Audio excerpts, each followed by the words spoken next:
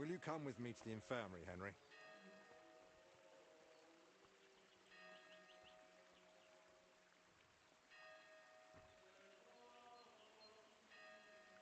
I don't have all day.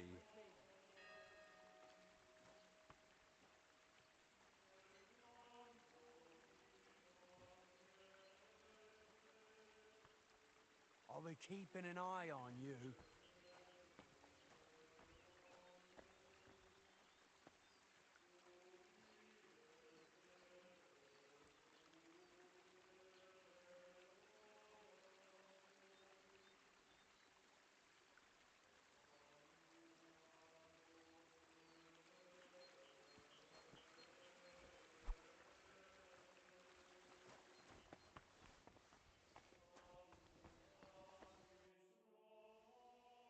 Brother Petramil? Yes, and you are? My name's Henry. I'm accompanying Albic of Unichov. The abbot said you'd show me around the monastery. Of course. The monastery grounds are extensive, and I'm glad you're open to advice on getting around. Would you like to go now? Yes, please.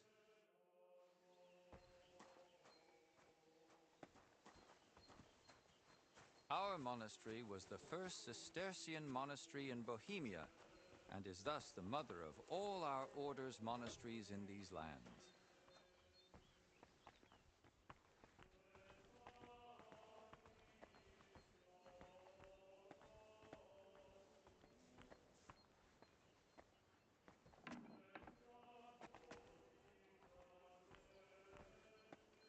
This is the gate to the monastery.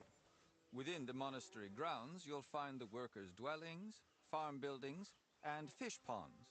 And on the far side of the monastery, we've got an orchard and gardens. I saw quite a few knights here. Do they live here? Those are brothers of the Teutonic Order. The abbot offered them lodging while they're gathering resources in Kuttenberg for their next campaign. Sigismund, knights. The abbot really tries to help anyone, doesn't he? The rule of Saint Benedict commands us to help those in need. But I doubt Benedict meant the needy dressed in silk and steel.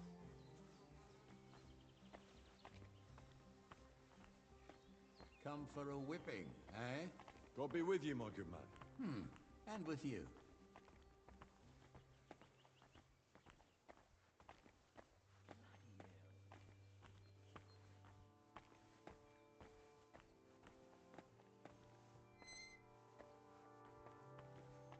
This is the kitchen. From here, Salarius Julian oversees the state of the monastery stores and the meals for the brothers. Good to know where to come if I get hungry. Yes, but please, try not to speak with the other brothers too much. Why not? Have they taken a vow of silence? The rule of Saint Benedict encourages the cultivation of silence. The brothers shouldn't be chatting idly, but rather turning their minds to work and to God. What if I need something? In case of need, of course you may speak to them. But for ordinary tasks and objects, we've developed our own gestures. You don't need to learn them, though. As a guest, you won't need access to such things. Let's continue the tour. Please, follow me.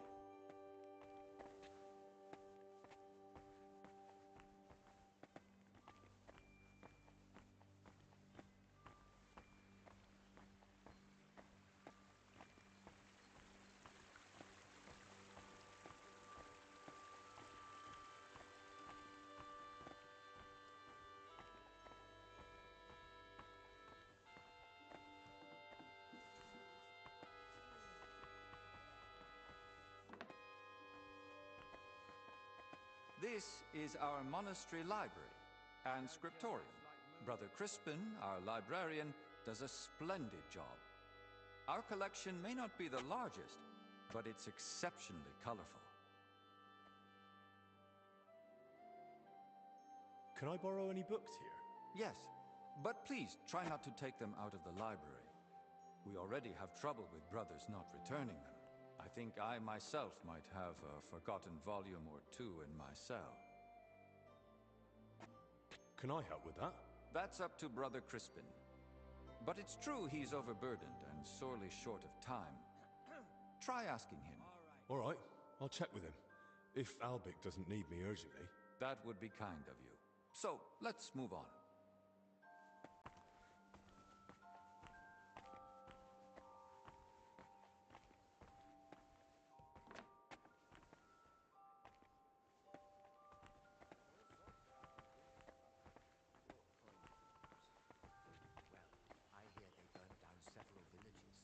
I know very well what you've done We here. must trust in God's protection and pray that the members of the This royal is garrison the chapter will be guided hall. by their conscience. Here, Abbot Or at least the Jan ones receives that are important tempted when it visitors comes to and our walls. pilgrims. I'll pray. You mean like when as Sigismund far came? away from them Of as I course. can. That was the most important visit and duty of recent years.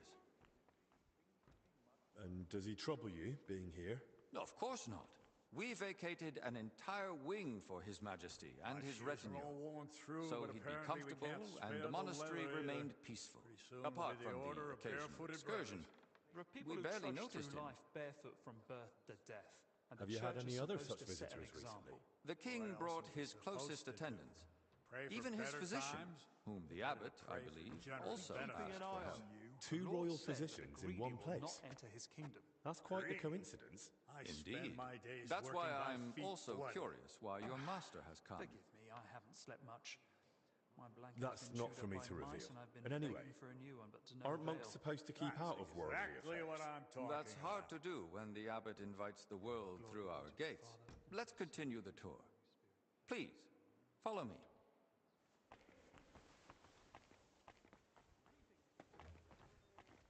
Next, we'll visit the beating heart of our monastery. Don't you Please, think I don't know ignore who you the are? ongoing Look work. out!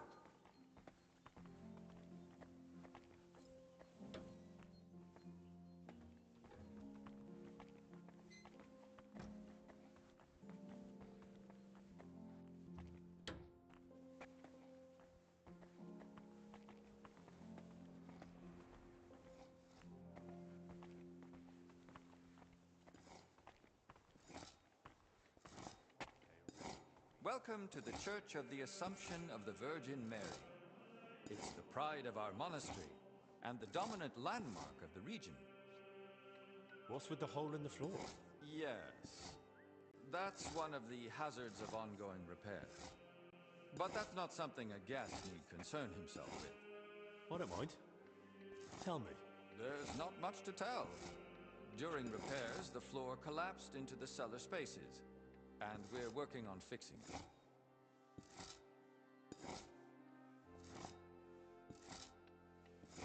That's nothing, really. Houses collapse for peasants and kings alike. Damage to the house of God is another matter. A bad omen. But enough of that. Let's continue the tour. There's not much left now.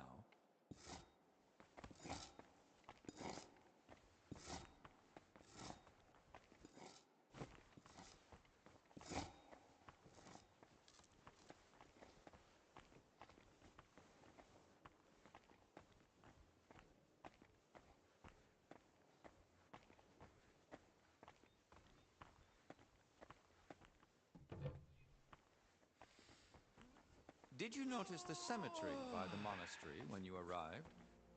Hard not to. It's enormous. Yes. For a long time now, people have traveled even from far and wide to bury their loved ones here. Why here, of all places? Over a century ago, Abbot Heidenreich went on a pilgrimage to the Holy Land and brought back soil from Christ's tomb. Since then, people have come here in great numbers. After the plague and the wars of recent years, their numbers have only grown. We recently built the ossuary to have a place to lay the dead. These cells are reserved for brothers who hold an official position in the monastery. And which cell is yours? If you come through the garden gate, it's the first cell on the right. But I spend most of the day making rounds around the monastery, or assisting the abbot, who has his office above us. Why are they here, specifically?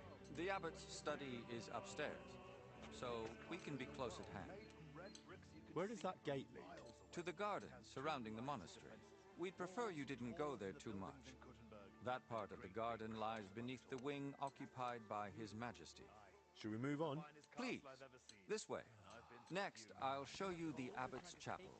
Won't the abbot mind? Apparently not.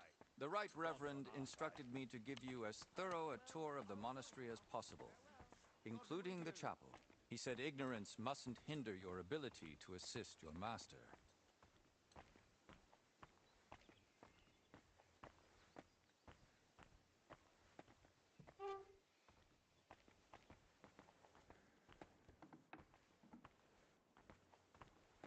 The last part of our tour. This chapel is where the abbot himself prays. The painting above the altar shows Archangel Michael weighing souls on a scale. We see sinners cast to hellish beasts and pious souls rising to the gates of heaven. But if I buy indulgences, I can avoid hell, right? For lesser sins, yes. Remember, indulgences only lighten your soul and shorten your time in purgatory. But no matter how much you give to the church, indulgences won't save you from mortal sin. I'll now take you to Master Albic in the infirmary. Please follow me.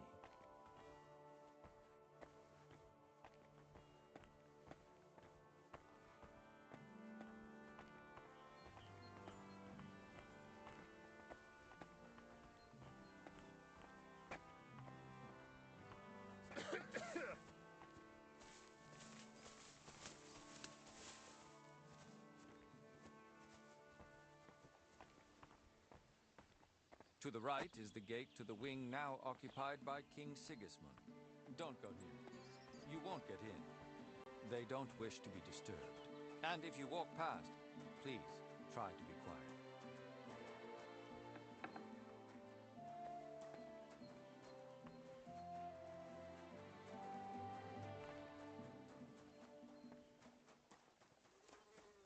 And here's the infirmary, where you'll find Master Albic.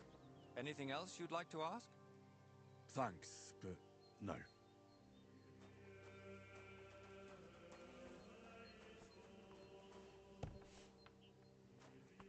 It's your bloody fault anyway. Oh, I struck you first, and that should have ended the duel, but no. You just had to have the last blow, didn't you? Just by a hair, but it still counts. So, this is the confessor. What do you make of it, Henry? So bad I'm seeing double. That's two more of you than I'd care for.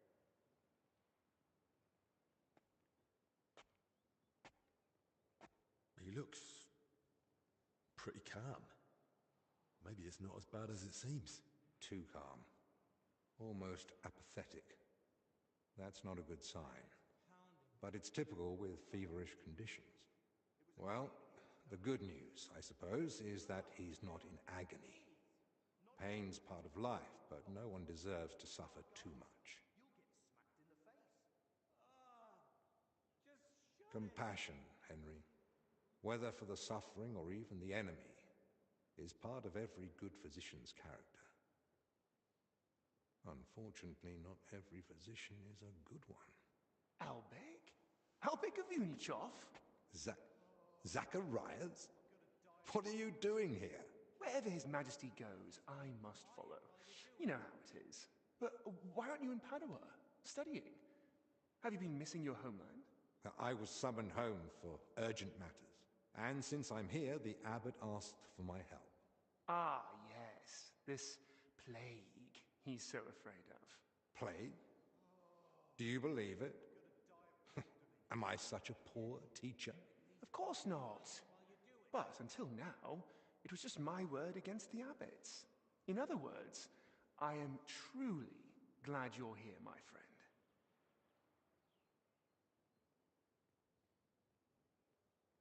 Henry, allow me to introduce Master Zacharias of Prchatsitz. He once studied under me, but became a trusted friend, and eventually the personal physician of King Sigismund. You flatter me, Albic. The road to that post was a good deal more torturous than you make it sound. And you are...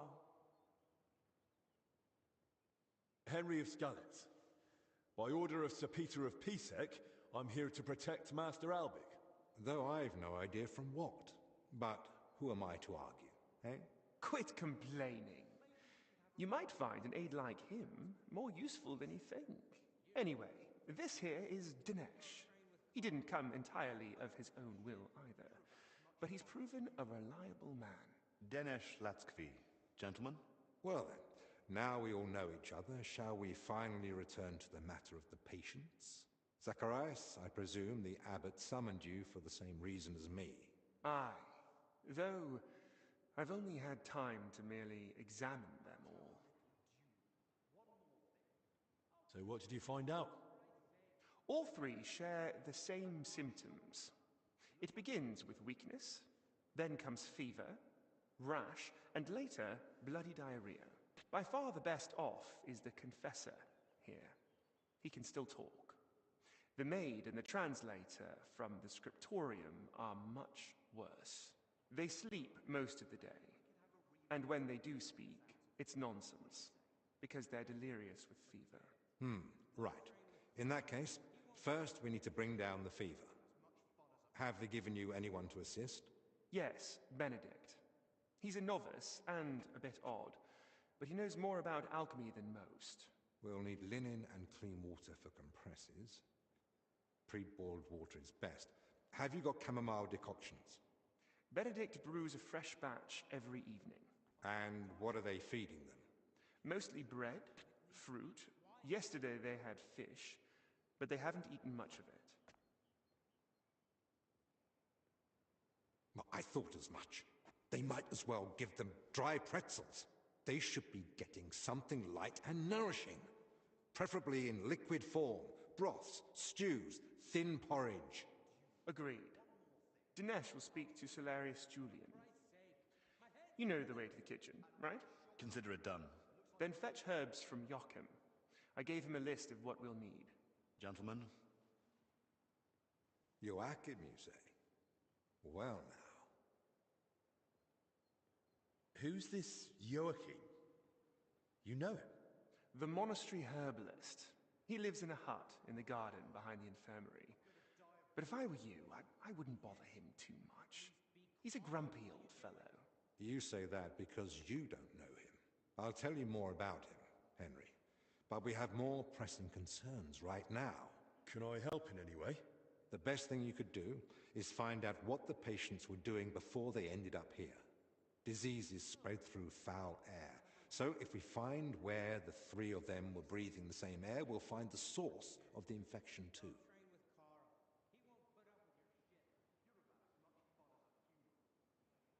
Who should I start with? If I were you, I'd start with the confessor. He's the only one still lucid enough to speak. Better hurry. He might take a turn for the worse any moment.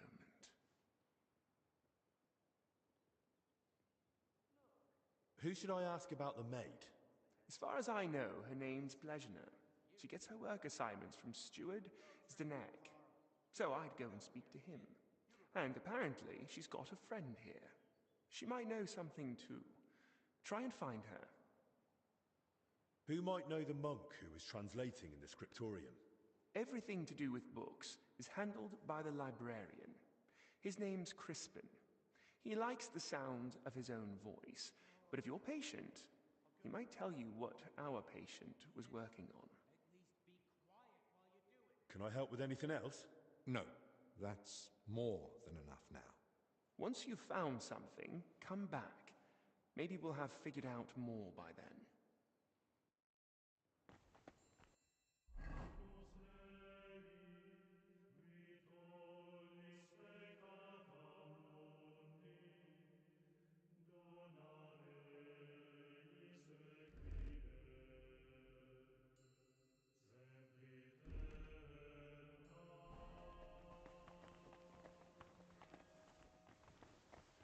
Look, maybe we could have a rematch. Can't anymore.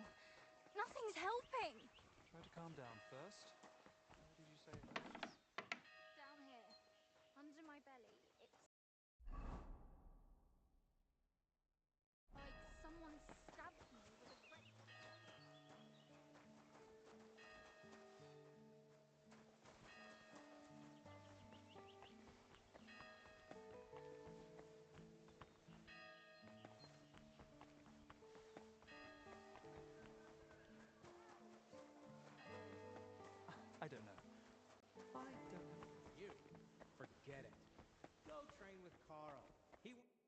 do you feel? Like I'm turning inside out. Don't worry. I'll let you rest. But first, I need to know who you've been seeing lately. And where. What? Why? Because Master Albic ordered me to. The royal physician who's in charge of your care now too. So you don't really know anything yourself. You're just repeating what he said. And now you're asking me to do something that serious. I'm a confessor, you know? I can't. I mustn't break the seal of confession or tell you what anyone confided in me. Oh, give it a rest, for Christ's sake. My head's killing me. And my shoulder. Wait, please. Do you think that I might ask you for something? What is it? I'd like to have some flowers. Something living to cover up the ever-present stench of decoctions.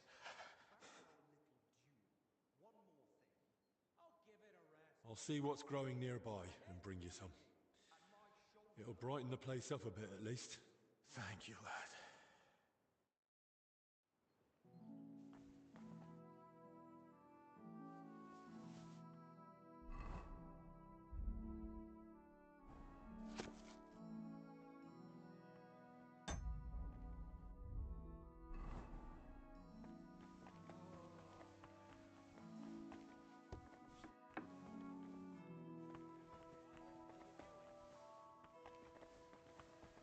You again?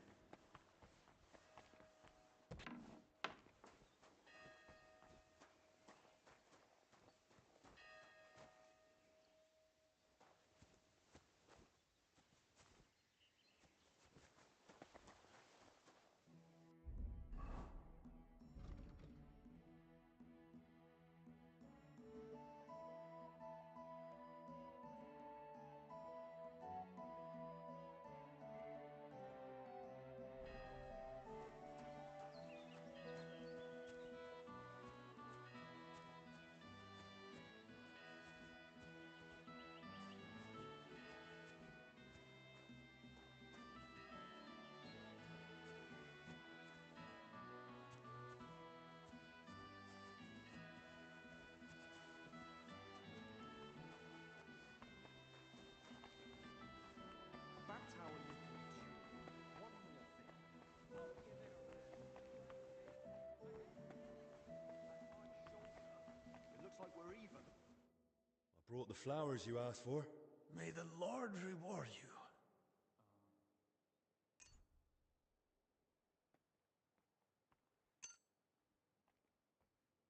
Here they are. Thank you, lad. Would you put them in the jug for me? One more thing. Oh, give it a rest, for My head's killing me. And my shoulder. It looks like we're even.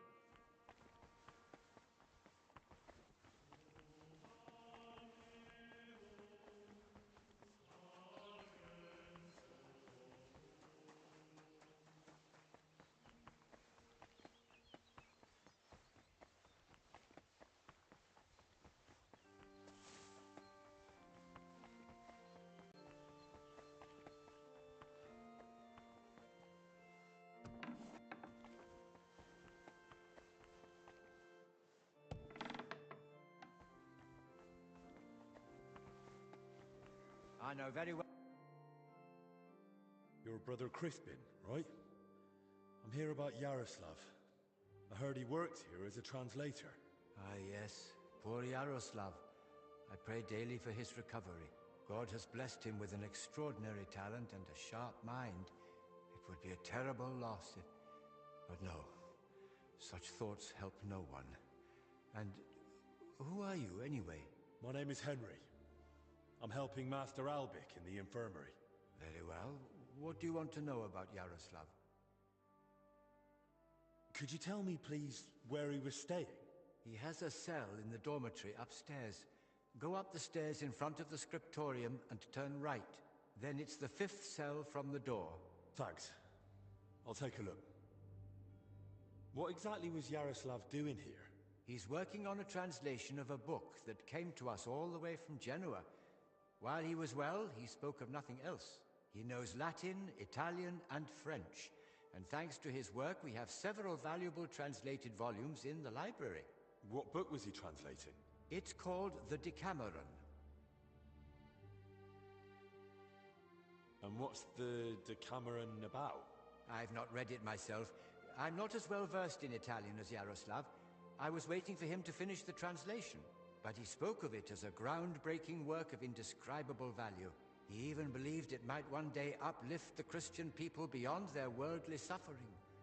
He was so excited he barely ate or slept, just kept working.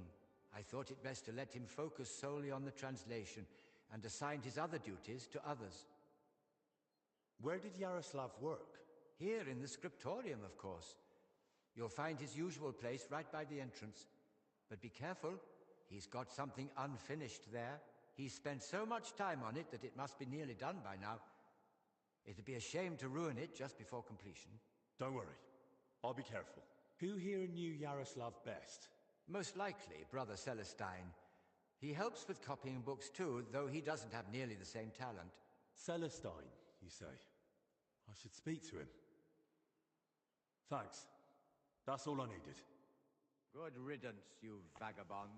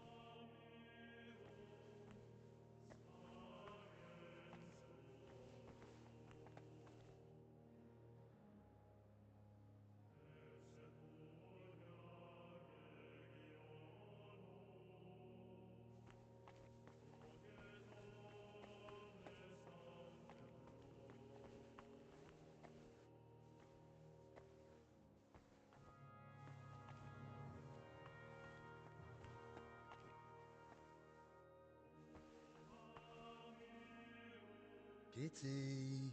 Kitty!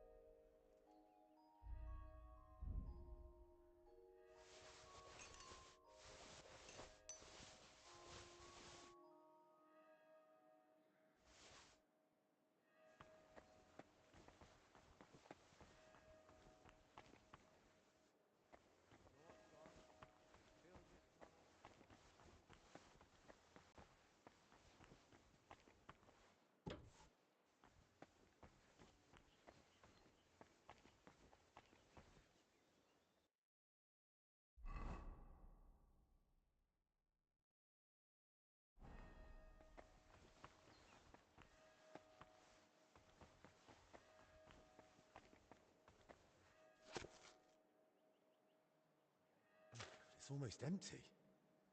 What was Yaroslav working on all those days?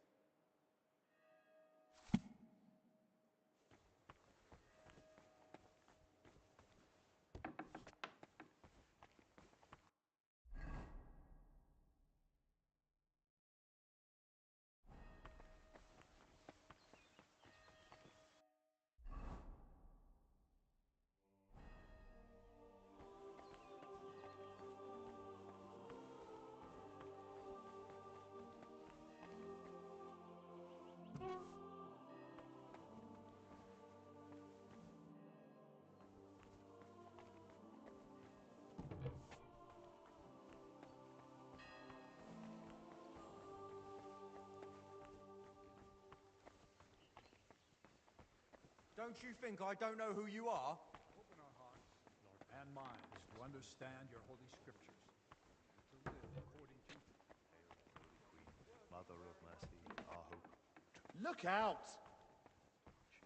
My blanket has been chewed up by mice, and I've been begging for a new one, but to no avail. That's exactly what I'm talking about.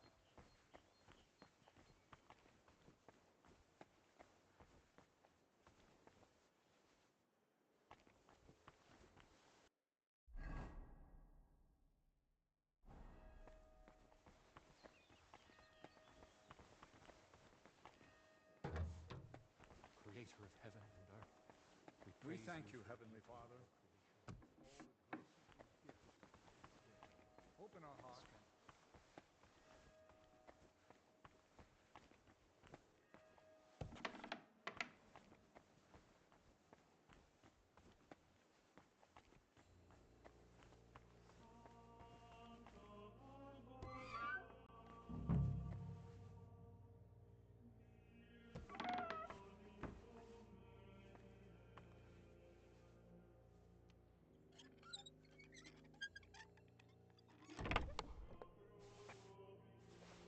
Plans of the cellars. What did he need those for?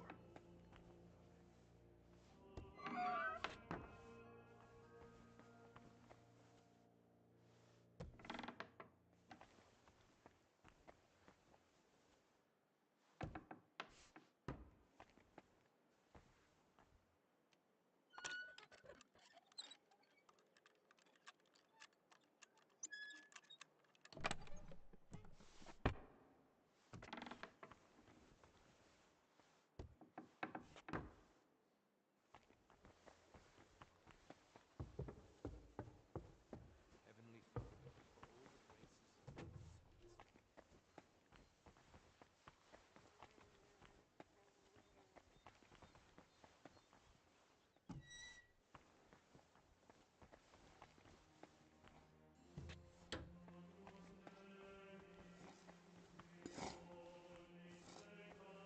You don't belong here. The angel of the Lord declared unto Mary, and she conceived. What do you know about Brother Yaroslav? The librarian said you knew him better than anyone. That's right. We joined the monastery at the same time and just got on somehow. How does Yaroslav spend his time when he's not in the scriptorium? Why are you even asking? Master Albik put me up to it. He's treating him now. He said it might help if we knew more about Yaroslav. I see. And how is he? Is the treatment working?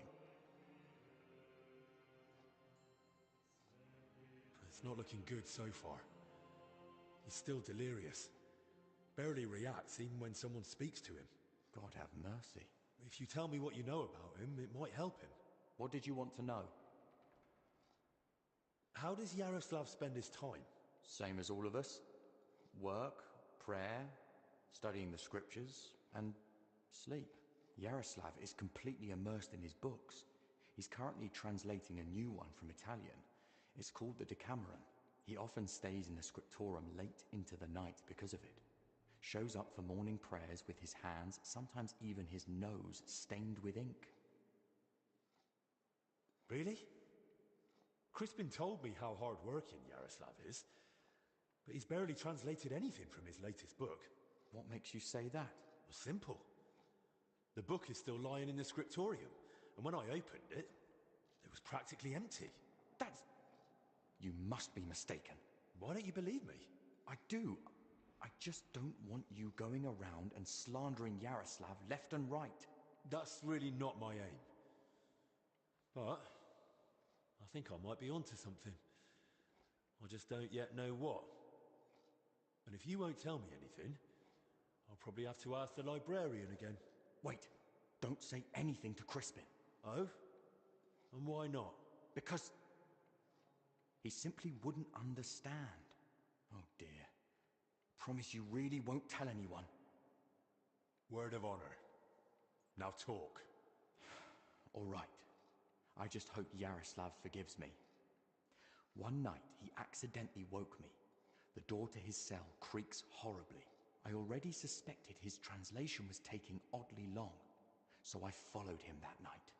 At first, it looked like he was heading to the scriptorium, but after he went down the stairs, he turned right and went down into the cellars. But when I went in after him, I couldn't see him anymore. I lost him in the dark. And you've no idea where he might have gone? Not a clue. As far as I know, it's just barrels of wine down there. And empty wine barrels. And where exactly did you lose him in the cellars? In the corridor leading to the scriptorium, at the passage to the stairs to the lower level.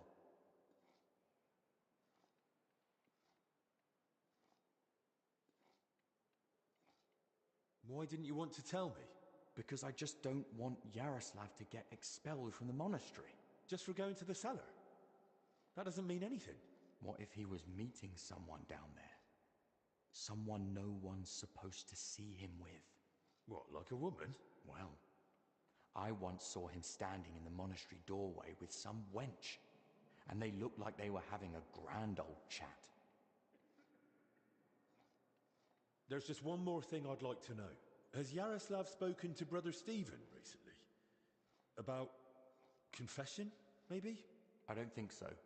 Yaroslav doesn't neglect prayer or fasting, but he only rarely resorts to confession. So you mean he sins, but avoids confessing it? He hardly sees anything as sin. How can I put it? He chose a life of asceticism, but he's not afraid to live. He once said, "Why would God create the world if he didn't want man to discover it?" The wench you saw Yaroslav with, was her name Blazhena? Because she's now in the infirmary with that same illness. I don't know. I was mainly looking at Yaroslav. I don't even know any of the maids by name. That's enough for now.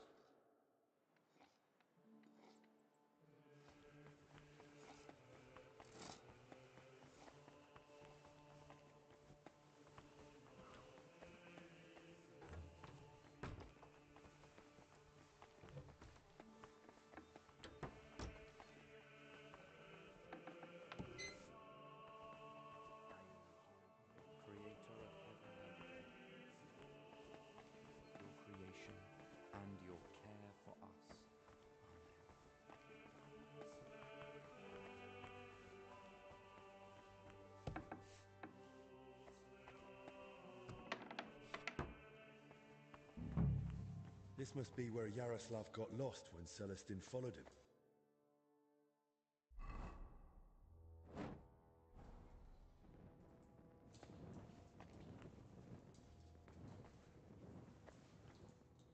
There's wine in the air. Someone must have spilled a cask.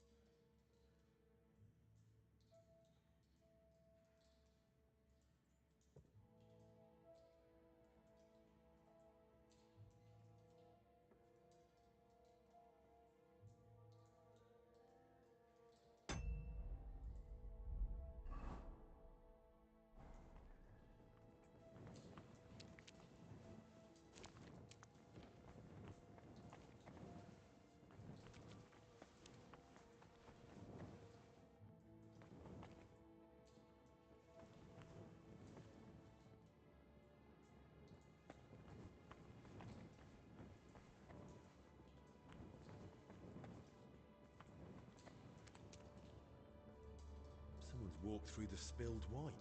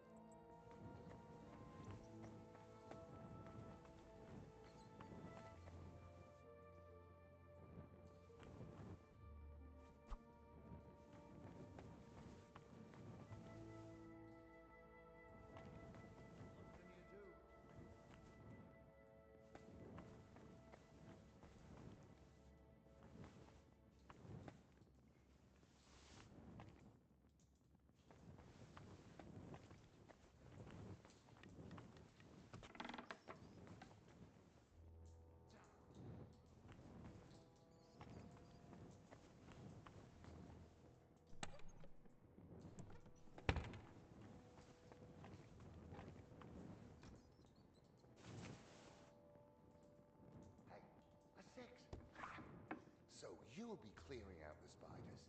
A 6? Again? That die likes you more than your own mother. Said the one who got left as a babe on the infirmary doorstep. What's this? Playing dice at a monastery? Now what would the Lord think? We're not playing dice. This is a spiritual disputation. We're discussing sacred numbers. Lord, let this man have a short memory and forget what he's seen here. I can just see the abbot blessing this disputation, and God threw 3 wands and saw that it was good. The abbot only blessed fasting and above all silence. He fears illness just from anyone coughing in the choir. Please, brother. The abbot doesn't know about this, and he doesn't have to, does he? Besides, judging by the looks of you, brother, you seem like you're a playful soul yourself. What do you say? One more round before we, repent? Nah, I'll face penance either way, so it might as well be worth it. What's at stake? Nothing less than a consecrated die. This one? It doesn't even look square, let alone consecrated. Not this one. A different one. The real one. The blessed die that lands on 6. Even if you kicked it into hell, and the devil swallowed it and pooped it out. You wouldn't happen to mean this die I found at the bottom of a barrel? Holy cow! Well, at least we'll find out if it's really blessed. Are you in? It's now or never, so let's make it now.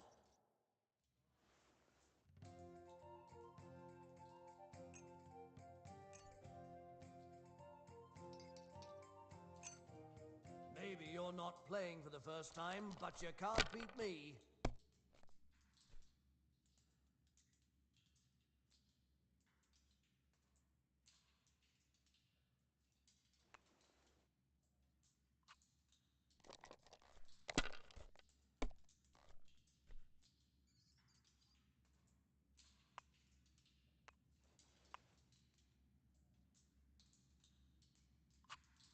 Behold a worldly man, yet blessed with a lucky hand.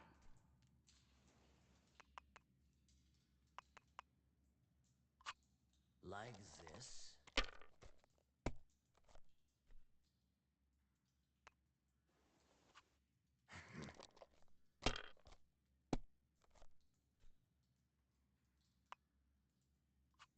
These ones here.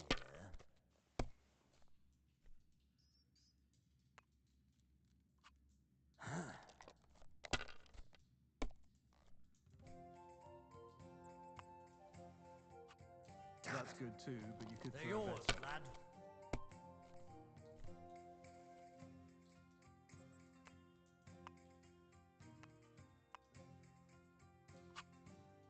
Mother of... Ha! I won. Huh. It looks like that die really is blessed. But one thing's still a mystery to me. Why didn't you take it yourselves? You see, we would have gone and picked it up, if only it wasn't possibly, maybe a little bit, cursed. It's what? Not for sure, though. Just possibly. Theoretically. Ah, that's just a harmless rumor. An old monastery myth. One that says it brings luck to the good-hearted and to the foolish. A lifetime of phlegm and 5 years of embarrassing accidents. So, nothing too serious. So, like you said, it harms the wicked and helps the good, right? Unless it was the other way around. Ah, but who can remember? Ah, brothers of the cloth. Truly a fount of spiritual knowledge.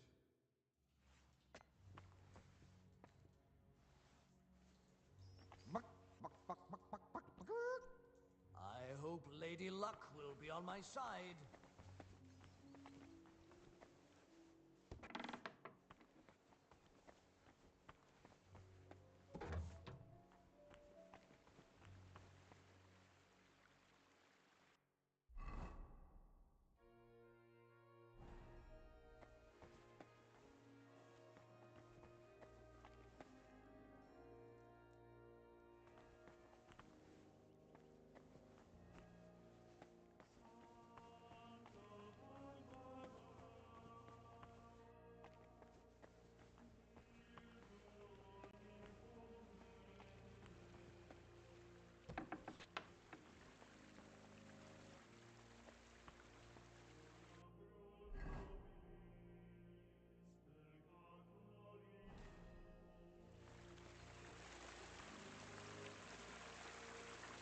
Oh, another cistern.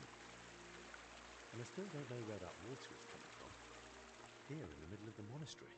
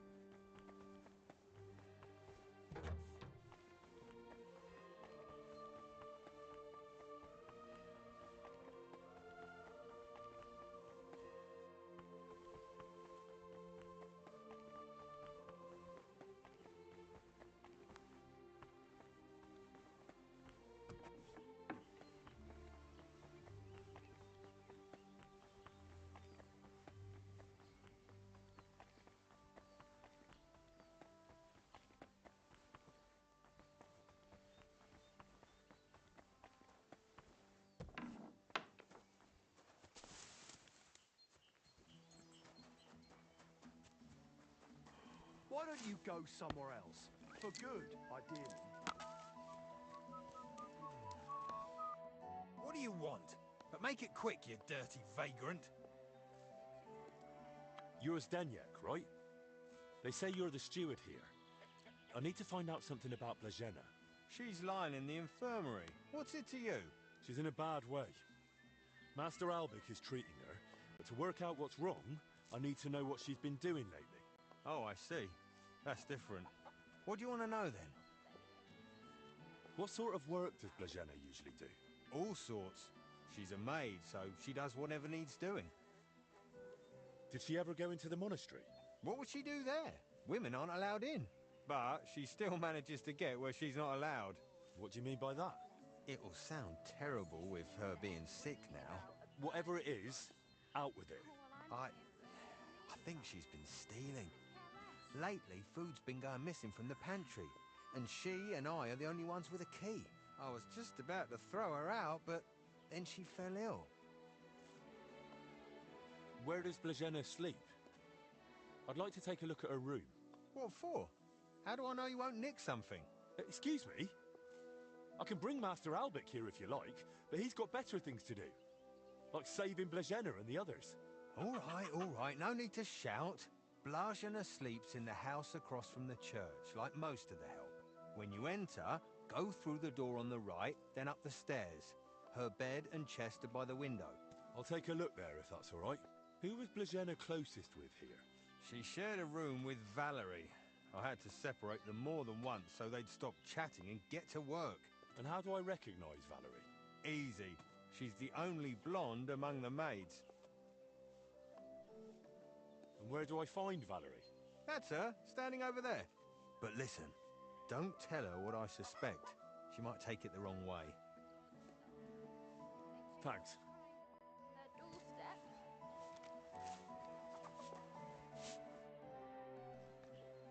I need to find something out about Blažena. And they say you know her better than anyone. Well, we share a room, but we're not that close, really.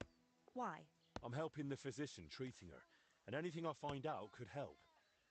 I spoke to the steward, but he wasn't very helpful. Zdeněk? I don't know. I doubt I'll tell you anything he hasn't already. What is it? Why are you suddenly on edge? When Blažena fell ill, I was there. I sleep right next to her. What if I caught it too? Don't pretend. You were calm until I said your steward sent me. Shh! Quiet! What is it? I'll tell you something, but not in front of him. If he heard, he'd skin me alive.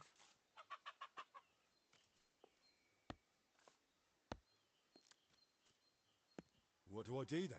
Wait till he leaves somewhere he can't hear us. Then we can talk. Farewell. Reading about a burning bush. Oh, well, I'm here burning from the inside. And they couldn't care less.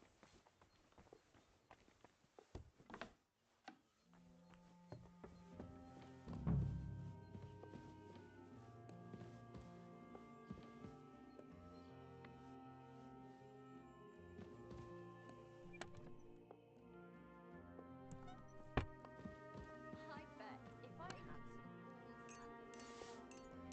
That's a lot of coin. Suspiciously much for a common maid. I haven't seen him much lately. Too much work, I reckon. The steward can't see us or hear us now. So, what did you want to tell me? Tell me first what he told you about Blažena. Well, he said he suspects that Blažena's been stealing. That scoundrel. I knew he'd try feeding you lies. How can you be so sure Zdeněk lied to me? Because I caught him red-handed. I saw him going through Blažena's things. Her chest. You think he was looking for something? Maybe.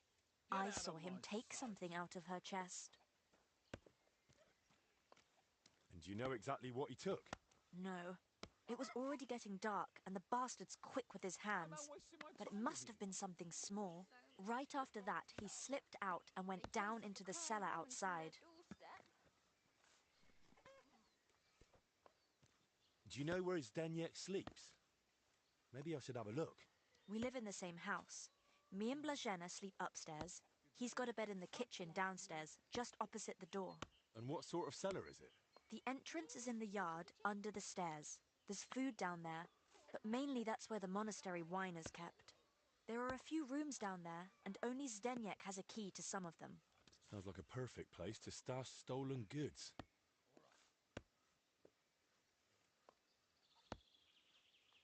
But why would Zdeněk lie about Blazhena stealing?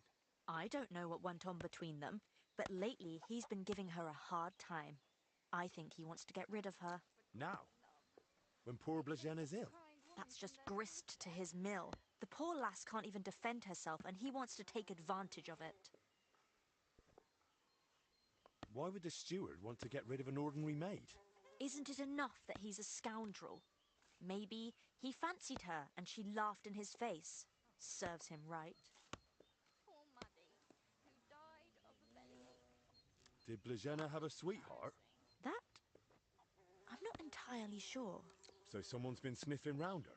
I only ever saw her once, chatting cheerfully in the doorway of the monastery with some monk. Monks aren't supposed to talk to women, right? And I haven't told anyone but you about it. And you keep it to yourself too. Blazhena's got it hard enough as it is.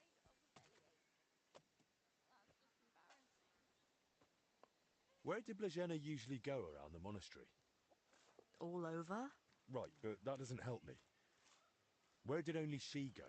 Zdeněk gave her the pantry key, so she was the only one who had access to it. And where is that pantry? That same cellar I already told you about. The one I saw Zdeněk run into. That'll do for now. I'll take a look in that cellar and see what I can find. Right, but how is all this supposed to help Blazhena get better? Well, to be honest, I don't know myself. But Master Albik said to find out what I can. And how is Blazhena doing? Honestly, it's not looking good. She's burning with fever and spends most of the time rambling. Poor girl. I'll pray for her. Let's hope she recovers. I miss her high spirits. And her laugh.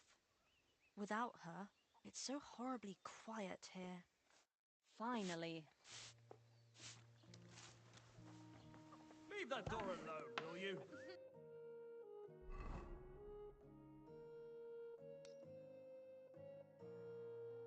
Mother Mary, you've given birth. You get it? Get out of here!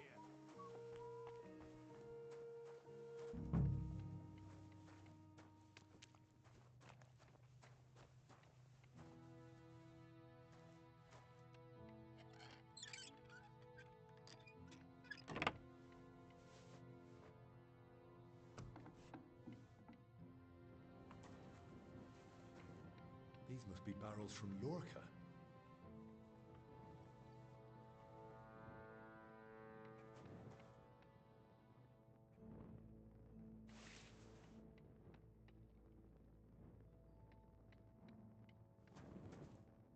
My God. Oh, well.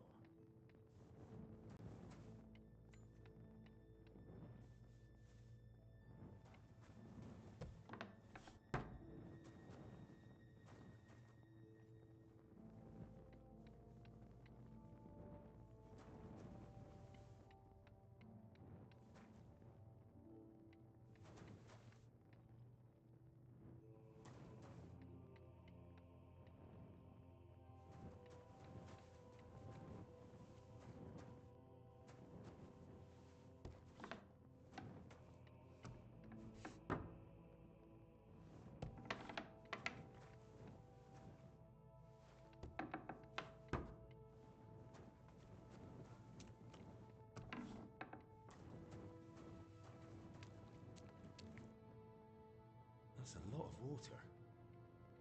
What's Zdeněk using it for?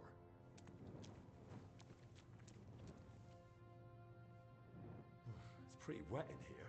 Must be from those tubs of water.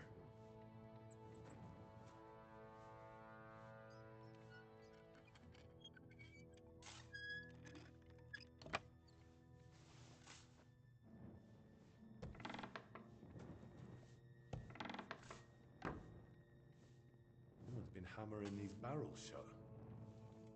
An empty wine barrel. I bet if I had something and a moustache, they'd treat me. Of course. Now I get it. Steward Zdenyek's watering down the monastery wine. If the abbot found out about this, he'd throw him out.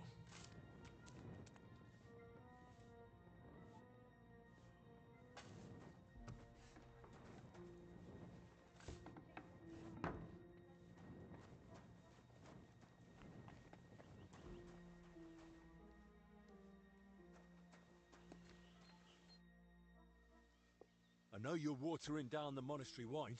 I beg your pardon? Don't act like you didn't hear. You know exactly what I meant.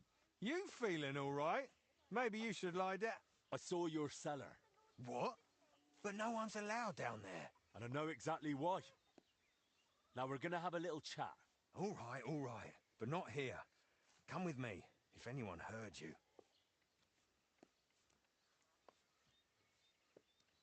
Where are we going? To the hop field. There's no one there now. No one will hear us. You've given birth. Fine. Let's go. But don't try anything. I'm not stupid. Let me give you a piece of advice. Stay away from those laborers working on the monastery. What happened? Those pigs groped me with those filthy hands of theirs. Who do they think they are?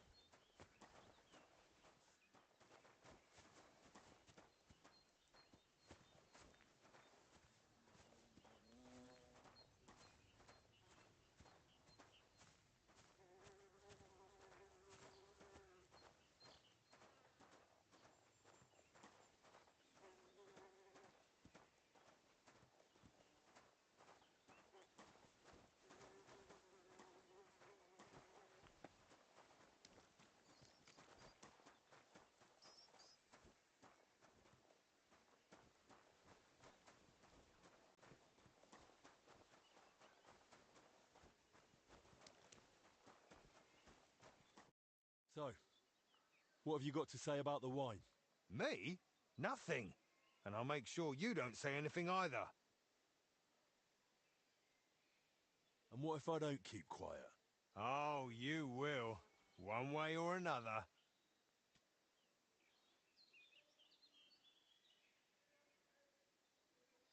Fine. Then defend yourself.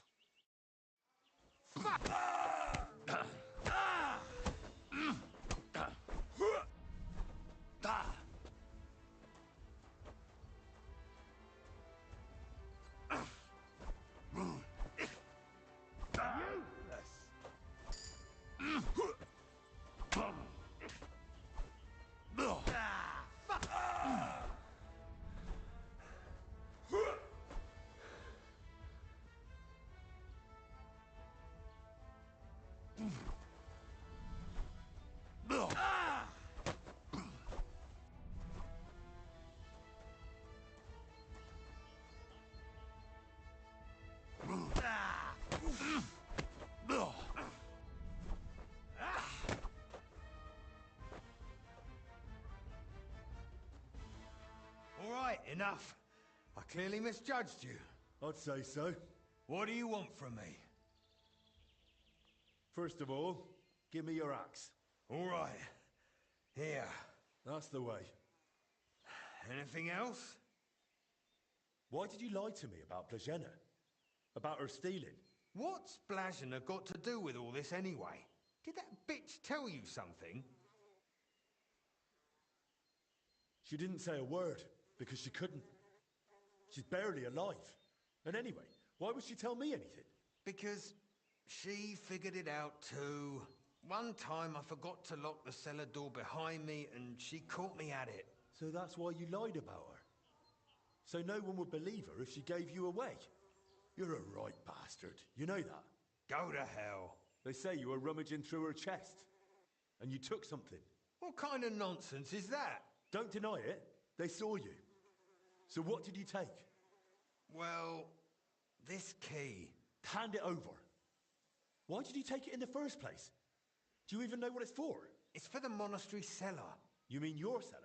No, it's the key to the cellar under the monastery. But how would Blazena get something like that? Women aren't even allowed in the monastery. Yeah, I don't know. Oh, Christ. And that's all you know? That's it, I swear. All right, I believe you. Now get out. Wait! Promise me you won't tell the abbot about the wine. He'd have me hanged, or kicked out if I'm lucky. But if I stay here at the monastery, I could be useful to you. How useful? As the steward, I can get all sorts. Lockpicks and other handy things. Fine. I'll keep it to myself. But now clear off.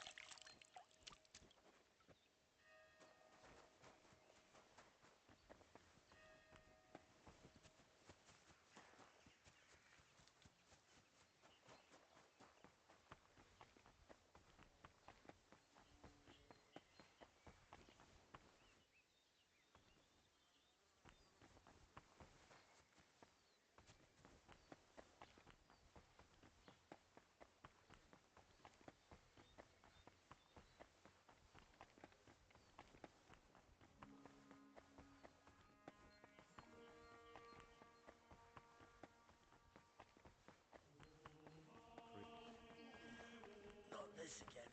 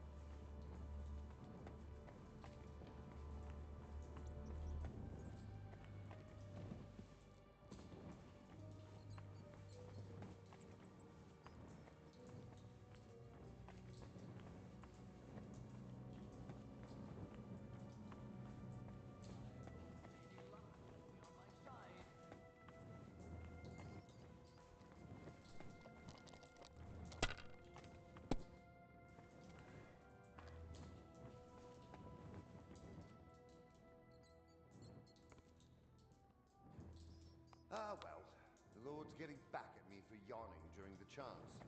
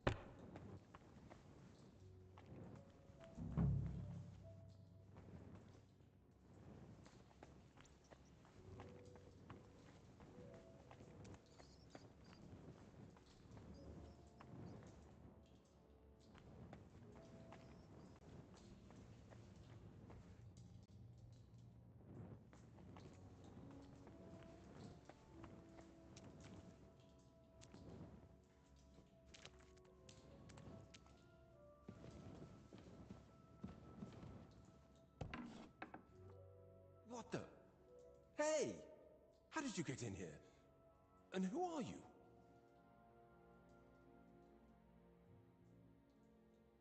I'm trying to find out more about the 3 sick people in the infirmary. And all the signs led me right here. Christ's precious passion. May the Lord forgive us. Forgive you for what? And who even are you? Wojtek. We were writing a book here. All of us.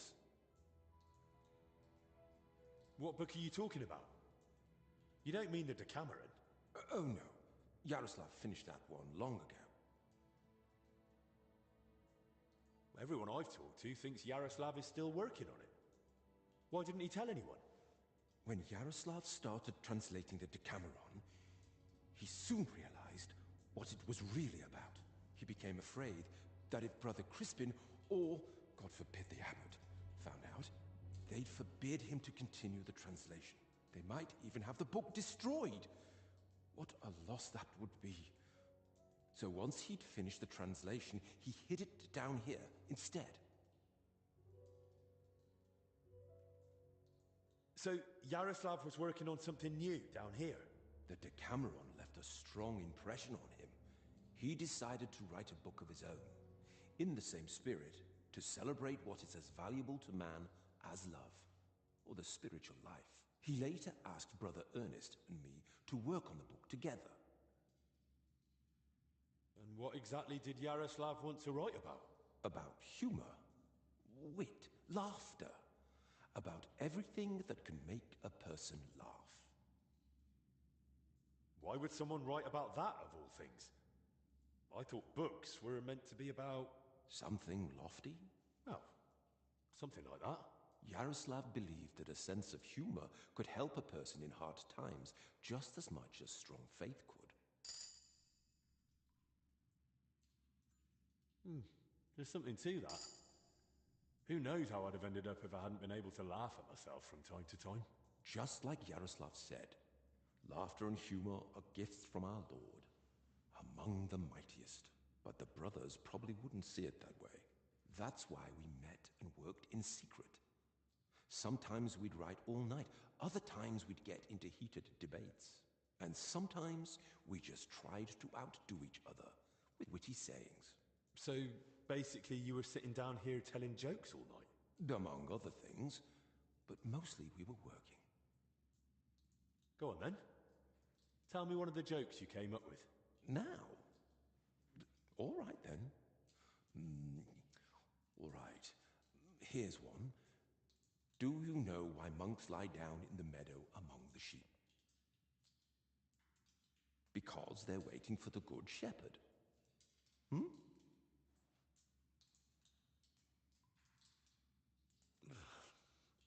Tell me another one. What book has the most leaves in it? A herbarium, of course. Tell me another one. Why doesn't the monastery's rooster crow? Because he's taken a vow of silence too.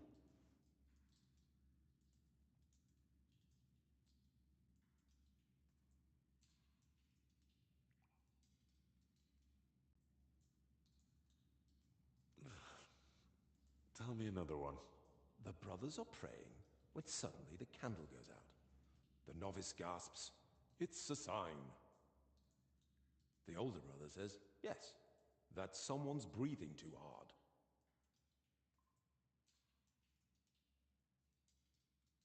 All right, that's enough. I'd like to ask you something else.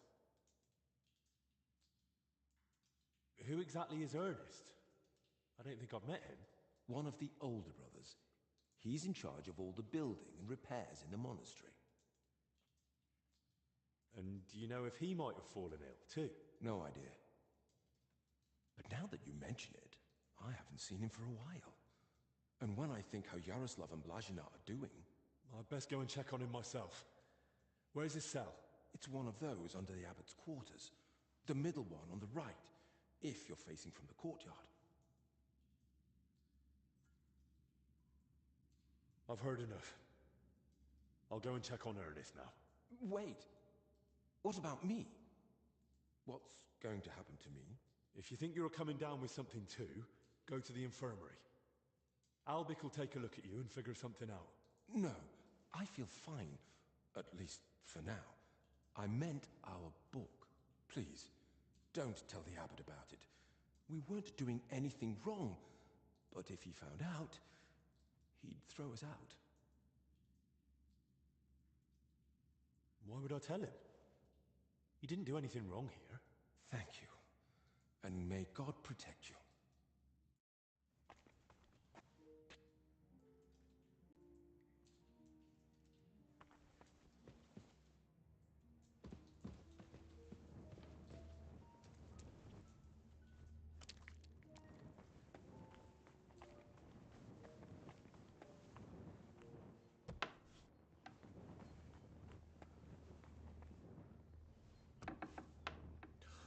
Christ!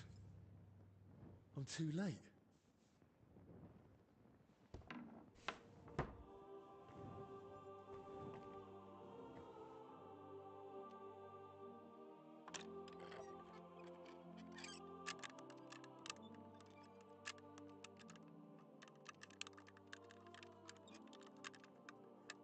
Oh, bloody hell.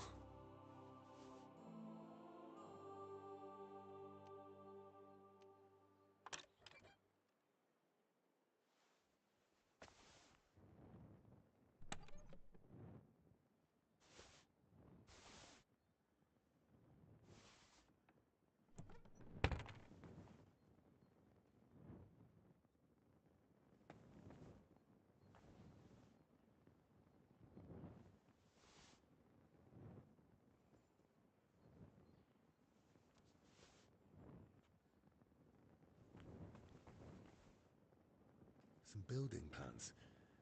Looks like a church. And underneath, probably a crypt? I should tell Albic about this.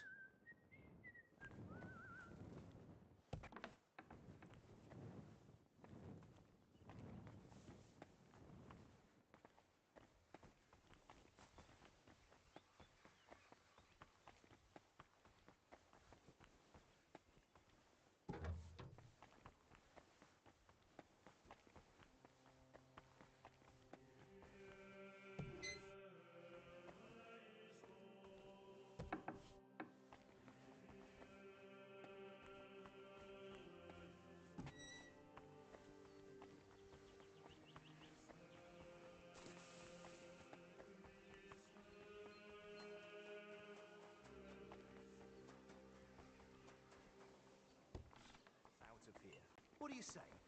You? Forget it. Go train with Carl. He won't put up with your shit. I found another infected. You're not the only one. While you were gone, they brought in several more. So, where's your sick man? With the Lord now. I found him too late. Lord have mercy. Do you at least know who it was? One of the monks. His name was Ernest. That's the second death today. Let's hope it's the last. The confessor's dead. Old Stephen.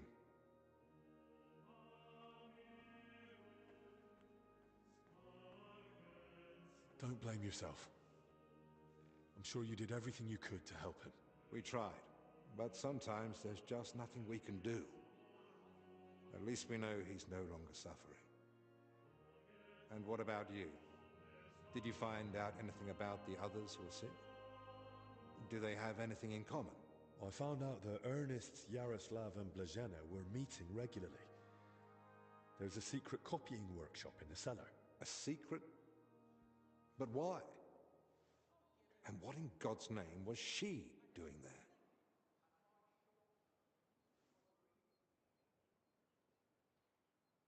From what I gathered, the translator got hold of some indecent book in the vernacular.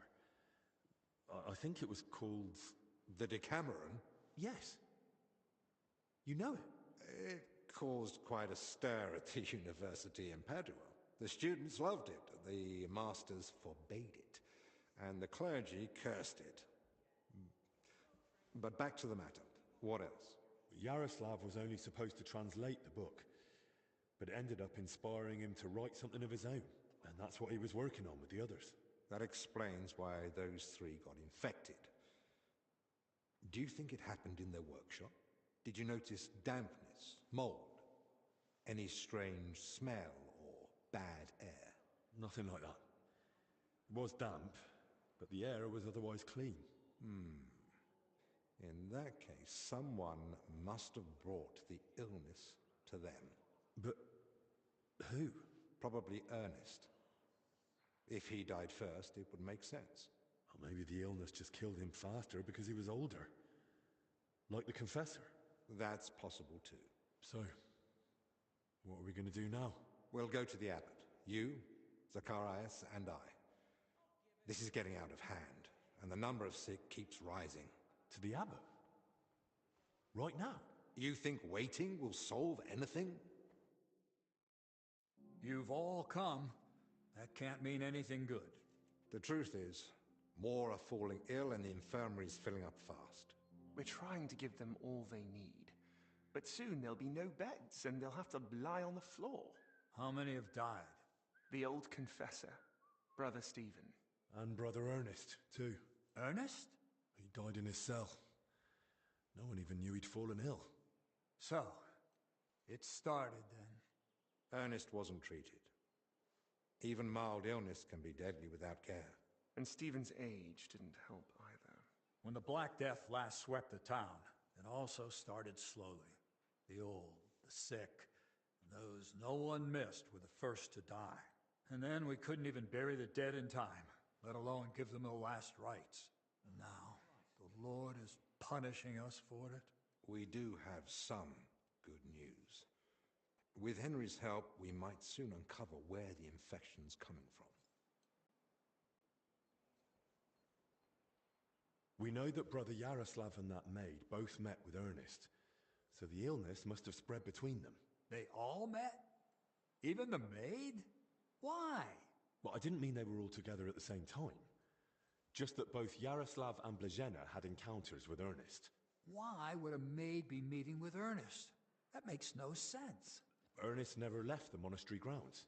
He did, in fact, fairly often. He was one of the few allowed out for work reasons. Then they must have run into each other by chance, somewhere outside. Very well, then. Just breathing the same foul air as someone infected for a while puts you at risk. And since I found Ernest already dead, we believe he's the one who brought the sickness among the others. If he was the first to die, then he must have been the first to catch it, right? But where did he catch it? I don't know yet, Father. But I have certain suspicions.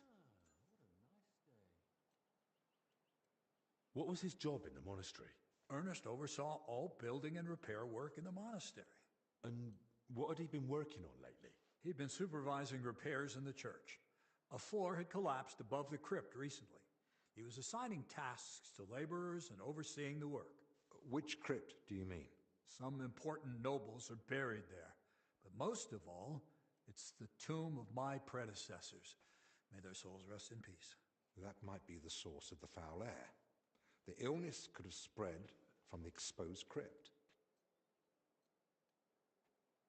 I ought to go into the church and inspect everything thoroughly, especially that crypt. That's not a good idea. If the illness is really spreading from there, no one should go in. I understand your concern, Zacharias. But Henry is right. At this point, it's just a supposition, and we must put it to the test. Enough. What nonsense is this? No one's going into that crypt. The disease is spreading. The infirmary is full. We've already got 2 dead. Father, I understand you're afraid, but... Afraid? I'm not afraid. I bear responsibility for the whole monastery, for every living soul. And it's my God-given duty to do everything I can to protect them from the plague. Father, wait. Just give us a day. 2 at most. I'll just find out where the sickness came from. You won't get another hour. The monastery is to be sealed. No one goes in, no one comes out. All the monks are to withdraw to their cells. What about us? You want to keep us here against our will? I don't want to, but I must. And at the same time, I humbly ask for your help. Believe me, you'll be repaid when the time is right. You came to me with a certain request. Help me, you may consider it granted. It's for the best, Albec. Even if it turns out not to be the plague, it's still a deadly illness, and we're within sight of the town. If it spreads to Kuttenberg, it'd be a disaster. I know. But as you wish.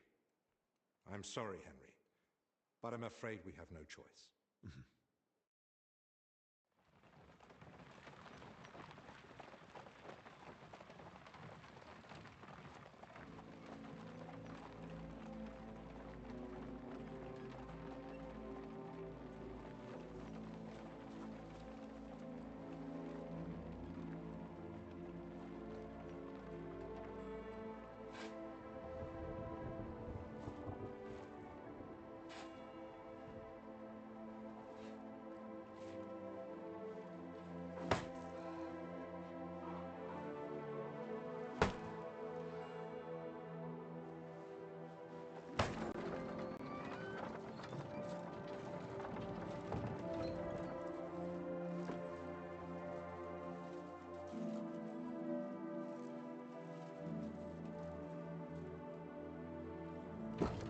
Tibi Domine, fratrum nostrum, militer commendamus, ut quem in hac vita mortali, immenso semper es prosecutus amore, nunc humanis omnibus liberatum, in requiem ingredi iubias sempiter.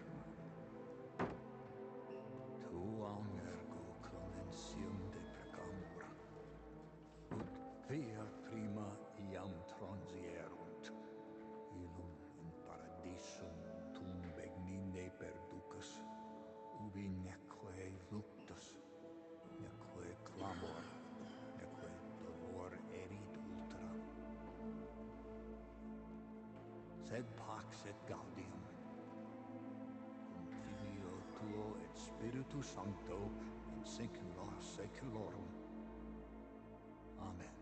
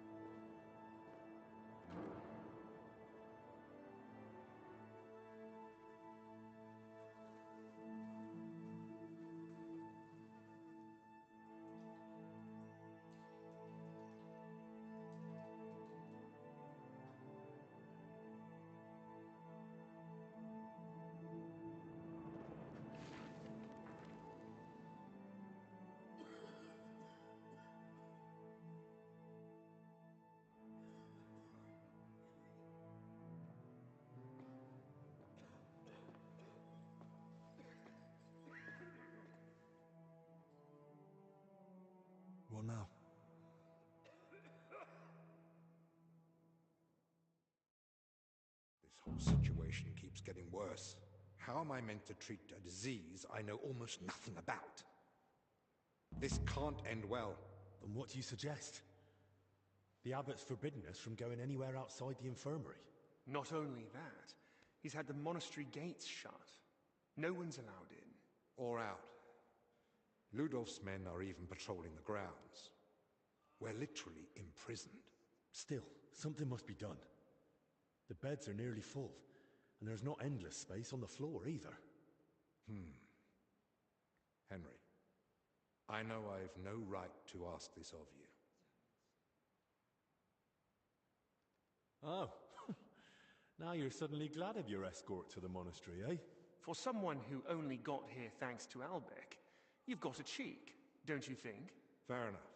I didn't expect things to go this way either. But Zacharias is right. Talking won't help us now. I'm sorry. So what can I do? Search the church crypt. If there's a plague grave down there, uncovered by that collapse, then at least we'll know for sure. But surely no one would have buried plague victims there. That's where the abbot's tombs are. I'm not looking to confirm it. On the contrary, I want to rule it out. I still don't believe we're dealing with plague. I'll stay here and tend to the sick. Let me assist you, friend. Thank you. I appreciate that. There's enough work here for the both of us. Henry, try speaking with the workers repairing the collapsed floor. In the best case, they might have noticed something. In the worst case, they'll already be showing symptoms of the disease. Then how do I get there? I'm not even supposed to poke my nose outside. The knights are patrolling the grounds. If they catch him wandering somewhere he shouldn't be, they'll have him thrown out. And the abbot will find out we're investigating the source of the outbreak despite his explicit orders. But this is about lives. Henry, I believe you can do it. But still, be careful. I'll do what must be done. Just make sure you look after the sick. Hold on. In Italy, physicians wear a kind of hood with a mask. It protects them from foul air and perhaps even the plague. True. I've heard the same in Padua. Sounds good. But where am I meant to get one around here? With a bit of skill, you can make it yourself. All you need for the hood is a piece of leather. You'll need to hang fragrant herbs around the collar. Something like mint or sage. Might as well perfume myself all over. You jest. But yes. The less foul air you breathe in, the better. You can use the workbench in the alchemical workshop to make it. All right. I'll be off then. Best of luck. And God be with you. And with you.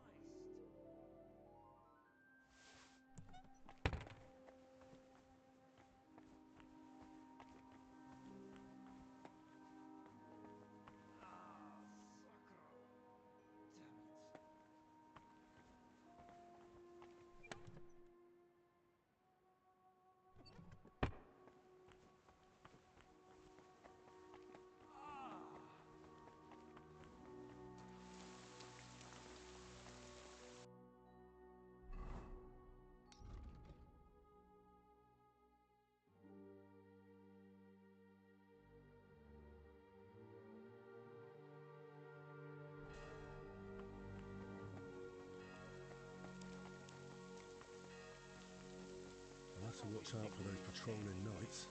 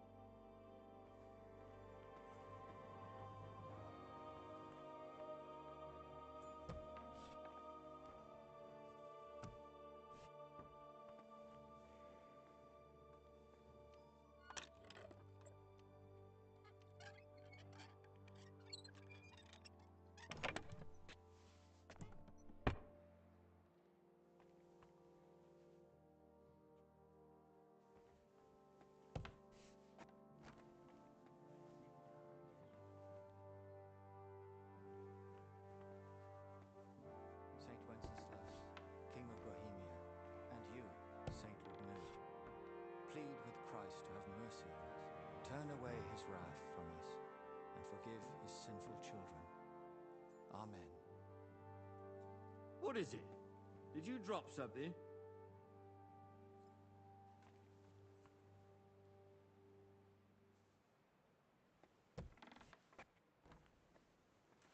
What are you trying to pull, you scoundrel?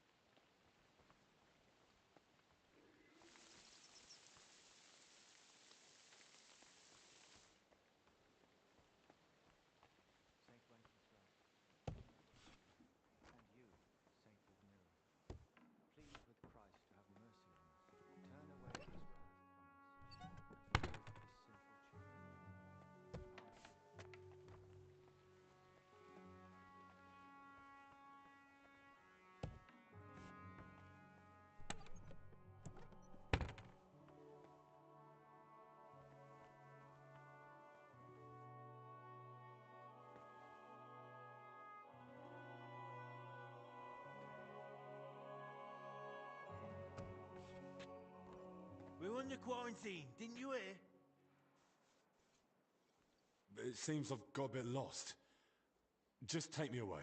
Come on then, and be more careful next time.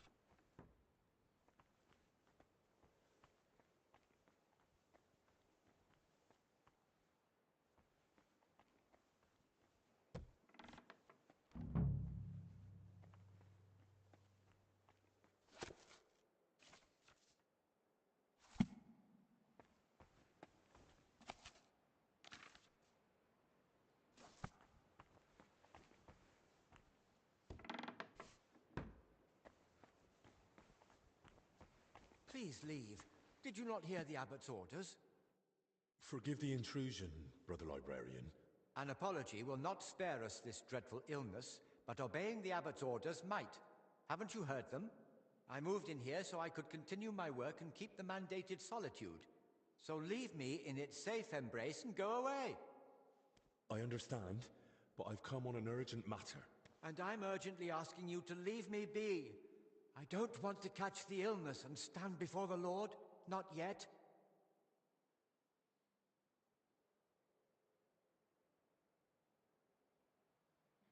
I understand your fear, but I'm Master Albic's assistant, as you surely know. Then why aren't you at his side, tending to the poor souls already afflicted? What can one say to that? But I take the illness and proper precautions most seriously. And I'll prove it to you at once. To fight the illness, it's important to purify the air. For that, herbs may suffice. Really? That'll do it? Not entirely, but it helps greatly. And that's the best that can be done here. And which herbs are they? Mint and sage. And it's best if you tie them into a pouch to wear around your neck. I have them with me. I do the same myself. I'll share them with you, brother.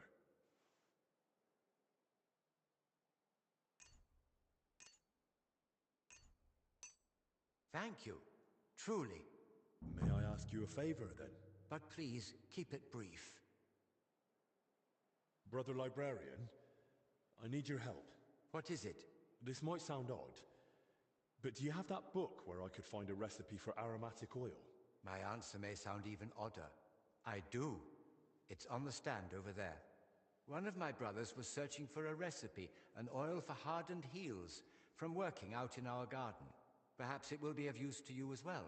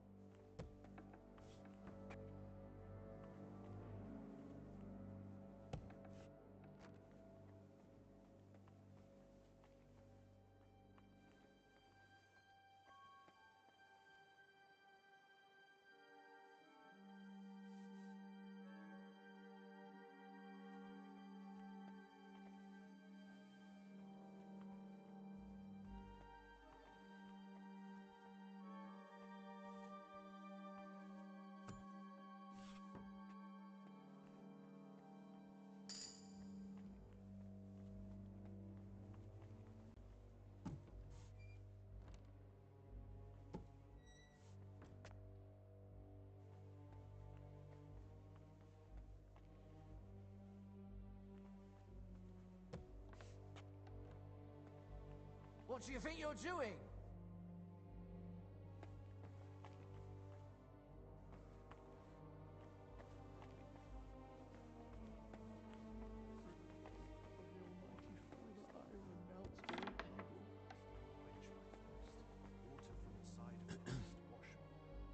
Everything all right? Go.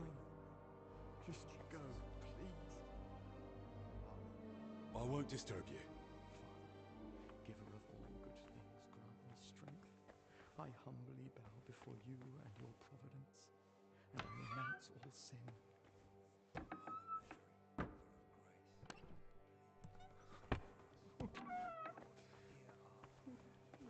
Give us the strength to carry your cross. Deliver us from the devil's temptation. Renounce all evil. Pater Noster. What are you trying to pull, you scoundrel?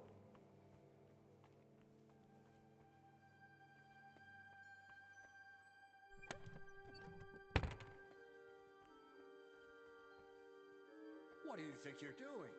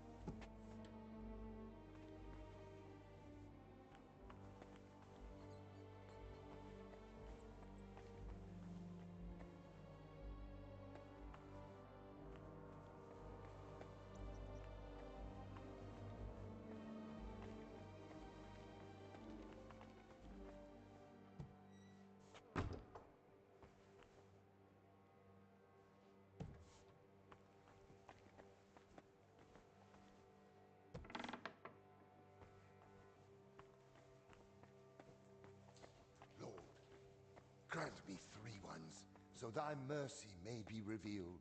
The Lord loves everyone, but he don't care much for you. At least he didn't.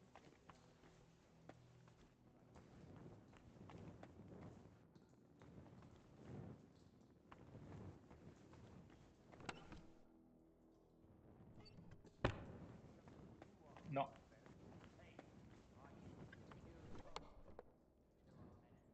Io mi ricordo che da qualche parte li avevo visti. Questa è una corda. Si può prendere? No.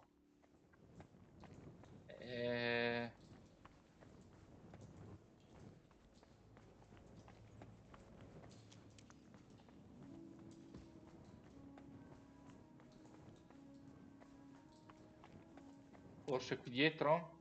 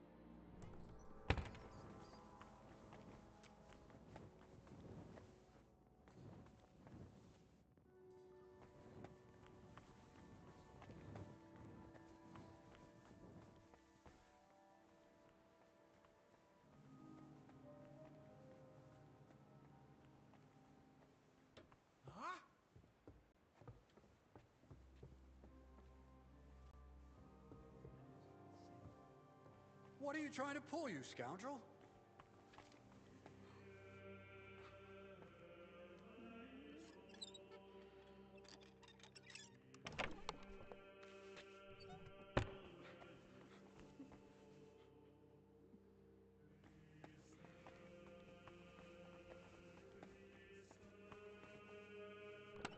That fella, he's the one! Easy! I surrender! The abbot will decide your fate. I'll take...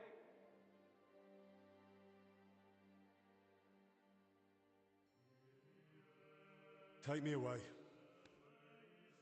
Henry, I won't tolerate such behavior. The Lord is punish. Are you completely... For the sake of my friendship with Albic, I'm willing to overlook your transgression. Pray that God follow the knights to the infirmary.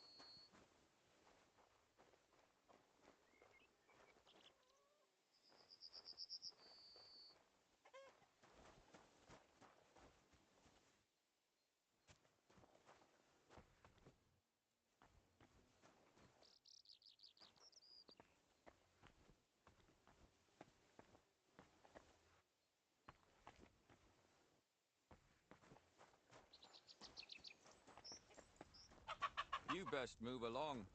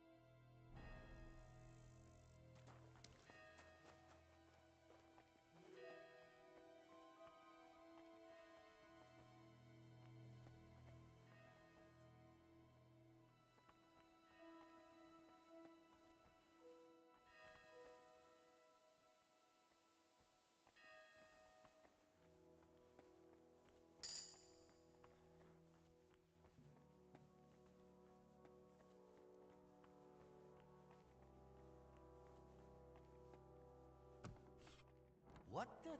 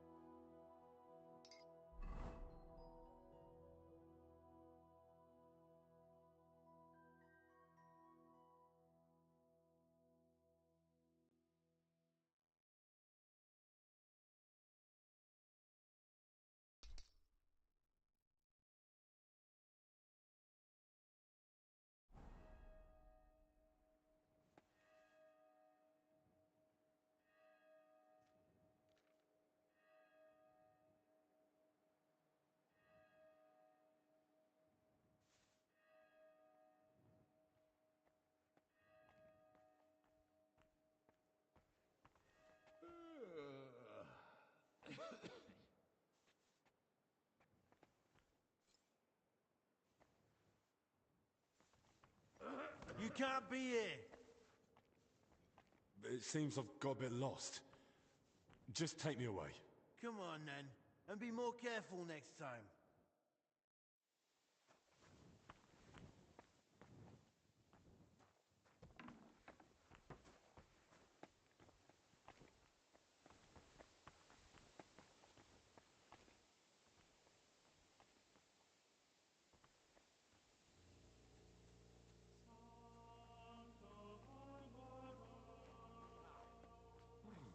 Bit chilly.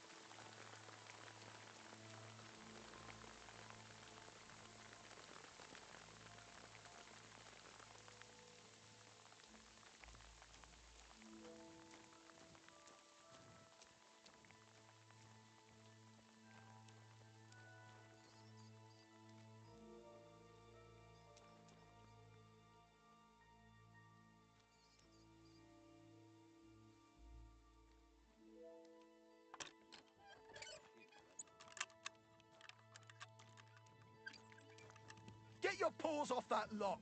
Give up! All right, all right. You caught me. I surrender.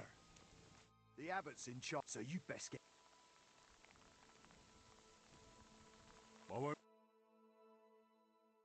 Henry, I won't tolerate such... I thankfully not...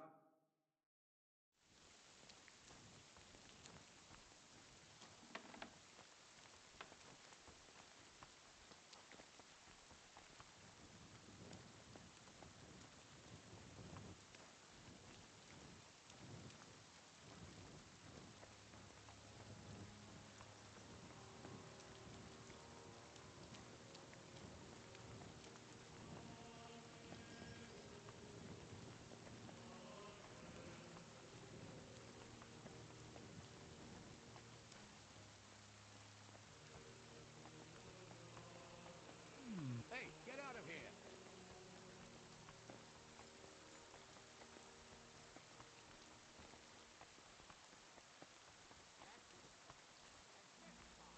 Don't go creeping around where you don't belong.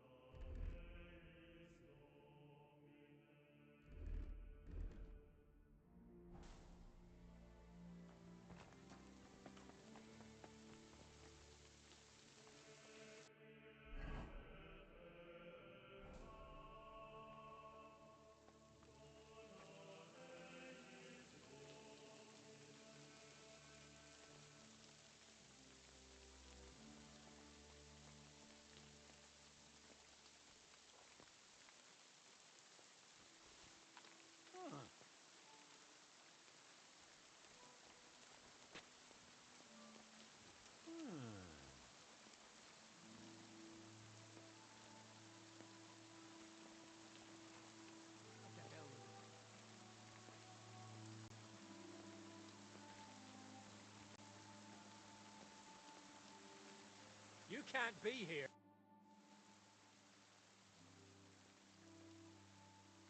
You know there's some ailment spreading in the monastery, right?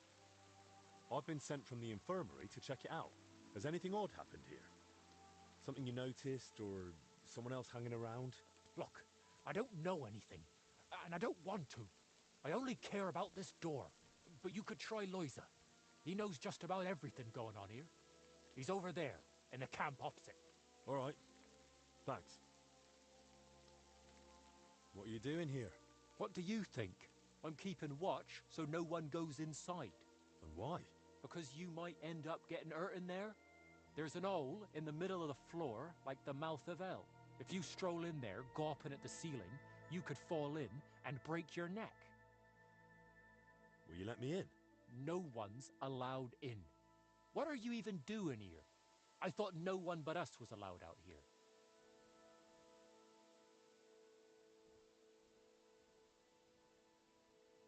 How about a small contribution for, construction expenses?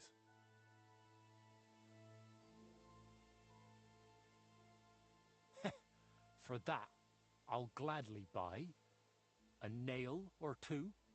Get it? Here's the key. But not a word to anyone. Got it? Thanks. Much appreciated. And watch yourself. There's more lads inside from another crew, and they want nothing to do with us. Arseholes. With a bit of luck, they'll ignore you same as us. But best not bother them. I'll be careful.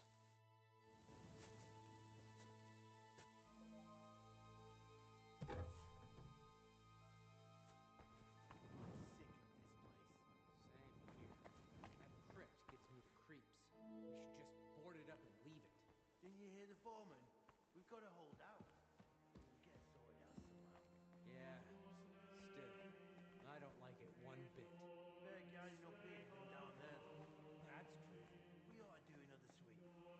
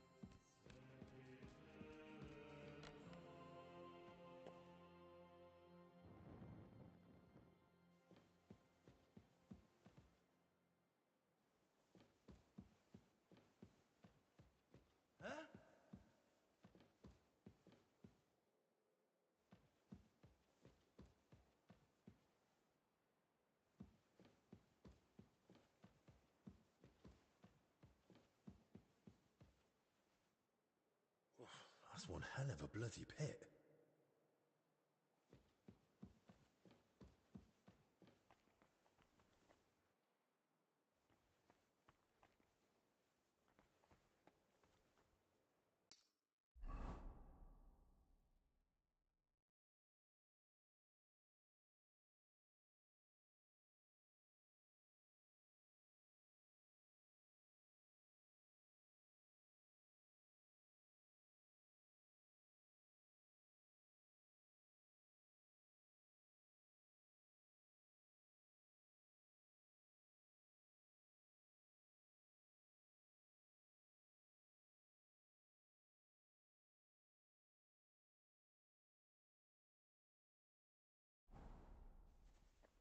What do you think you're doing?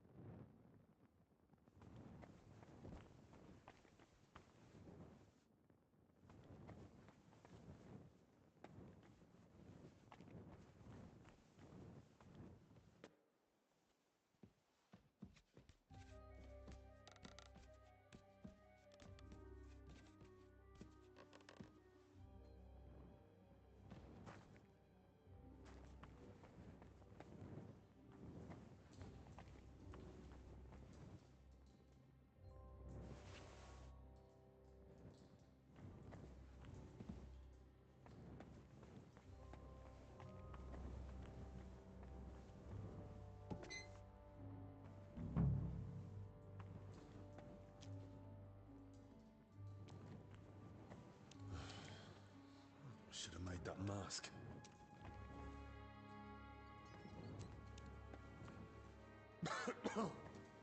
Oh, Jesus Christ. Oh, rotting corpses.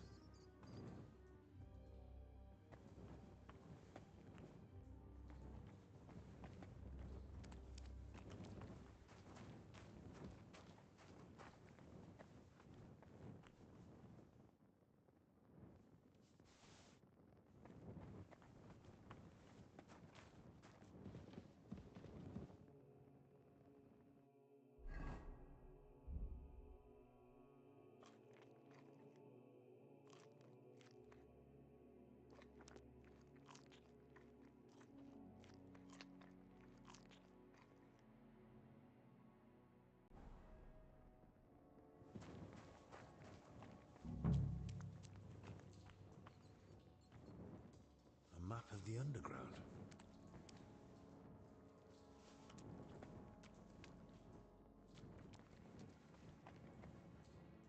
A drawing of some kind of cross. Hey? What's this?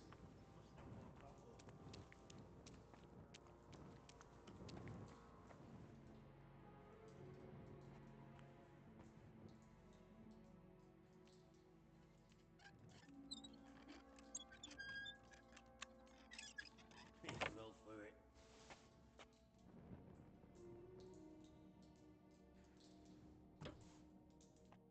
Hey, what the? You're the one who locked me in there? How did you get out? Why the fuck did you do that? Wait, you're the foreman, aren't you? Shut up. You found Bavo, didn't you? Hand it over. Calm down and drop the weapon, or I'll report you to the abbot. And how would you do that? You're not getting out of here alive. What the hell are you on about? What do you want from me? You know what I'm on about, Kavar. And I know he's here somewhere. Boslav Bavo. I'll rip it out of your cold, dead hands when I'm done with you. It'll look like an accident. You weren't supposed to be here.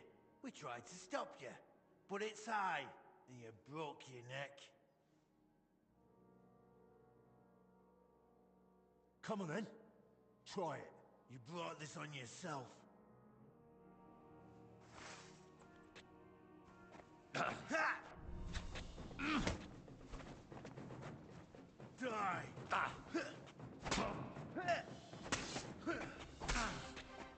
You're not getting out of here alive!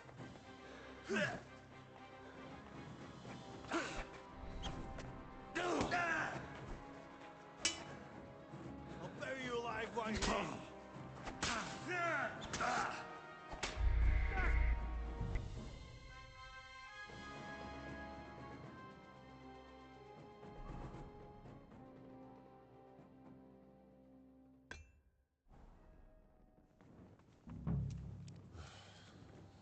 Should have made that mask. They were robbing the graves. A drawing of some kind of cross.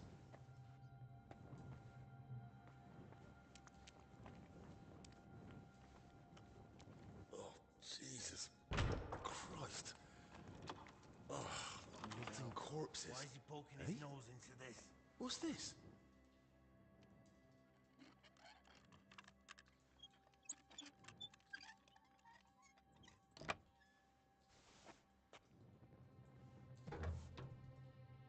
Hey!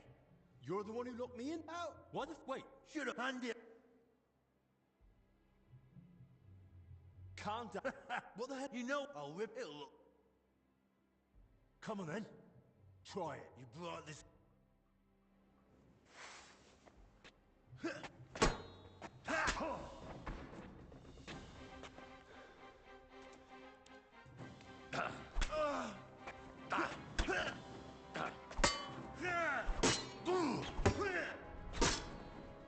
I'll bury you alive right here. I need to get back to Albi.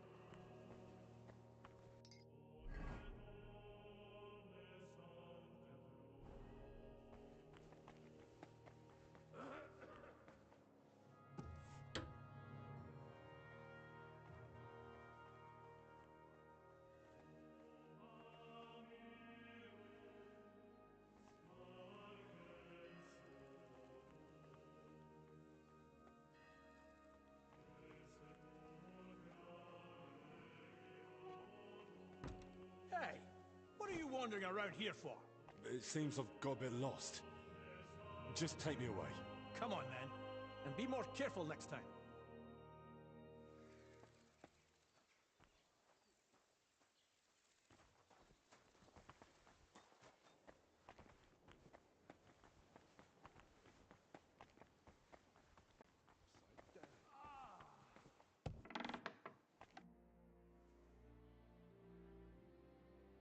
Christ, Albic!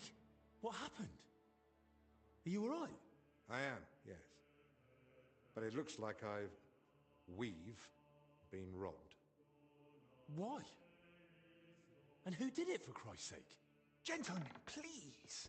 Keep it down. You're disturbing the patients. For God's sake. What happened here? What a mess. What do you think? Someone was clearly looking for something. But there's nothing of value here. Well, actually... Albic! You brought them here? What were you thinking? And was I supposed to leave them unsupervised? And? Were they stolen? Thank the Lord, no. I still had them on me. Can someone tell me what exactly was nearly stolen? As you know, Henry, I spend a good part of my life at King Wenceslas's court, tending to his health.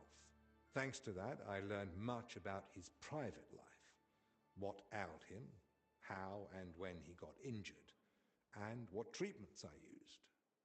I recorded all my findings and methods, partly in case anyone cast doubts on them, and partly for others to copy, if necessary. If these detailed records were to fall into the wrong hands, I dare not imagine the consequences. Plenty of folk would pay handsomely for them. Or try to steal them for that very reason. Who could have got in and made such a mess? I was busy tending the sick. I noticed nothing. Nor did I, I'm afraid.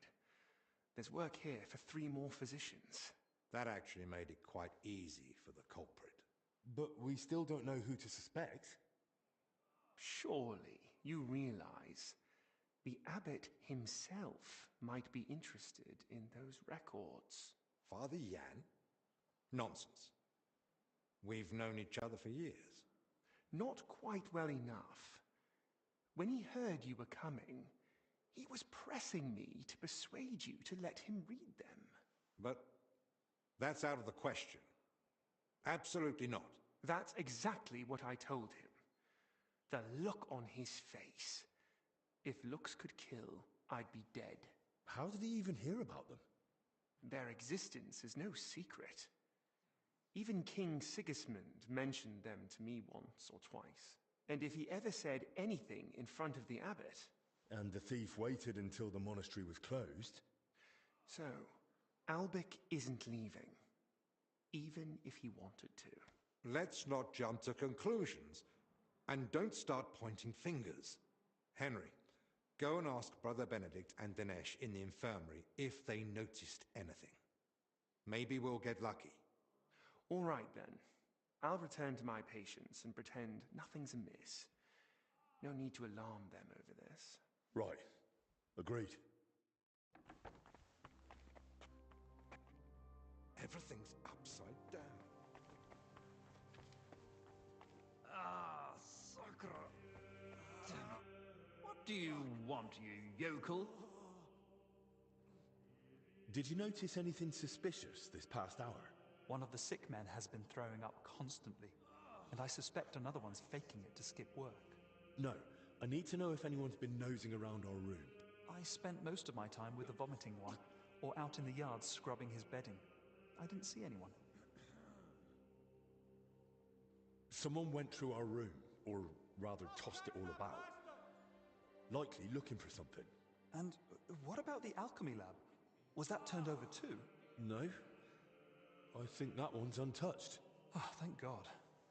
I'll go check it anyway, just to be sure. Was anything stolen? That's the thing. Nothing was taken, so we don't even know what they were after. I should have been more watchful, right? I'm sorry. I promise I'll keep a better eye on things from now on. Don't beat yourself up. It's not your fault. Oh, Christ, just leave already, you scoundrel. I surrender! The abbot will decide what to do with you, and I don't want to hear any excuses. Take me away. Henry, I won't tolerate such behavior. I thought the infection was the only disaster. Thankfully, nothing serious happened. But think about what you did. The knights will escort you.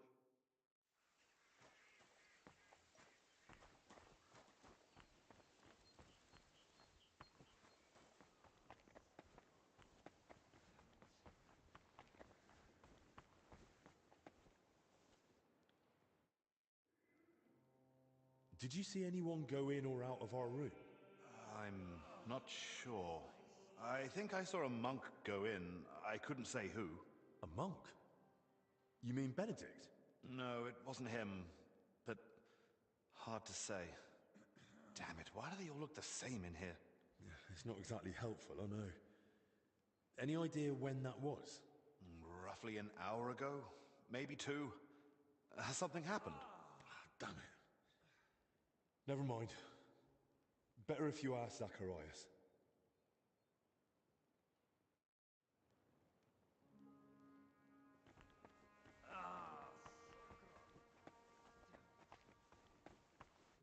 Henry, how are you feeling? You don't look too good. I feel awful. Did you go into the crypt without a plague mask? I did. Do you think I got infected too? It's certainly possible. What now? I can't just go and lie down. We have too much work to do. I know. Try this potion. It should ease the symptoms for a while. Thank you, Albie.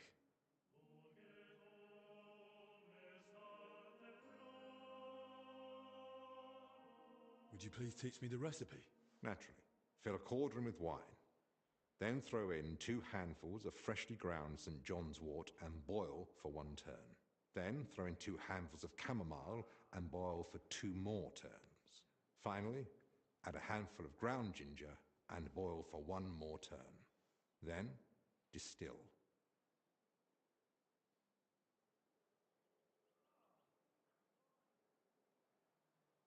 All right. I'll try. I'm happy to hear it. I spoke with Benedict and Dennis. Neither noticed a thing. I thought as much. We've all had our hands full here. So, we still know nothing. I might have something, but I'm not sure yet how it ties to those records. What do you mean? I went down to the crypt, and I found open tombs and rotting corpses. Good God! No sign of a mass grave, though. Just individual tombs. That's both good and bad news. At least we can now rule out the plague. But if the workers caught something from the air around those tombs, then anyone else could catch it too.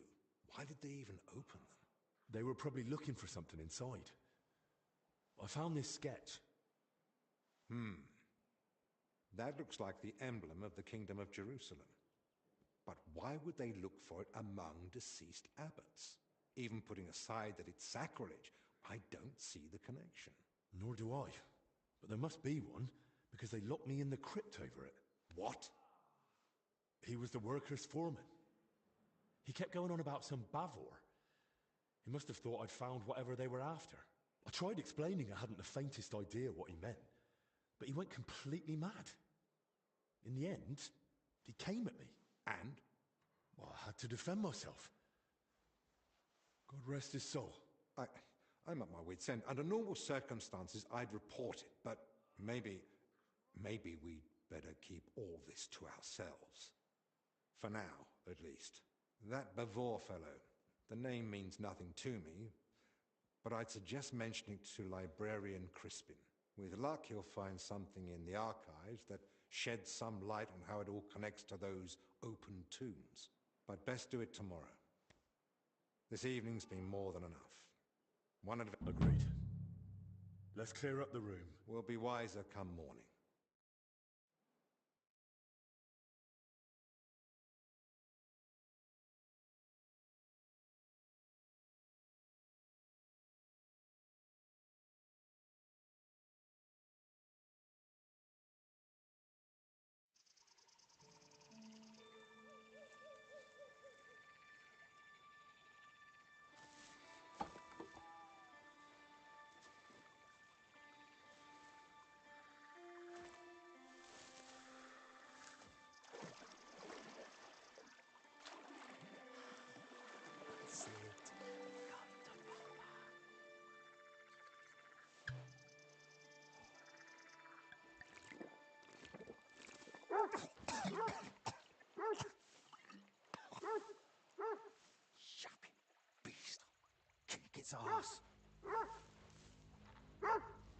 you stop that?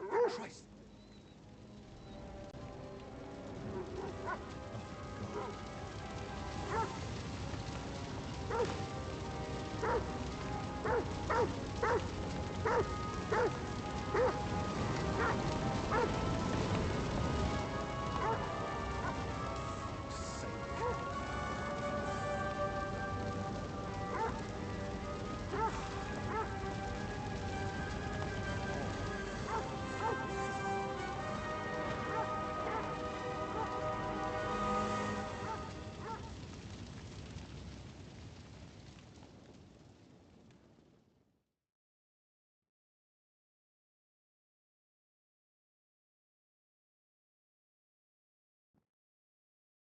Good morning, everyone.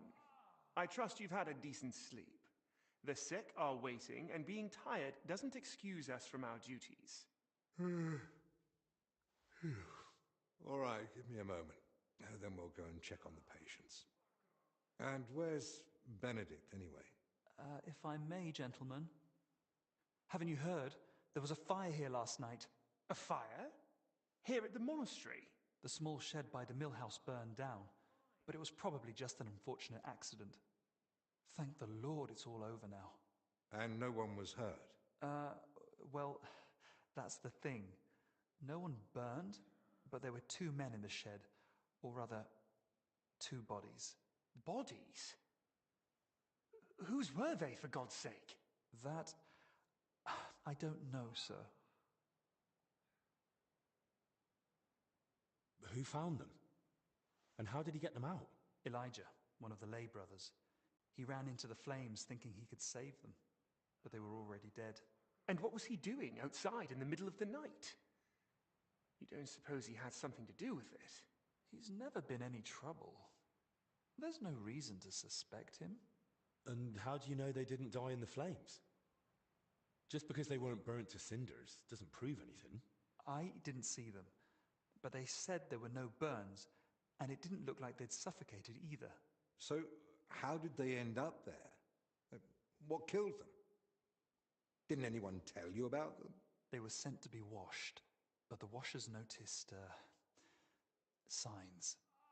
How do you know about these signs? Did someone examine them? No, they were only to be washed, but when the signs of illness were spotted, the abbot ordered them locked away in the hops store. Ludolf promised he'd send one of his men to guard the door. No one is to go near them. That was highly irresponsible. Someone needs to examine them thoroughly. We can't afford uncertainty. You want to bring them to the infirmary with the others? No. No, let them stay locked away somewhere separate. Are you afraid the other sick might get even worse? At least we could have them all in one place. Was anyone else there besides Elijah? No, or at least no one I know of. I'll leave you to it now. If you need me, I'll be with the sick. I'm going too. Disease? Fire? What next? A swarm of locusts? First they ransacked my room, now this. I don't like it one bit. Do you think the fire's got anything to do with what they were after in your chambers? Who knows? I feel like someone wants us gone, and they're trying to frighten us into leaving.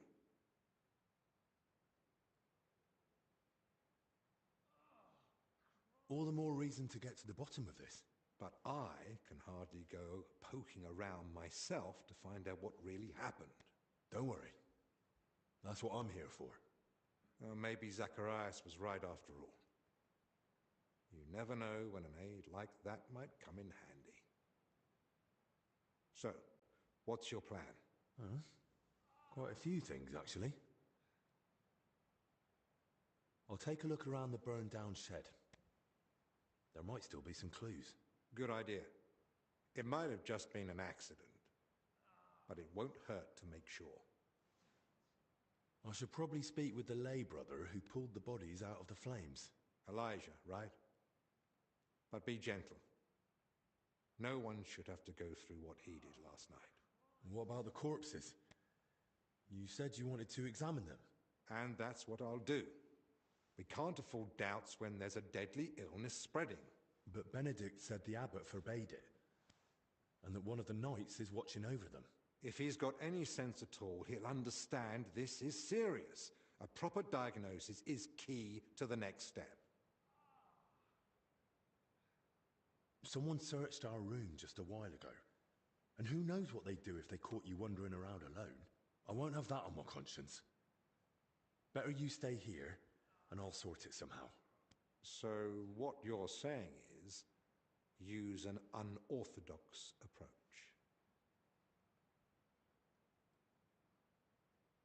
Well, what reason can't solve, brute force might. A well-placed blow can open any door. And to confirm or disprove the suspicion of a deadly plague, a broken nose is a small price, isn't it? You're probably right.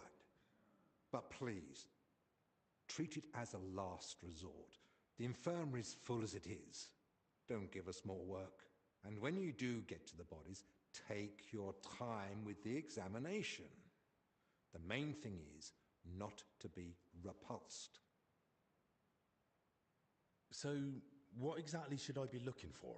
Anything unusual. You know well the symptoms the sick here have, but a keen eye may spot other signs too. If you're not sure, just try to remember what you saw. If you describe it to me later, I should be able to identify it. I can't think of anything else. Nor can I. Well then.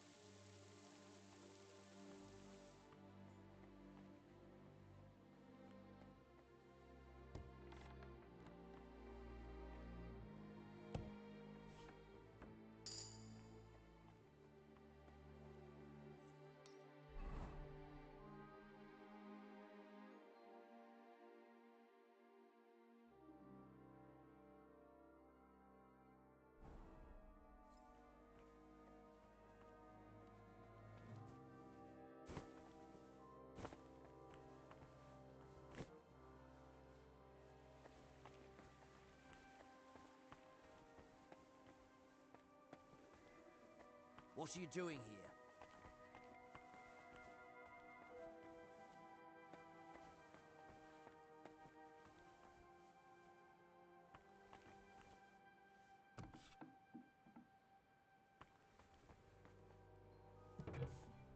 What are you trying to pull, you scoundrel?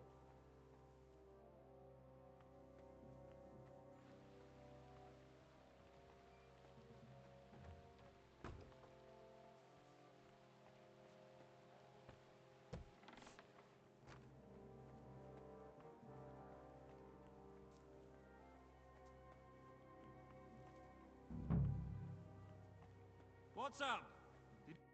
What do you want, you bloody scoundrel? If Elijah isn't here, where can I find him? I saw him this morning staggering off to the cellar. It looked like he'd been through a lot and could barely walk. Thanks. I'll go and have a look. Ah, Christ, just leave already, you scoundrel.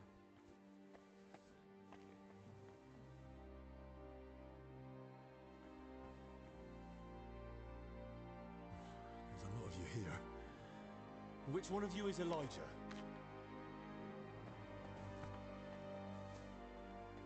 What are you doing here? Shh! Keep your voice down.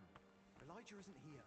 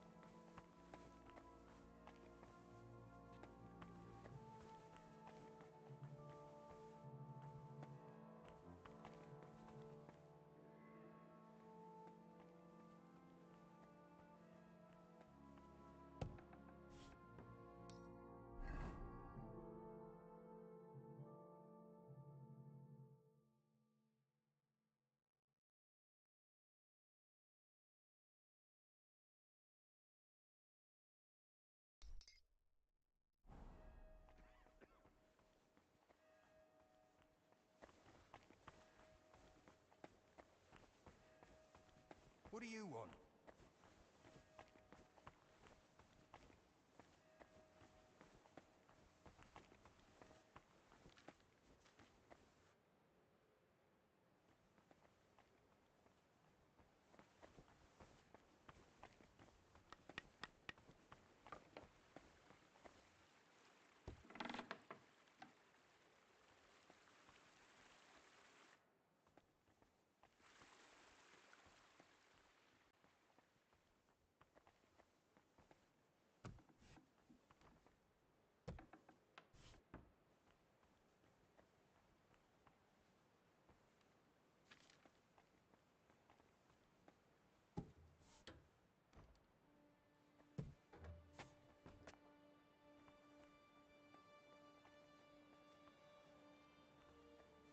What are you doing here?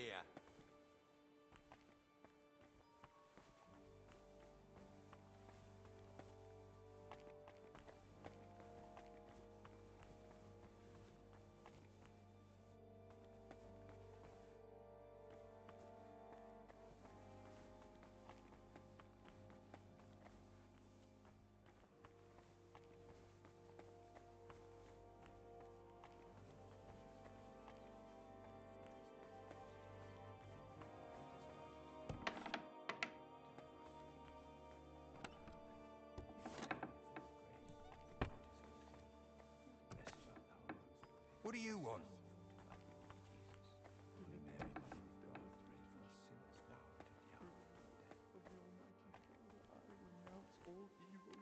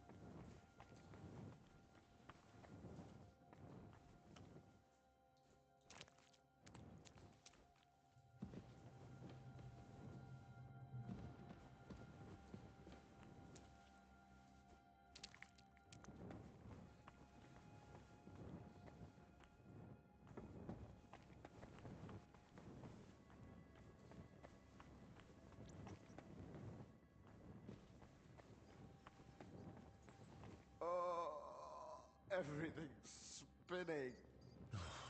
He's blind drunk. Fucking He can barely life. speak.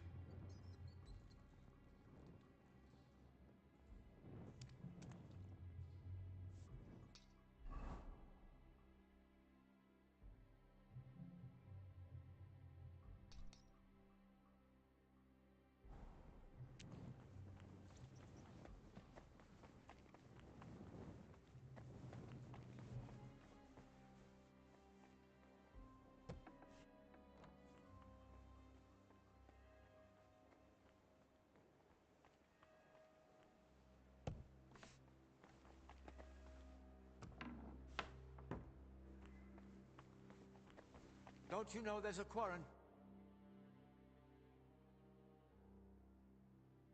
I'm investigating the source of that illness that's been spreading around here. And I could use your learned knowledge. I'm listening. I came across a rather peculiar name. Boleslav Bavor. Does that ring a bell? Are there any records on him, perhaps? Boleslav Bavor? I know that name. Long ago, just after taking my vows, I briefly looked into his legacy. There was some connection to the monastery crypt, if I recall. Really? Because I actually came across it in the crypt. What? What are you talking about? Well, I ran into some laborers down there. From what I gathered, they were trying to rob some of the graves. And they were looking for Bavor, or something connected to him. By Christ, they were after the relic. What are you talking about? What relic? There's a possibility that Bavor was buried here along with a certain relic. That's what got me interested back then. What sort of relic are we talking about? I don't know exactly, but certainly something very rare. I believe it's linked to Jesus Christ himself, but I can't tell you for sure right now. It's been many years, and even back then I never found anything substantial apart from Bavor's records of his travels. In the end, I concluded that the whole tale of the relic was likely just Bavor's own fabrication. That's a shame. It was just starting to get interesting. Still, I'd very much like to have a look at the travel records, just in case. I'd be glad to show them to you, to examine, but first we must report those vile thieves to the abbot.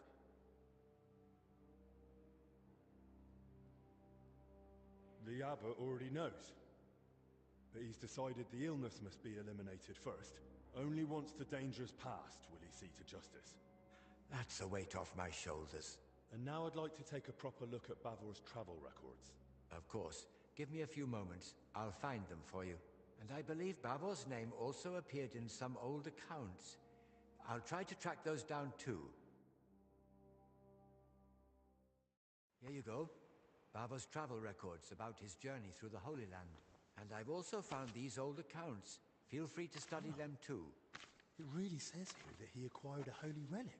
Let's see how it continues.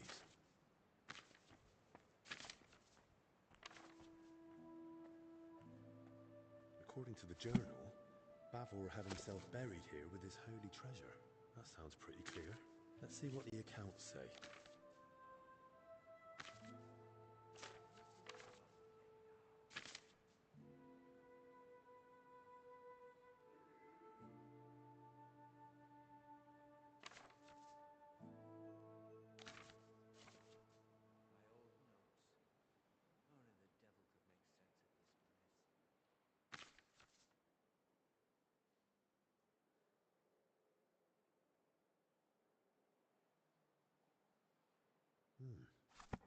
So Bavor gave the monastery a generous donation and paid for a chapel mural painting. And still, despite all the records and mentions, Crispin had his doubts. Why?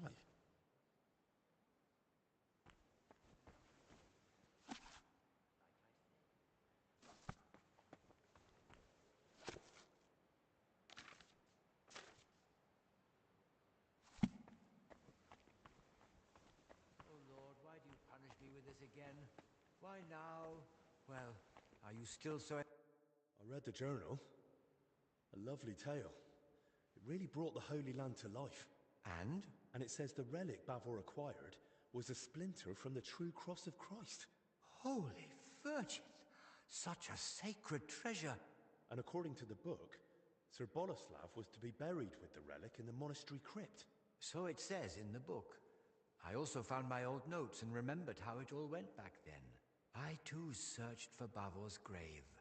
I even dared venture into the crypt, but despite all my efforts, I never found it. How is that even possible? A grave can't just disappear. Quite frankly, I don't know. And I didn't know then either. Once I was convinced none of the graves belonged to Bavor, I laid the matter before the abbot, but not our father Jan. This was over 20 years ago when Abbot Vitus held office. May the Lord grant him eternal peace. Together we came to the conclusion that Bavor's tale was likely at least partly, perhaps entirely, made up. Why would it be made up? Surely Sir Boleslav wouldn't lie about something so serious. The book's one thing, but there's not a single other mention anywhere. The grave's missing, the relic's nowhere to be found. Can you think of another explanation, then? And what about the mural mentioned in the accounts? Does it really exist? Yes, it's in one of the chapel naves. It depicts several scenes from Bavor's alleged adventures. Well, once you're a hero, you'd want to show it properly. It may be a bit of worldly thinking, but according to the tale from the Holy Land, he accomplished great deeds. I'd like to take a proper look at that mural. Maybe there's some detail in it that could help me in my search. No harm in trying. At the very least, it's a fine piece of work.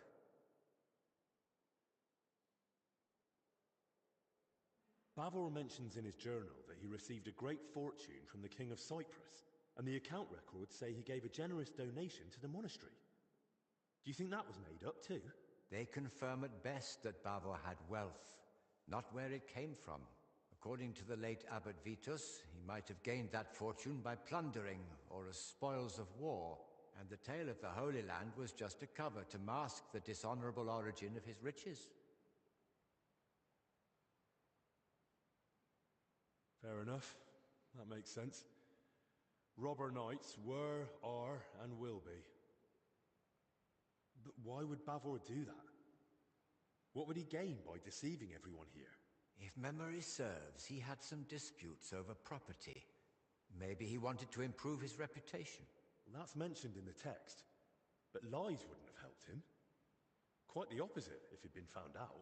You'd be surprised how short-sighted some folk can be. But I agree, something about it doesn't sit right. The account books mention that Bavor had a sarcophagus made at his own expense. That's possible. Does it mean anything? If he paid for it himself, there had to be a reason. Masonry work like that is no small matter, and it's odd, isn't it? He sorted it all out in detail with the monastery to have his tomb here. Then he wasn't even buried here. You're right. I never made that connection before.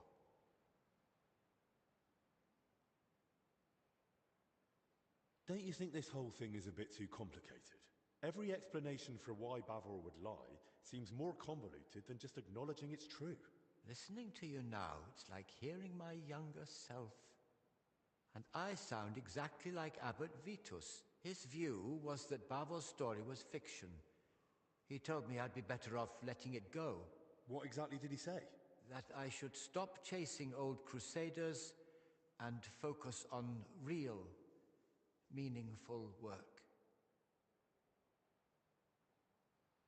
Vitus isn't here anymore. So we can pick up where you left off. And maybe we'll finally unravel Bavor's mystery together. If that relic really does exist, and it surfaced now, it should surely be a sign from the Lord, a sign of hope in these desperate times. Don't get ahead of yourself. We've not even found Bavor's tomb. Without it, we're stuck. I'll return to the crypt and see if the workers left any trace. I might have missed something myself back then.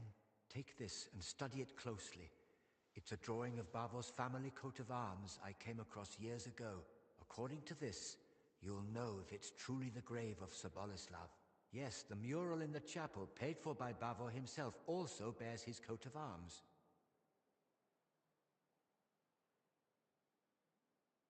Thank you. I'll head off at once. Just be careful, please. You know the abbot's orders, the disease, all this misfortune. Don't worry. I'll be careful. And in the crypt, show respect to the eternal rest of those buried there, especially now, with death.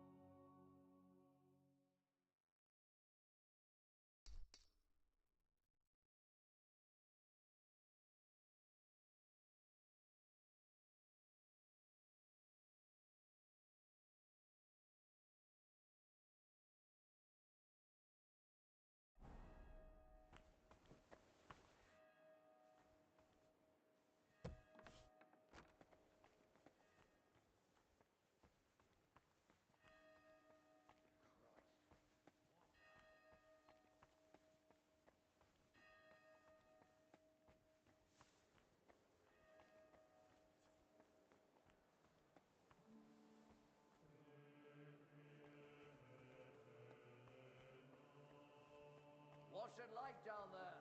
What do you think? Filthy, damp, stale air. And those murdered workers? Any sign? No. Nothing that anyone's going about. Christ, our Lord be with us. How could such a thing happen? And in the house of the Lord, no less. How should I know? Everything went up the people buried away. Now we've got a killer stalking the place. Then mind yourself down there. I don't fancy reporting more losses to Master Rudolph.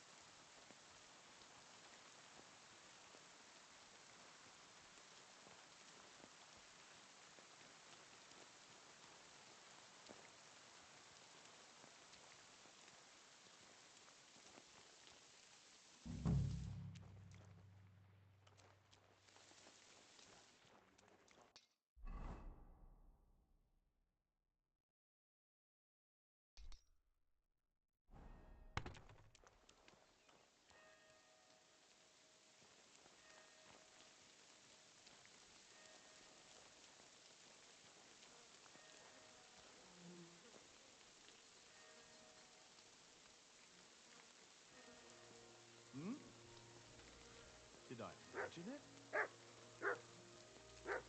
I heard it coming from here.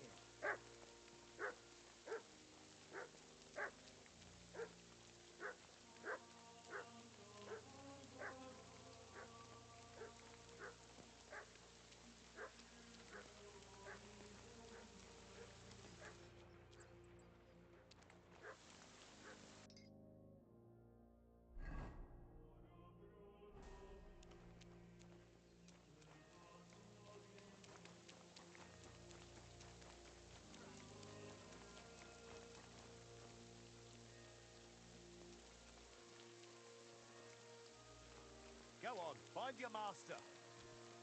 What are you... No one's allowed in. Why not? Is it because of the bodies? Damn, so you've heard too. They told me not to speak about it with anyone. They wanted them buried quickly, so they can rest in peace. But until then, no one's allowed near. Master Albic sent me. He asked me to examine the bodies before they're buried. Examine them? What for?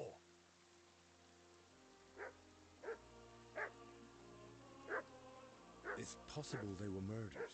Why would someone kill them? The only one anywhere near them was Elijah, and he wouldn't hurt a fly. But they were already dead when he carried them out, weren't they? Why would someone torch the shed unless they were trying to cover something up? Why would anyone commit murder in a closed monastery? We won't know unless you let me find out. So? Yeah, all right then. But be quick, eh? I don't want any trouble. Off with you! That's my food!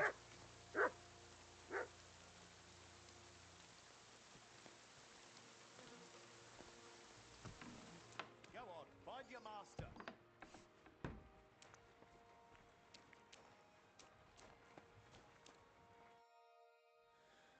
Right then.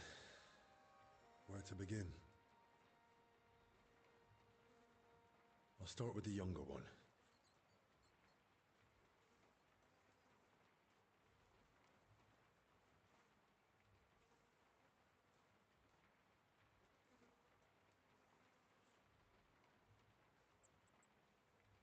Muscle stiff, but the body looks supple. What's that in his hair?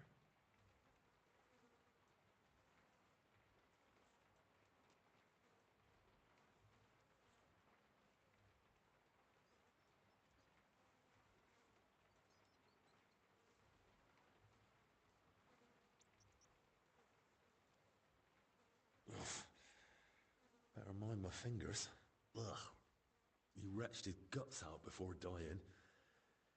That suggests infection. It's all clumped together. Looks like flour, or maybe lime.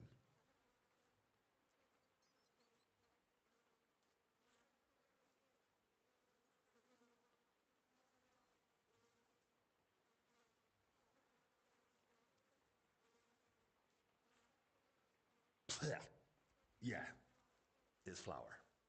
Ugh.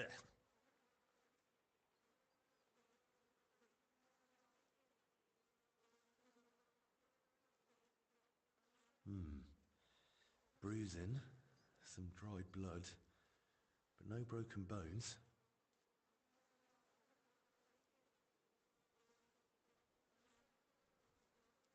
He's young, but his hands are a mess. Covered in scars, nails broken, looks like hard labor. Could he have been one of the workers? That makes sense. These bruises are odd. Regular. Almost perfectly circular. Did someone beat him with something round? That's odd.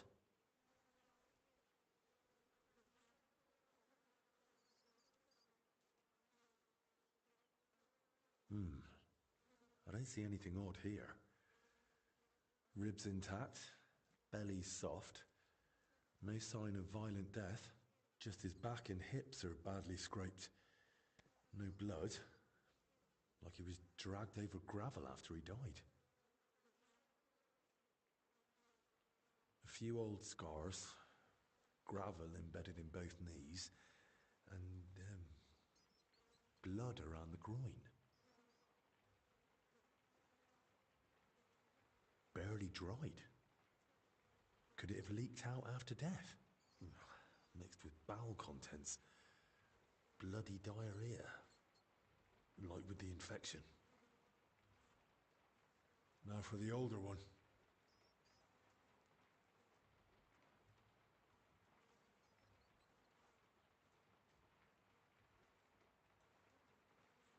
Pale, sunken eyes, missing some teeth, though that might just be age.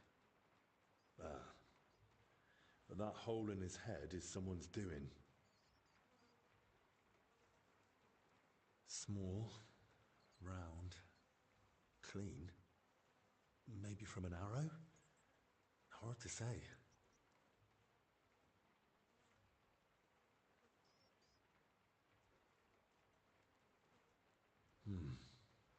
Completely stiff.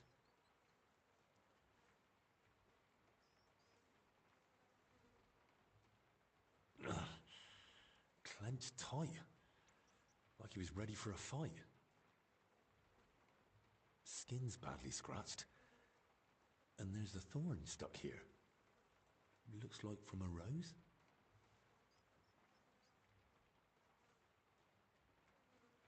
Stiff as a board. But no broken bones. Back and shoulders all scratched up. Like he was dragged through brambles. And around his neck and chest he's got red blotches on the skin. Those blotches look familiar. They're a bit like the ones on that old confessor. Looks like this poor wretch caught the same thing. Knees are scraped and scarred. He must have worked hard in his life. Well, what's clear is they didn't die in that burning hut. More likely they succumbed to the infection spreading in the monastery. The symptoms match perfectly. And those strange injuries, I've never seen anything quite like it. It might have helped finish them off. Someone must have hauled the bodies into that shed. And it left marks on them. It might be possible to trace where they came from. Let's speak to Albic about it.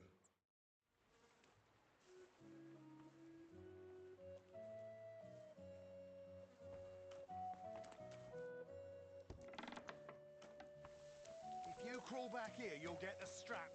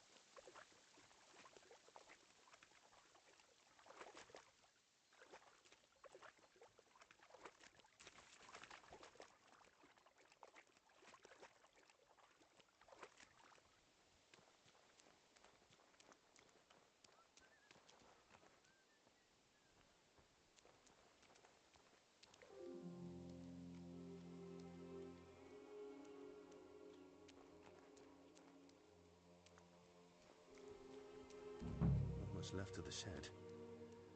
Elijah had more luck than sense. Rough cloth, badly charred, and bits of leather. Probably used as knee protection for work.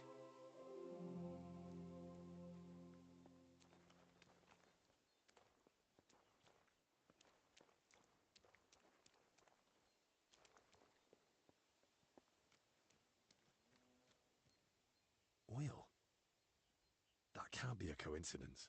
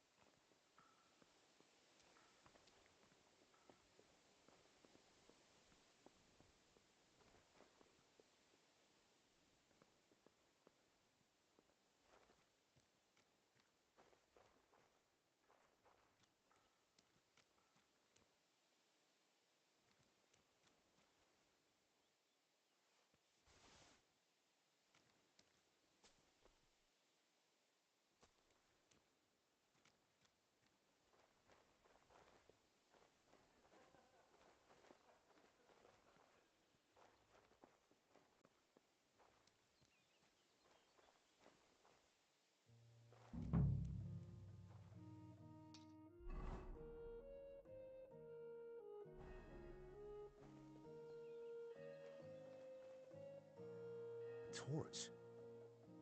Yeah. Pour a bit of oil around, set it alight, then cover your tracks. At least that grill is here.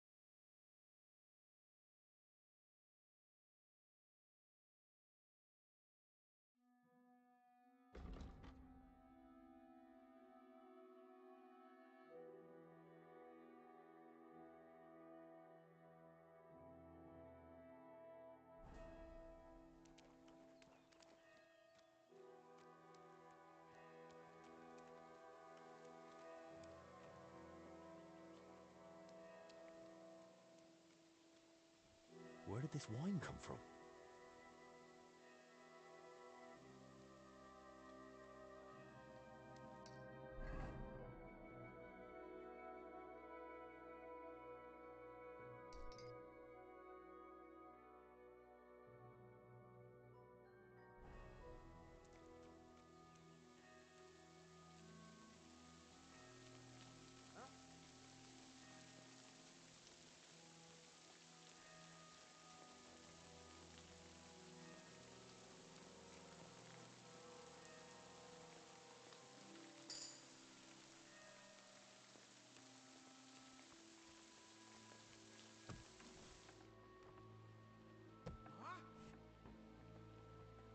You aren't supposed to be here! It seems I've got a bit lost. Just take me away. Come on, then. And be more careful next time.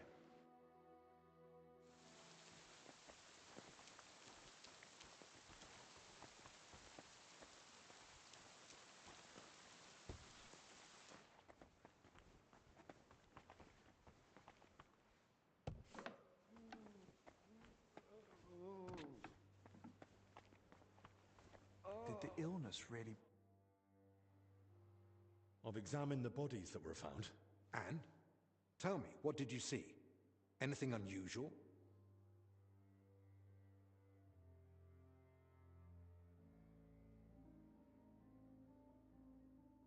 When I spoke with some of the labourers around the church, they said 2 of their own had gone missing. I think these are them. How do you know? During the examination, I noticed calluses, broken nails, and gravel embedded in their knees. That does line up. Although the hard labour could have also been done by hired hands, or even some of the lay brothers. I found some scraps of clothing near the burnt shed. Bits of fabric and bits of leather. It looked like knee padding. I see. Like what the labourers and miners wear. It seems like you're right. Both had badly scraped backs, but hardly any blood.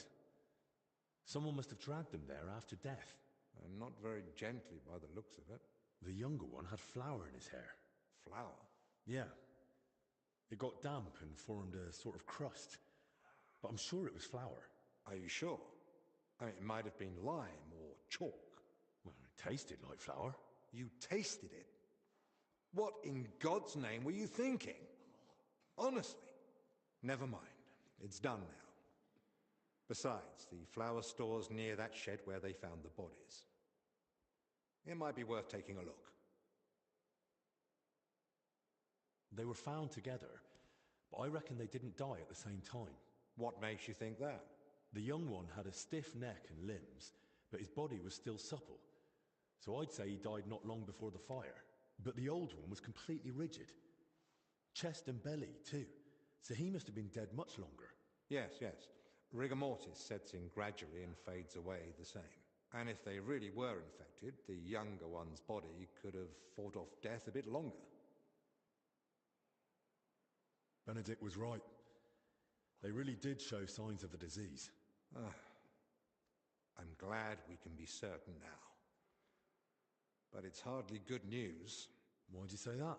Because it means we still don't know how many others are infected. There could be another source of infection we don't even know about. Something struck me as odd, but I couldn't find a clear cause or source. Maybe we'll figure it out together. Go on. The younger one had circular bruises and scars on his arms. Did it look like signs of violence? You've more experience with that than I do. Not really. The bruises were perfectly round, and the scars always dead center. Then it's likely the result of wet cupping. Is that some kind of treatment? It's like bloodletting, but the wound is covered with a flame-heated cup. The heat helps draw blood from the body.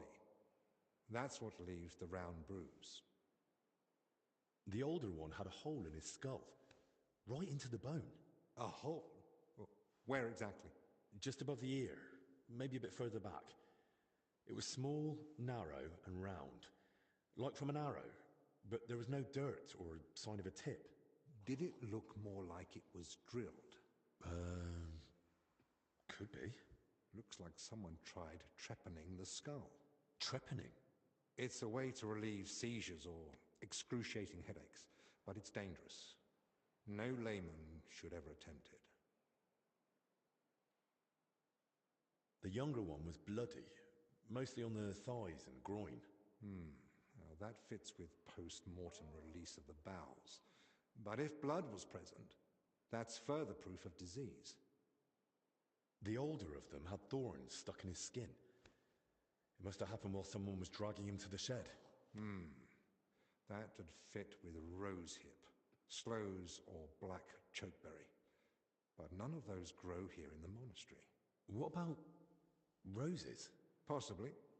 You do see one here and there, but I've not seen any big enough to cause that much damage. That's probably everything. Right. Hopefully you'll soon find out how they ended up in that shed.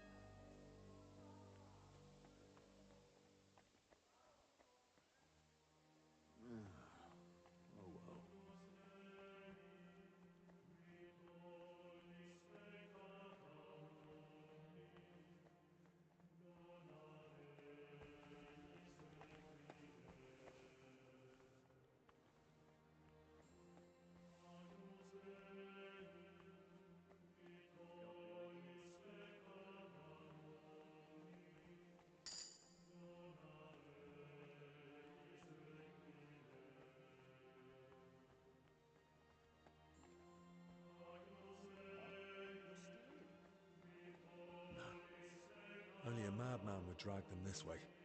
Someone would have seen something. I need to go another way.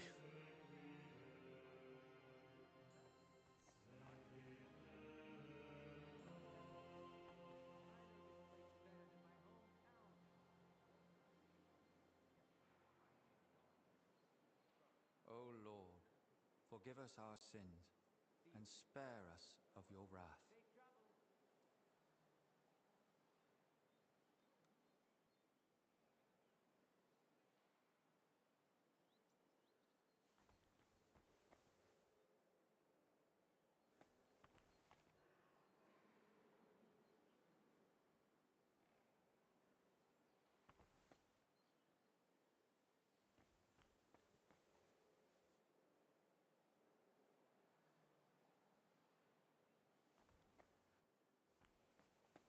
Saint Wenceslas, King of Bohemia, and you, Saint Ludmilla.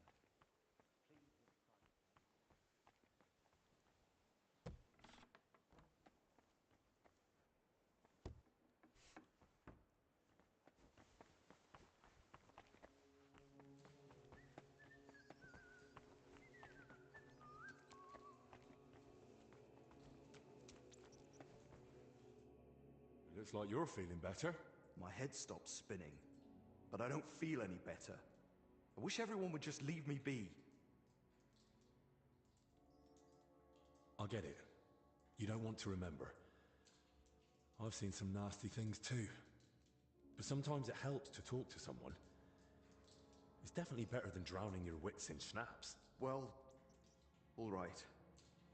What do you want to know? Did you see anyone else at the fire? No. No. Just the dog was there. The dog? That's how I noticed the fire. The dog was darting about, barking like mad, so I thought there was someone inside. Someone alive. How did you even notice the fire? What were you doing outside? I couldn't sleep, so I went for a walk. It was just chance. Like you said, it's lucky you were there. Hardly. If I hadn't known, at least I would have slept in peace.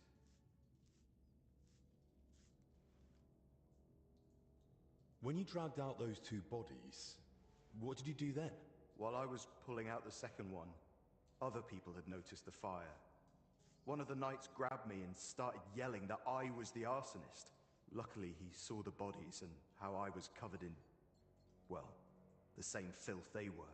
Then the people from the monastery came. They sent me away and took the bodies off somewhere. I don't know what happened after that. I've seen the corpses, and I've got a few questions. Does it have to be? I noticed some strange things about them. Like what? Dead men weigh a lot. How did you even get them out of the burning shed? On my back? Like carrying a sack. Why? Their backs were badly scraped. So I thought maybe you dragged them by the legs or something. That must have happened before. Maybe when someone dragged them in. Godlessness. One of them had flour in his hair. Any idea where it came from?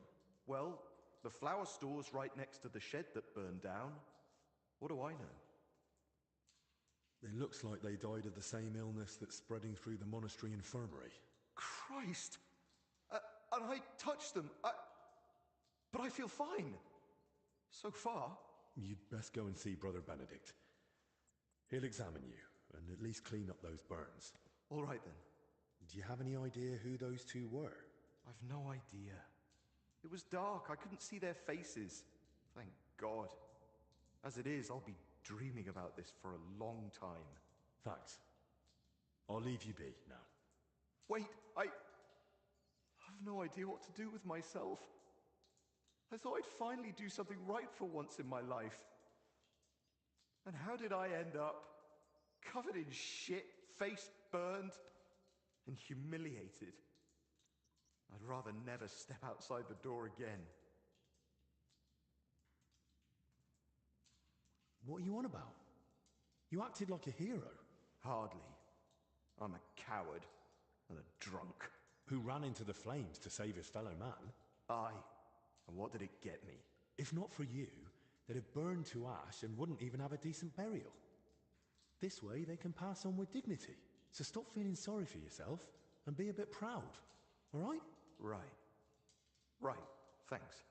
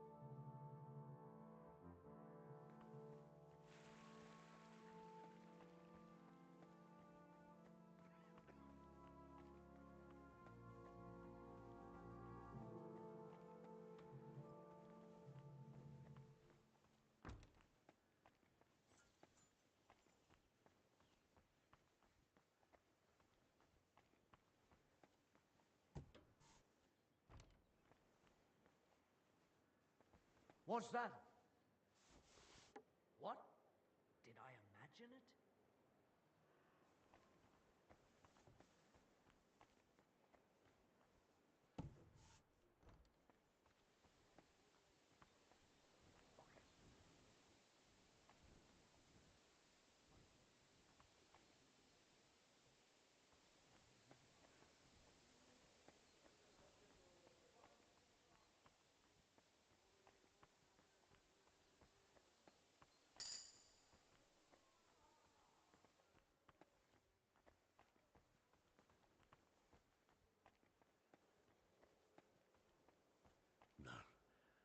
Only a madman would drag them this way.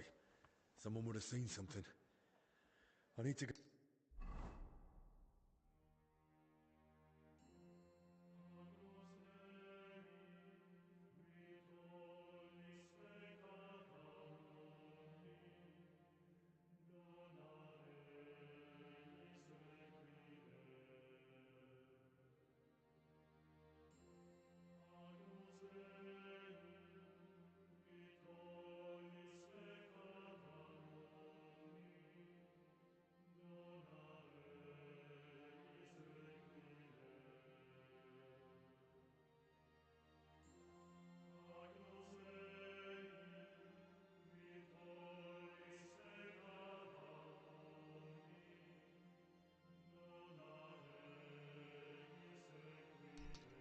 Another way.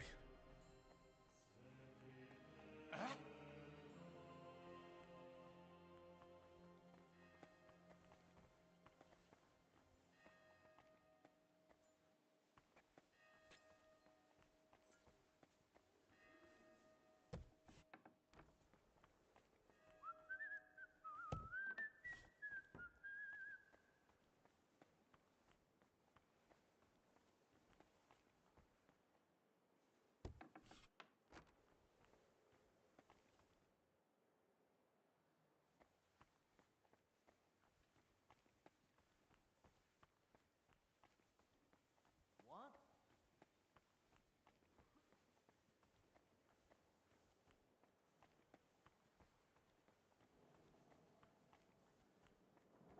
What?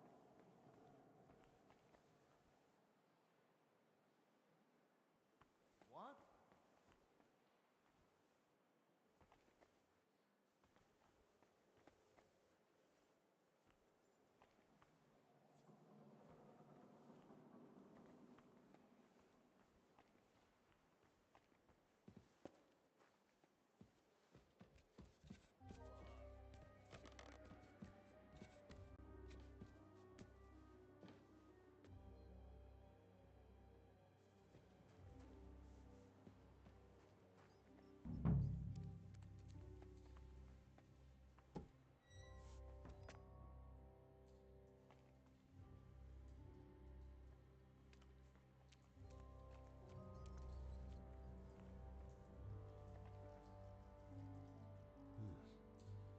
This wall at the back looks odd, and this looks like the tomb of some past abbot.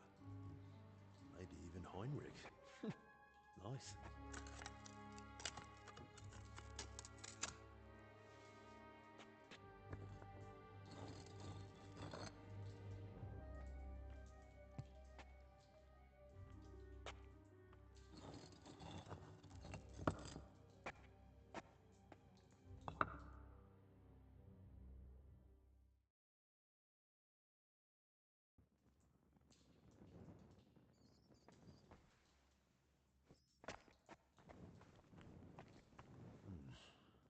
This one's rather worn down. I think I can make out the abbot's symbol.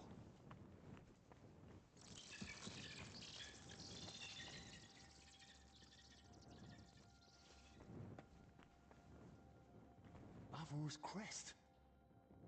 So it's true.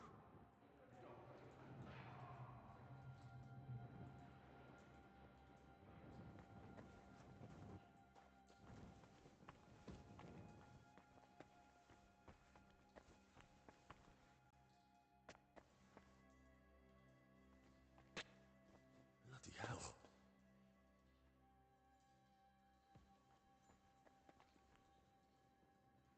God have mercy on your soul.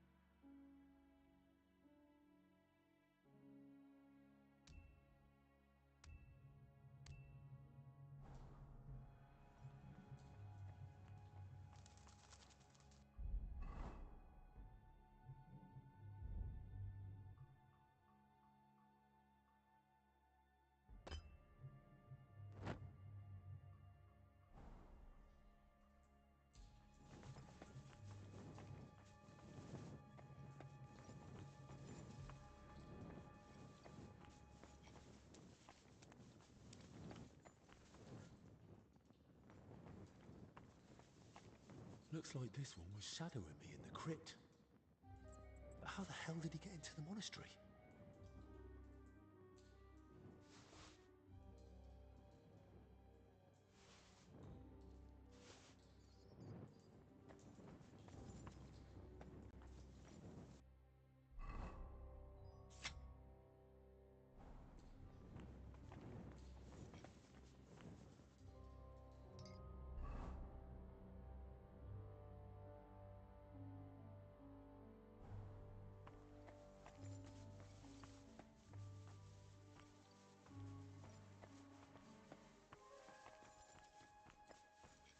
What about building records? No, that's probably useless.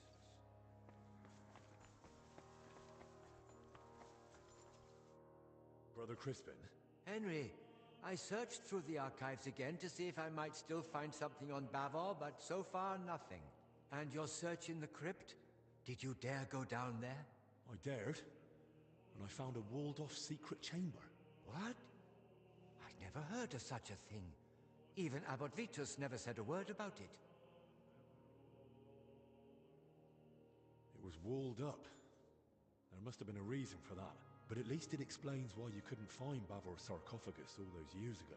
Well, at least now I don't feel quite so foolish. But if there was a sarcophagus, was there also, you know? No. I was hoping, but I don't think it's that simple. There's a sarcophagus with Bavor's crest, but Bavor isn't the one lying in it. What? You? I had to know. Judging by the robes, I'd say it's an abbot or some other high-ranking cleric. Good Lord, that's truly strange. And do you know what's even stranger? I think someone was watching me down there. Watching? Who? Did you see anyone? He was some armed fellow, but definitely not one of Ludolf's men. Holy Virgin, an armed stranger in the monastery? How could that even happen? I've no idea. But it certainly doesn't help my peace of mind.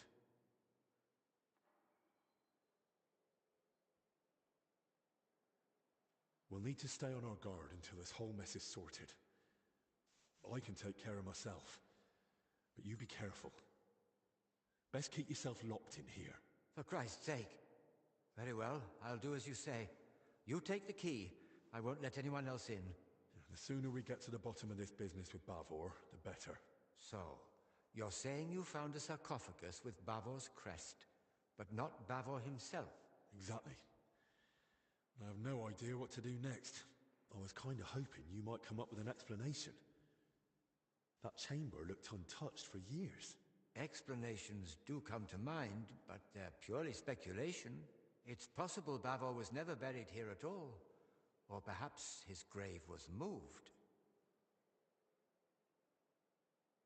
The tomb wasn't empty. There was someone else inside.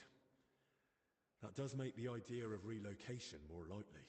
And if, as you say, the sarcophagus was marked with Bavor's coat of arms, I'm inclined to agree. But why would anyone move him? Isn't that against God's will or something? There are reasons for it. They're internal matters of the monastery. I shouldn't be discussing them with a layman.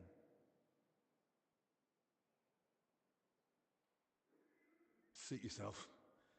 We've got more important matters to deal with anyway. So where could they have moved Bavor to? Most likely to the consecrated field next to the monastery, or the graveyard by the infirmary church of St. Cosmas and Damian.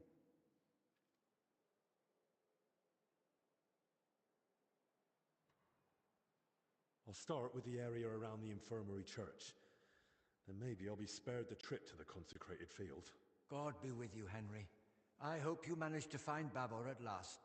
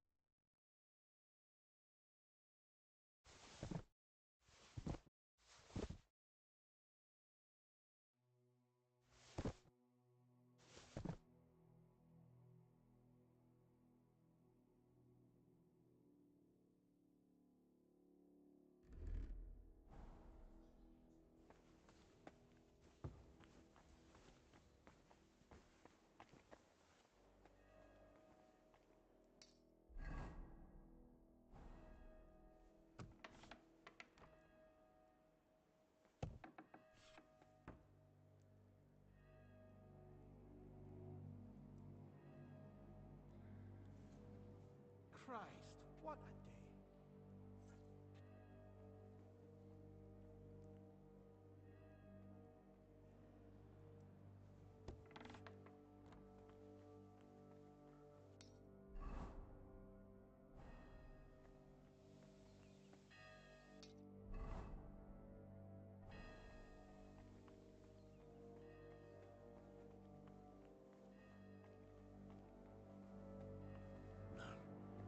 Only a madman would drag them this way. Someone would have seen something. I need to go another way.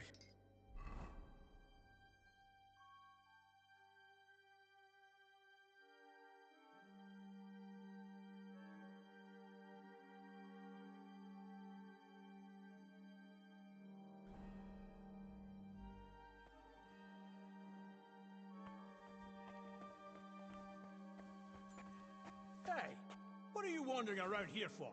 It seems I've got a bit lost. Just take me away. Come on, then. And be more careful next time.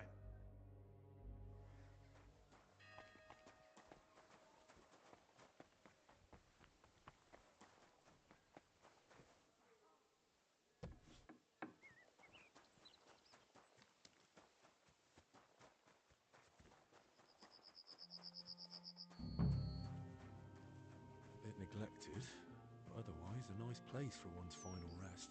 I hope I find Bavor here, so I don't have to search the whole consecrated field.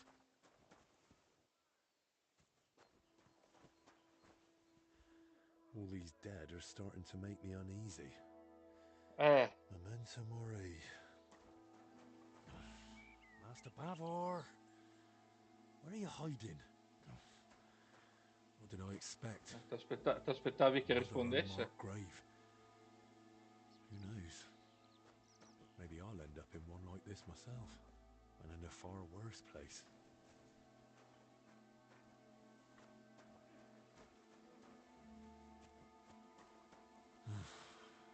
I'd rather meet someone alive now.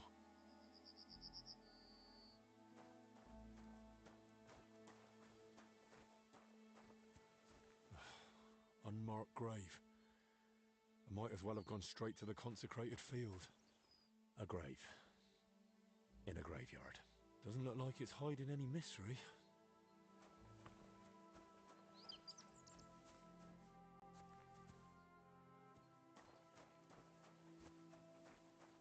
A humble grave. Doesn't look like Bavor's. Going by the crest, this was someone noble, but not Bavor.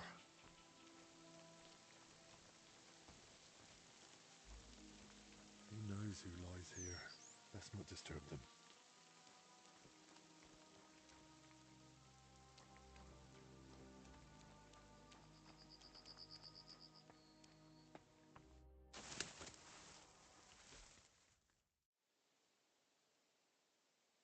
Seems to be a nobleman laid to rest here, but I don't recognize the crest. Glory to you and your house, unknown lord.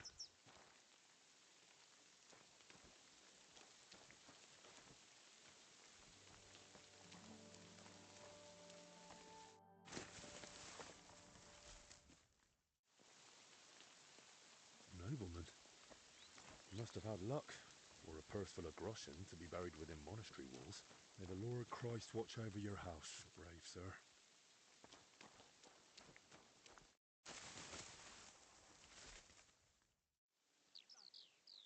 Boleslav's crest, at last. Let's hope its lord lies somewhere nearby.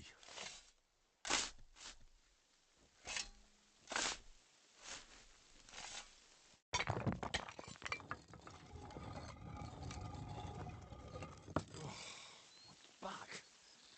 And the rest. The armor, the crest, the sword. It has to be him. The valiant knight Boleslav Bavor. May his soul rest in peace. Only no sign of the relic. Something's still eluding me. If he even was buried with it.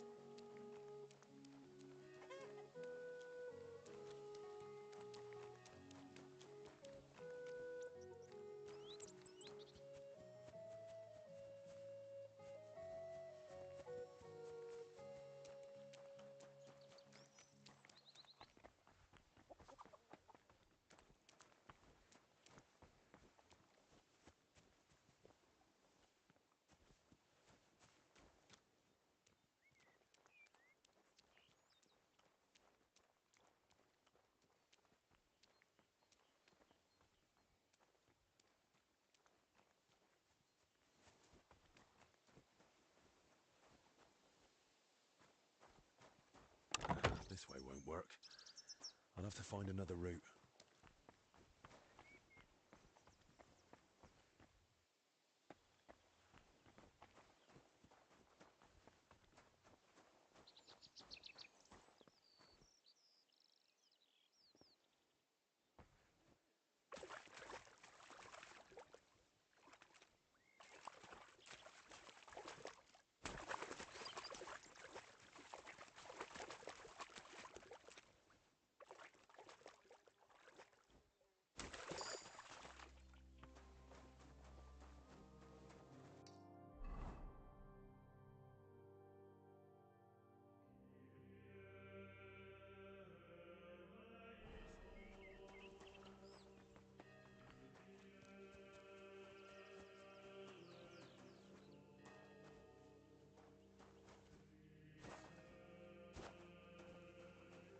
Something's jammed in the lock.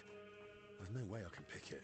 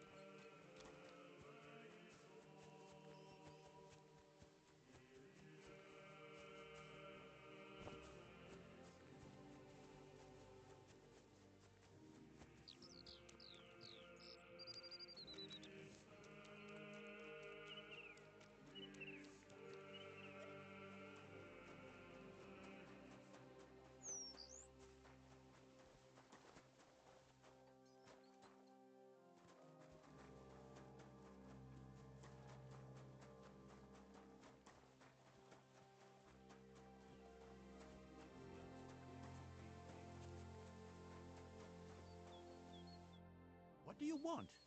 You look awful. What are you doing in the garden? Shouldn't you be inside? What a beautiful day the Lord has given us. I feel in my bones it might rain, though. But no need to dwell on that now. What are you doing here in the garden? You know, people often don't cherish the simple gifts life offers. At least not until they lose them. But why shouldn't one rejoice in each day and share that joy with others? Just look. The roses, for instance. Such splendor. I planted them here myself, years ago. What? Why aren't you with the other monks? Ah, it's beautiful here. The birds don't sing like they used to, but at least I can still watch them. Don't you wish you could fly too? Soaring on the wind and gazing upon the wonders of the world. Are you even listening to me? I'm asking why you're not inside. I heard you. Well? You're asking what I'm doing in the garden. Just look around.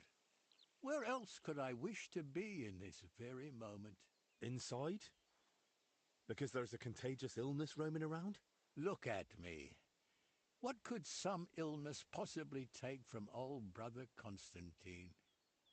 By the way, you look spry, full of strength. May I ask a small favor of you? First, I want to know what it is. You see, I didn't tell any of the brothers I was going out into the garden. That wasn't the wisest thing. I'd need you to let one of them know I'm all right, so he doesn't worry needlessly. I'll help you. But who exactly should I give the message to? And where can I find him? Find Brother Athanasius. He should be in the dormitory above the library. All right. I'll find him and deliver... Good riddance, you vagabond.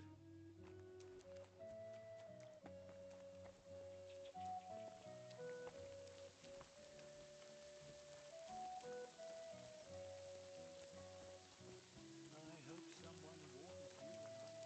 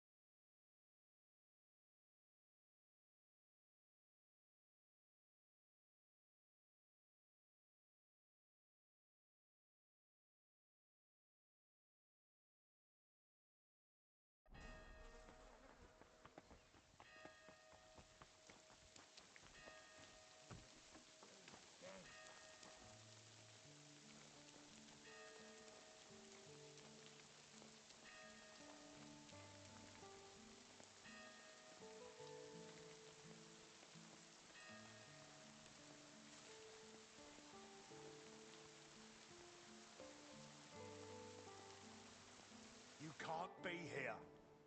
It seems I've got a bit lost. Just take me away. Come on then. And be more careful next time.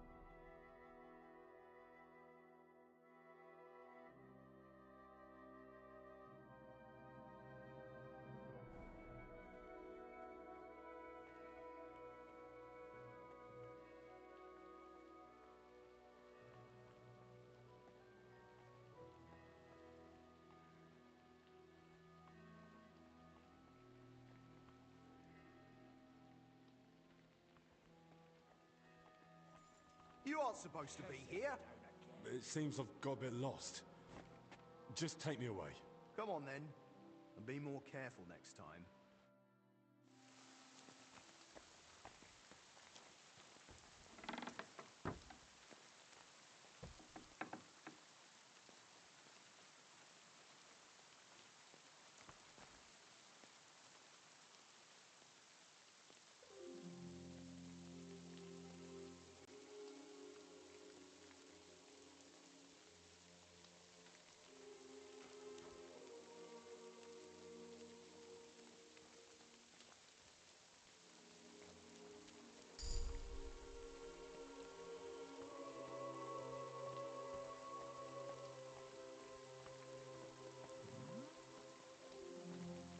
Huh? Hey, get out of here!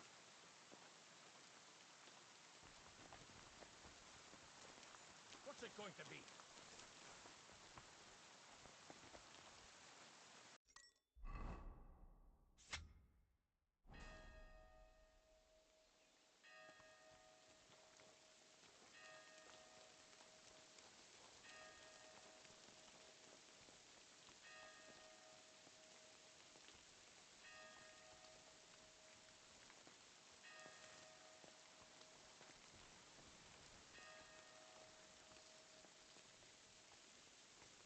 Huh? You aren't supposed to be here.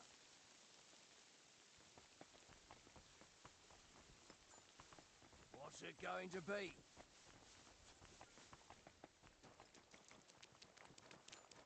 I'm losing my patience.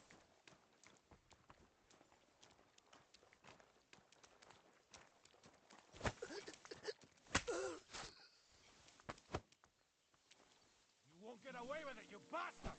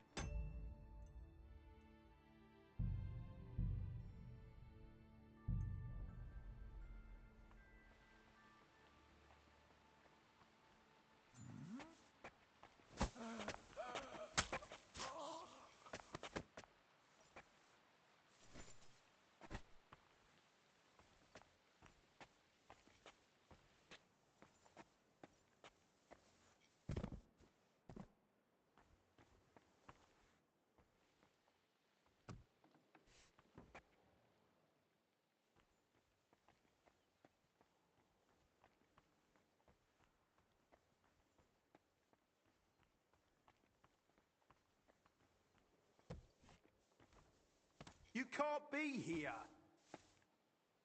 It seems I've got a bit lost. Just take me away. Come on then, and be more careful next time.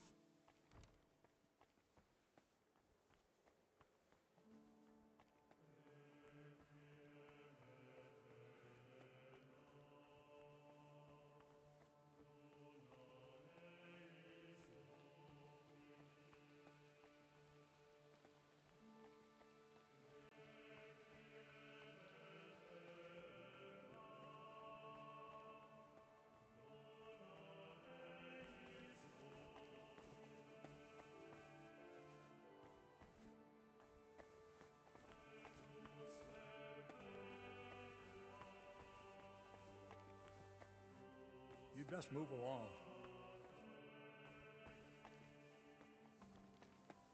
Give us the strength to carry you across.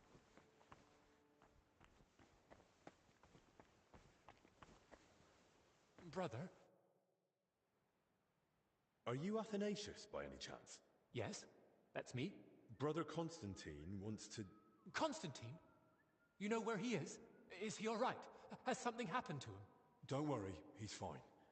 And he looks content. But then why hasn't he come back? Is he lost? Does he need help? I don't think it's that. It seems he just doesn't want to come back. What do you mean, doesn't want to? You have to convince him somehow. We can't let him stay out there alone.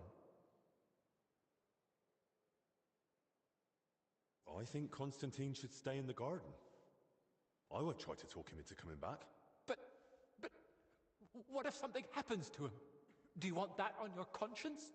It's his decision. And besides, there's no danger in the garden. He's in the fresh air. Oh, perhaps you're right. But it doesn't bring peace to my heart. All we can do now is pray for him. Good riddance, you vagabond.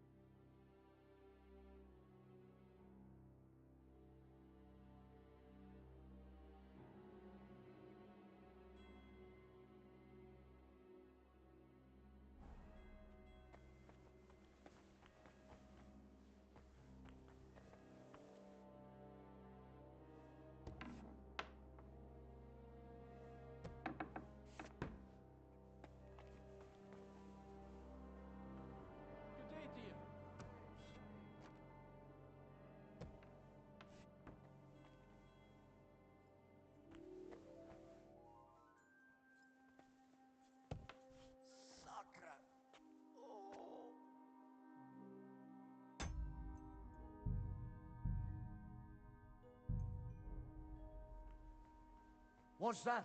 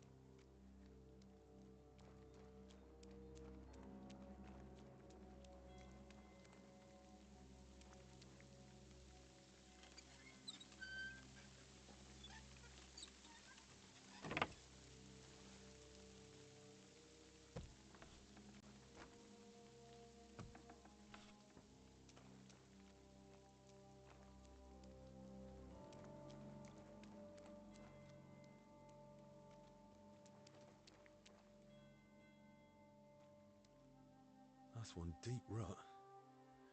Whoever dragged them, the poor wretches gave him a rough time.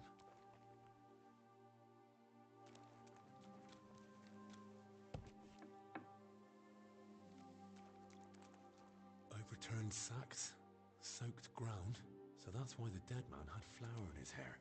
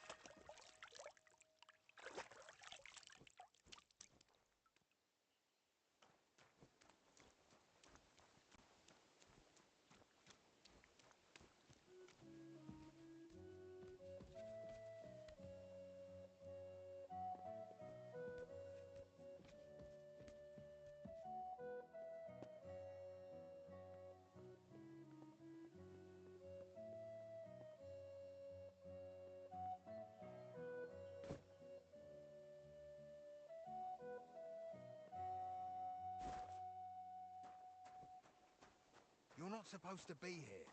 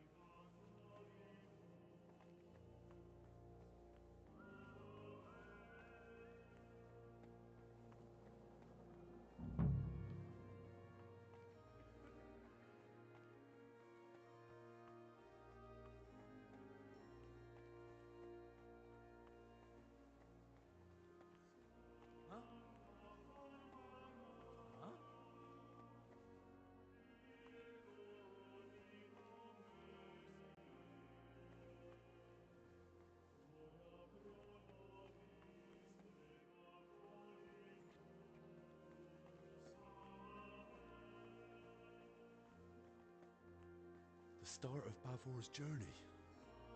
That's probably Venice and Jerusalem. Look at that. Bavor's crest. This must be it.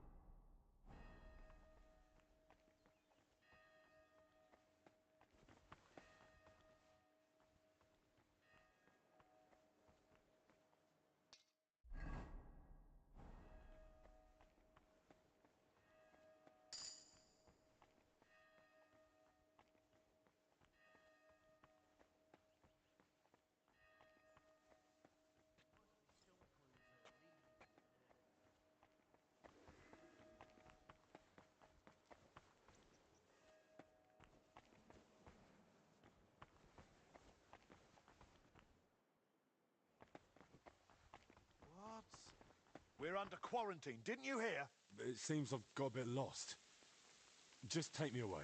Come on then. And be more careful next time.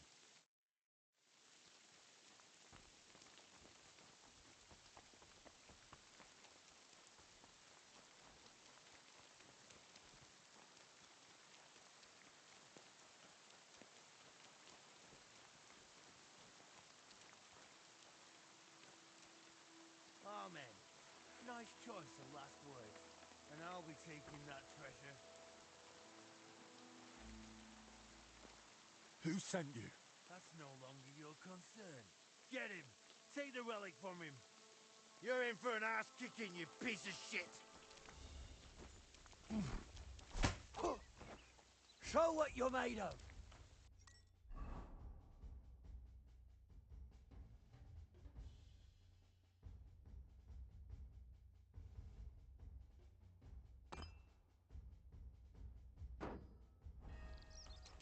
Drop the axe and beg for mercy! Bad luck!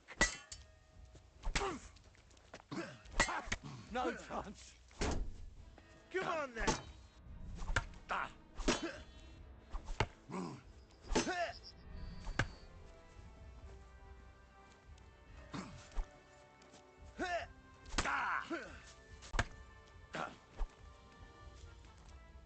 I've been waiting for you.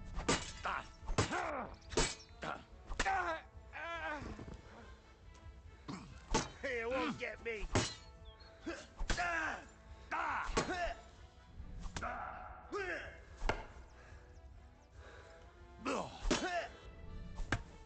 Bad luck.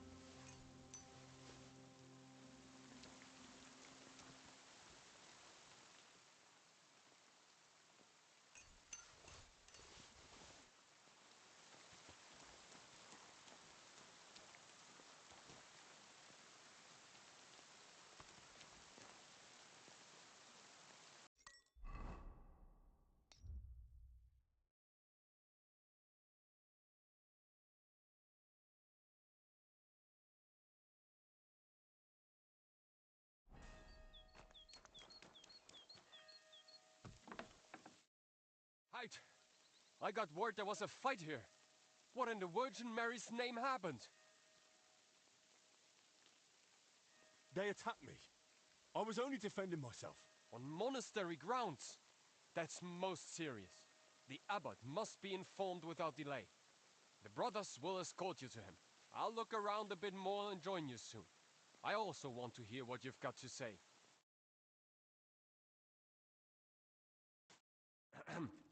I hate to interrupt your grace, but something's happened that urgently requires your attention. Did you bring more news from Masters Albic and Sicarius? How fare our sick? No, my lord. I've brought Henry here because we apprehended him in the infirmary graveyard. There was a fight. 3 men were killed, and the grave of the bearer of the arrow crest was looted. Boleslav Bavor? I was just telling his grace about him. The relic. Was it there? Yes. Bavor had it placed in the compartment in the sarcophagus lid. A fragment of Christ's cross. Just as Bavor's travel record said. Incredible! The Lord is with us in this dark hour. Such a treasure hidden away and waiting to be revealed in a time of need. Praised be Jesus Christ. Now and forever. And praised be the Virgin Mary, our protector. But now, back to what Ludolf said. Did 3 people truly lose their lives? They attacked me. I only defended myself. But who were they? Where did they come from?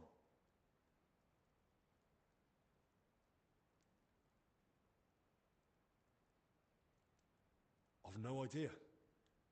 All I know is they were after Bavor's relic, and they were clearly prepared.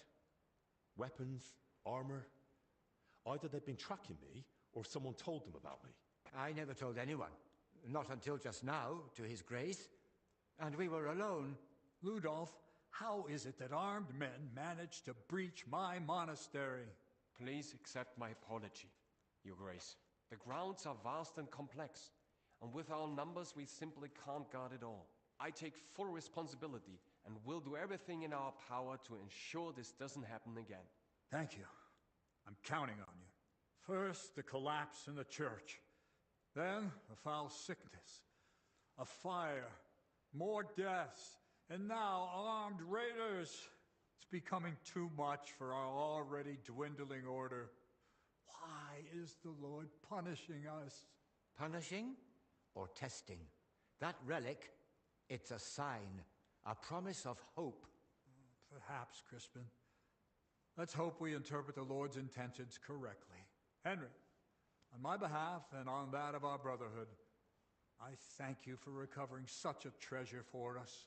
Let the disturbance of Sir Bavor's grave be forgiven, for you were guided by divine providence.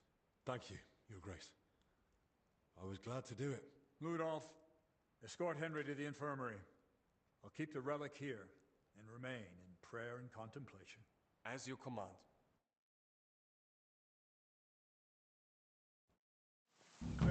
Stop where you are!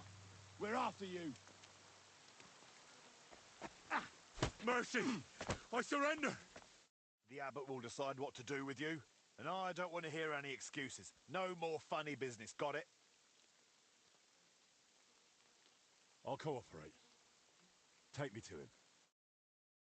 Henry, I won't tolerate such behavior.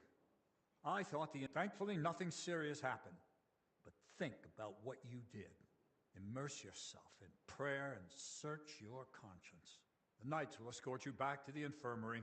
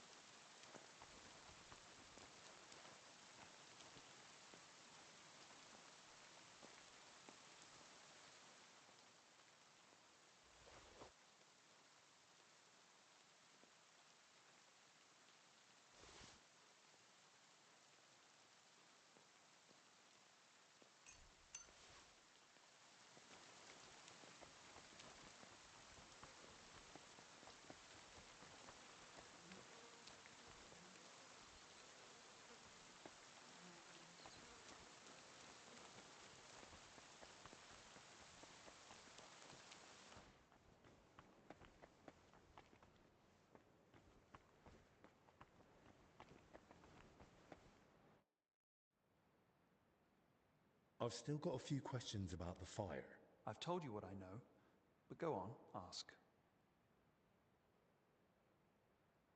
How did you find out about the fire? From the brothers who were meant to deal with the bodies. They came to fetch their tools, but then rushed back, saying no one was to go near the corpses.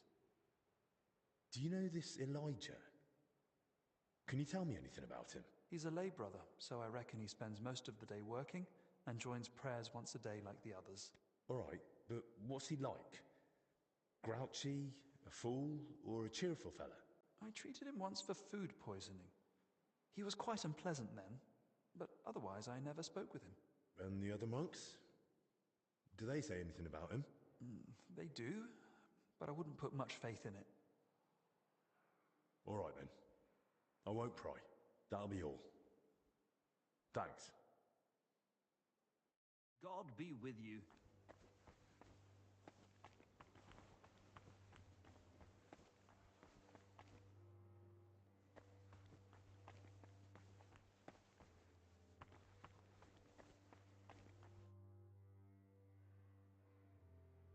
I went to Brother Crispin, the librarian, to ask about Bavor and that Jerusalem cross. You did well. But I take it you didn't come across any groundbreaking discovery? Surprisingly, we did. There's a travel record in the monastery archives written by Boleslav Bavor himself. And according to it, he ought to be buried here together with a relic from the Holy Land.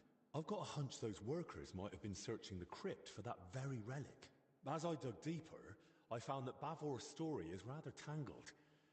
I won't bore you with the details. Considerate of you. In the end, I found not only Bavor's grave, but the relic, too. It was here the whole time. Can you believe it? Henry, if that relic's real, remarkable, what holy artifact is it? It's a splinter from Christ's cross. Praise the Lord. And especially now, given the circumstances. Perhaps it's a sign of hope for the sick. Sadly, it's not all good news. I was attacked at Bavor's grave by armed men who were after the relic.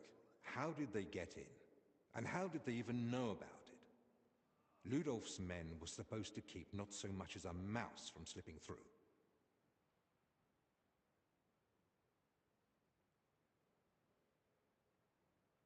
Someone was watching me earlier in the crypt when I was looking for Bavor's grave. It was probably one of them. By all the saints, if they made it all the way to the crypt... There's nowhere in the monastery that's truly safe anymore. We should keep that in mind. At least the abbot and Ludolf are aware. They questioned me straight after the fight, so Ludolf's men will be more watchful than ever. And the relic? The abbot kept it for himself. Said he wanted to study it and pray over it for the protection of the sick. That's as it should be. As the highest authority in the monastery, he alone should decide what happens with it. Well, I reckon that's everything about Bavor then. You've been busy, and you managed to uncover a few of the monastery's secrets. Only for more questions to arise. All in good time. No one even knew they existed before, and now you want to solve them all in a single day? Keep investigating, but be careful. Until the last of the sick are healed, a great deal could still go wrong.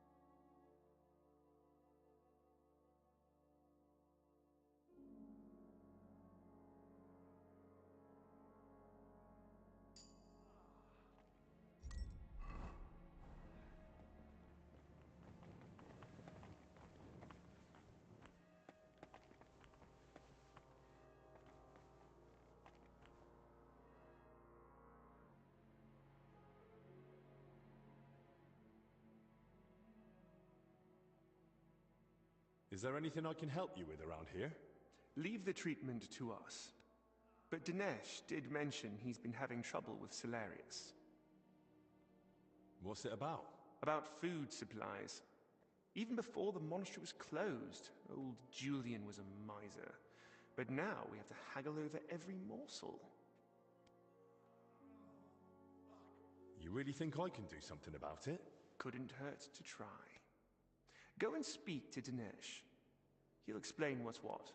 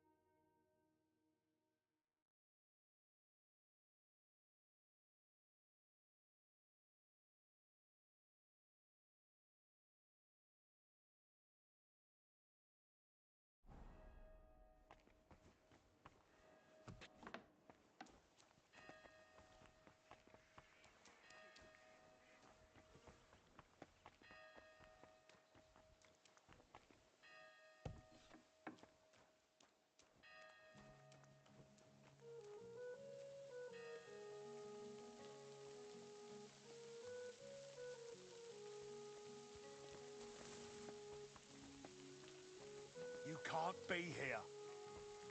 It seems I've got a bit lost. Just take me away. Come on then. And be more careful next time.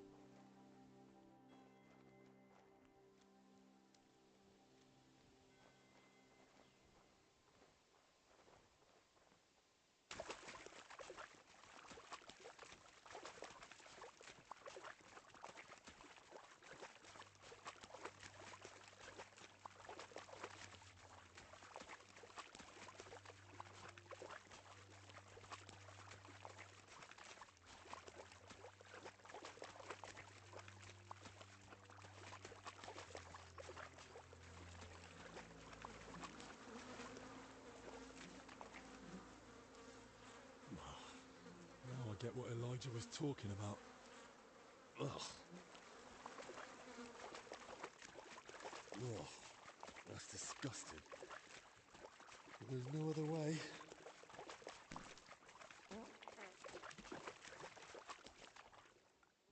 A cart and rose bushes. If he dragged them through the ditch, no wonder they were in such a state.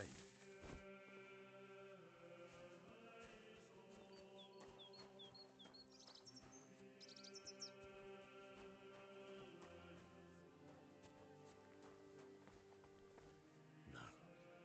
Only a madman would drag them this way. Someone would have seen something. I need to go another way.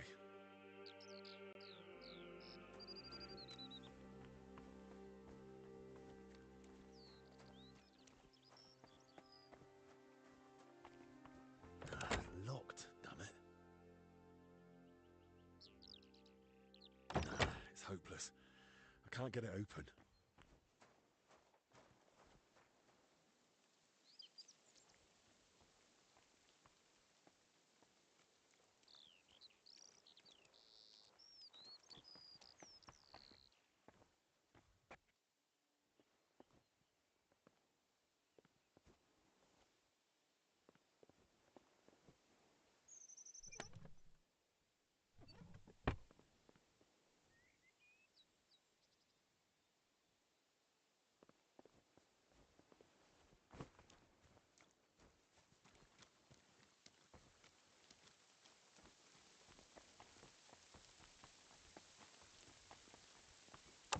It's hopeless. I can't get it open.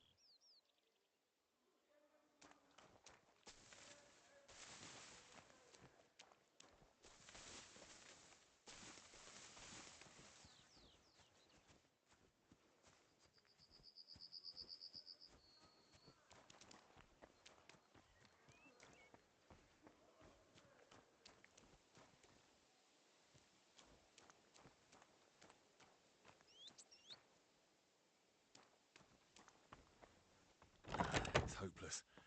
I can't get it open.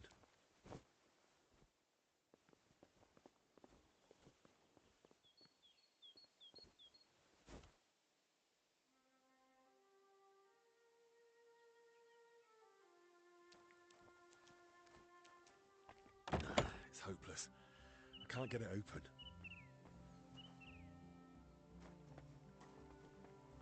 The tracks are clear.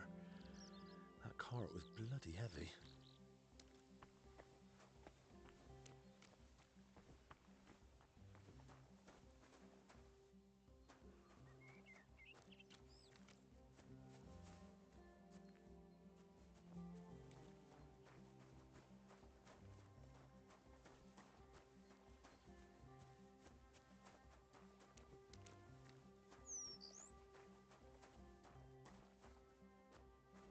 The cart tracks lead to the herbalists. Maybe Joachim knows more. Come on, lad, take a bath. You stink like a pig. Take care, and consider taking a bath, eh?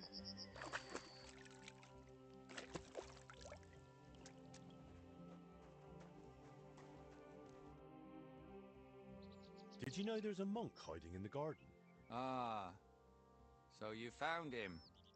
I know he's in the garden, but I think that's how it ought to stay. Why should he stay there? Go and see for yourself. How much time could he have left, eh? I reckon he should be the one to choose where to spend his final moments. Don't you think? So that's how it is. You just leave him out here, then? It doesn't bother me having him around. And if you're worried he'll run off somewhere... Thanks for your honesty. Well, it's not like you gave me much choice. Farewell.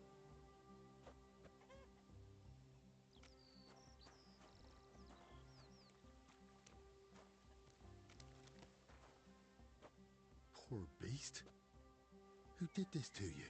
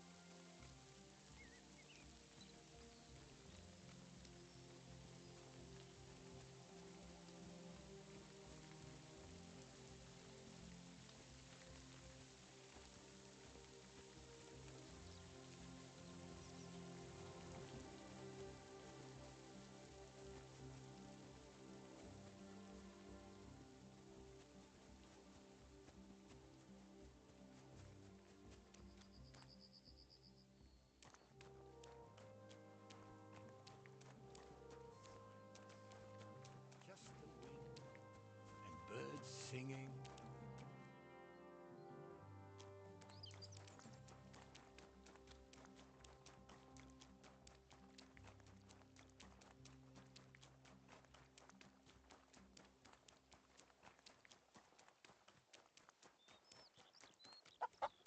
What in damnation is going on there? You said they were better.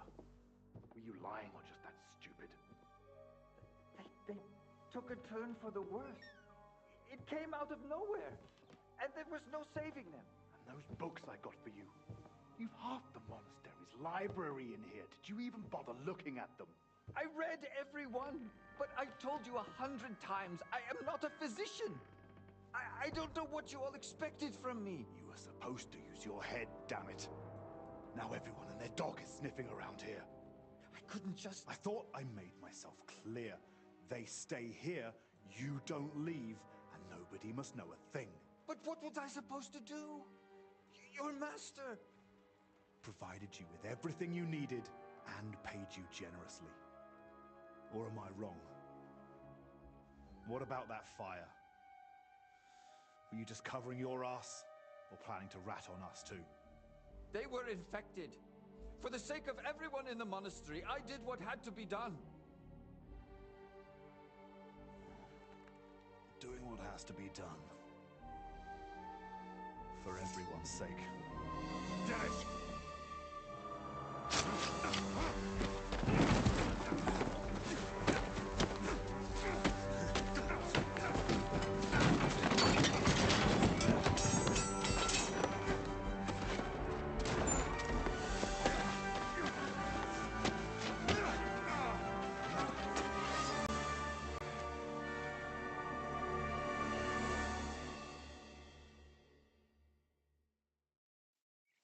Now you're going to get it!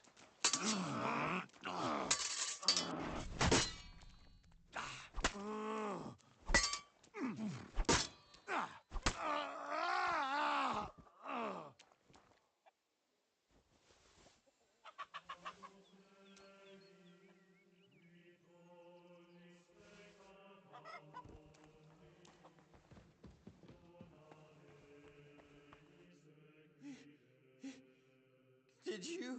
He's gone. Hold on. I'll fetch help. Don't trouble yourself, son. But please, stay. No. No, I'll run for Albie. Pray with me. The Lord will soon welcome me.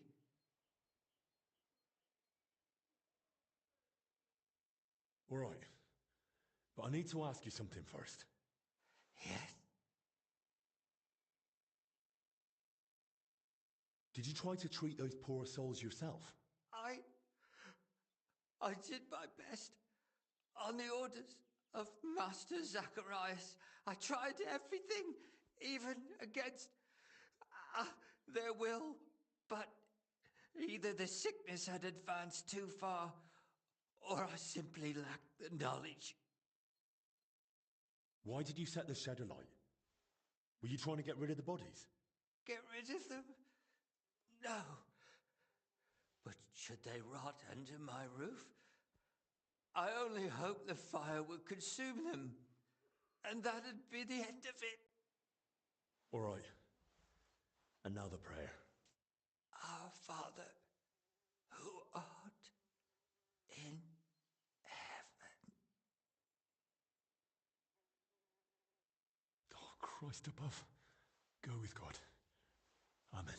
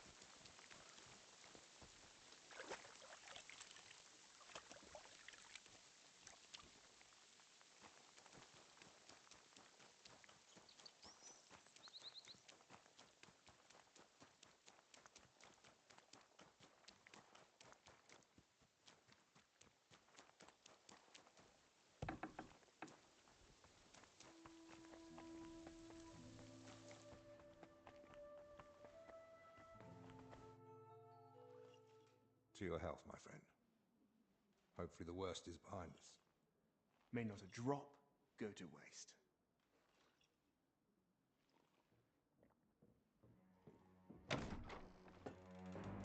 Rats! Hey! Henry! It was his fault those two died. He was the first to know about the epidemic, and he tried to keep everything hushed up.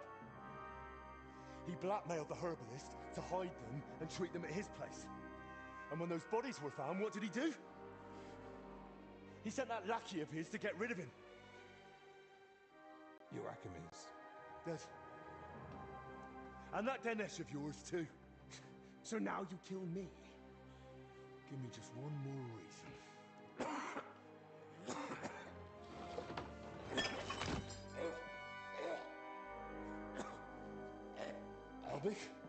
Albik, what is it?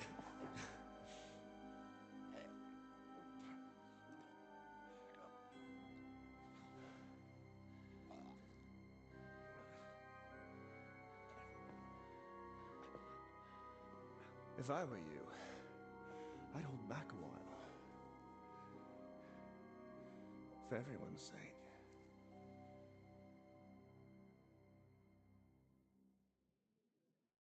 You poisoned him? Why? Calm down. He's still breathing. What do you mean, still? Whether he survives is up to you, and whether you're finally willing to cooperate.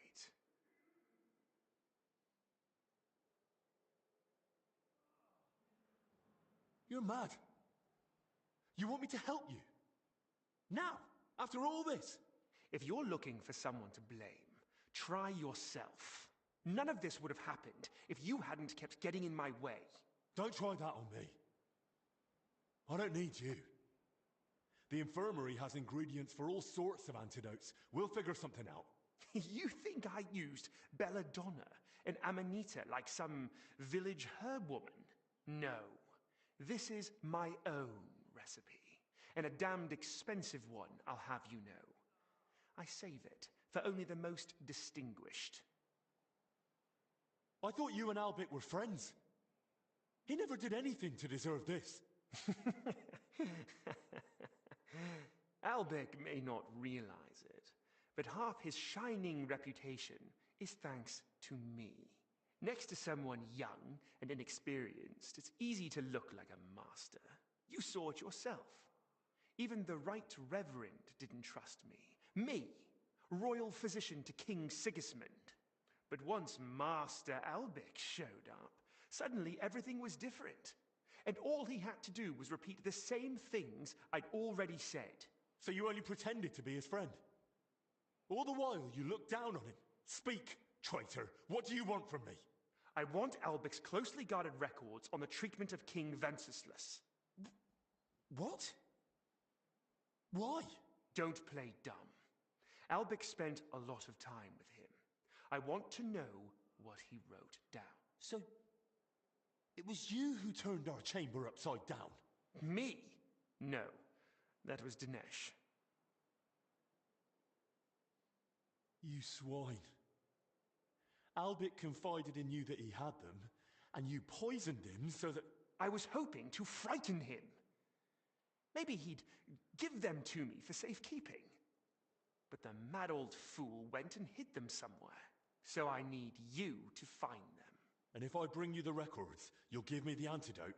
Not so fast. There's one more thing. Something King Sigismund himself would greatly value. Apparently, somewhere in this monastery, there's a relic from the Holy Land, brought here years ago by a knight. And that's what those workers were after. But they failed. Morons.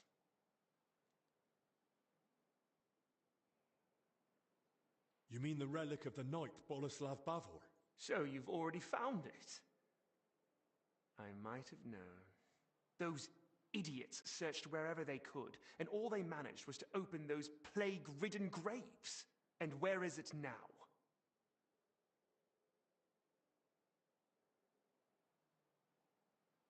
Quite honestly, I don't know. Henry, Albic's life is in your hands. Lying won't help him in the slightest. I'm telling the truth. I've no idea what happened to it. Someone like you, who searched every last corner of this monastery and didn't come across something like that. But if you really aren't lying, you'd best start trying harder. Once you've got the relic and the records, come to the church. We'll meet there. And one last piece of advice. Hurry. The substance acts slowly, but the longer you make Albic wait, the worse the consequences. And what's to stop me grabbing you by the neck, beating the antidote out of you, and dragging you to the abbot? The fact I'm not a fool. I haven't got the antidote on me. So we can go to the abbot and spend hours blaming each other.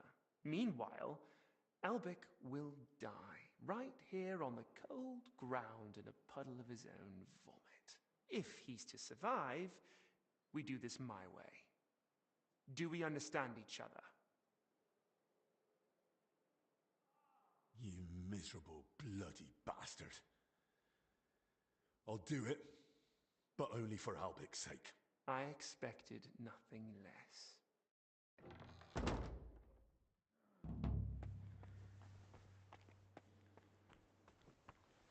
I can't leave Albic lying on the ground. Henry, the record.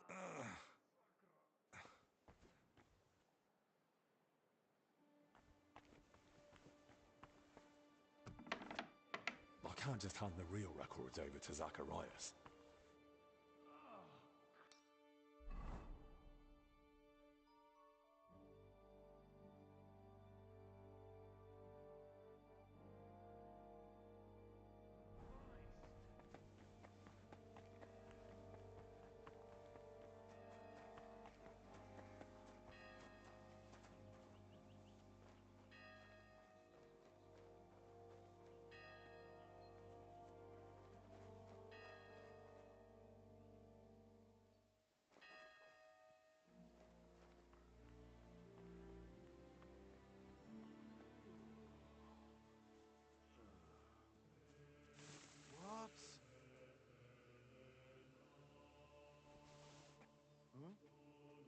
that?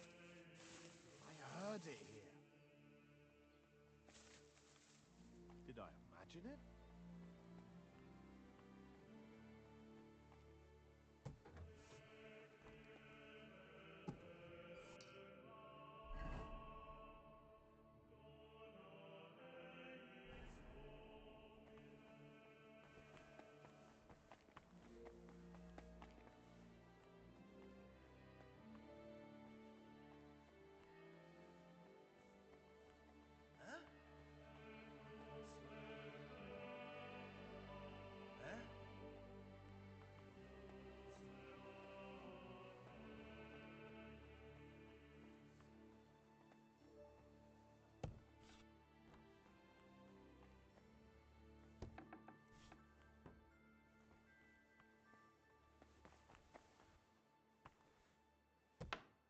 You aren't supposed to be here!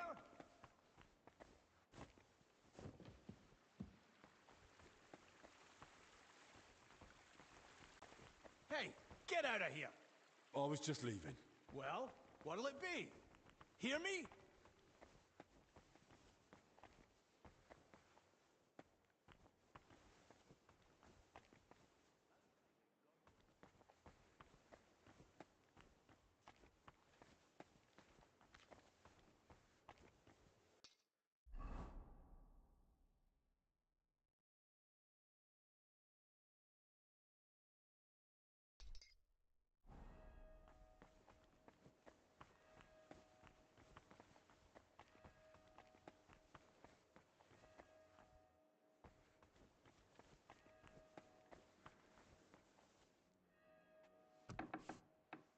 You aren't supposed to be here. I was just leaving. Well, what'll it be?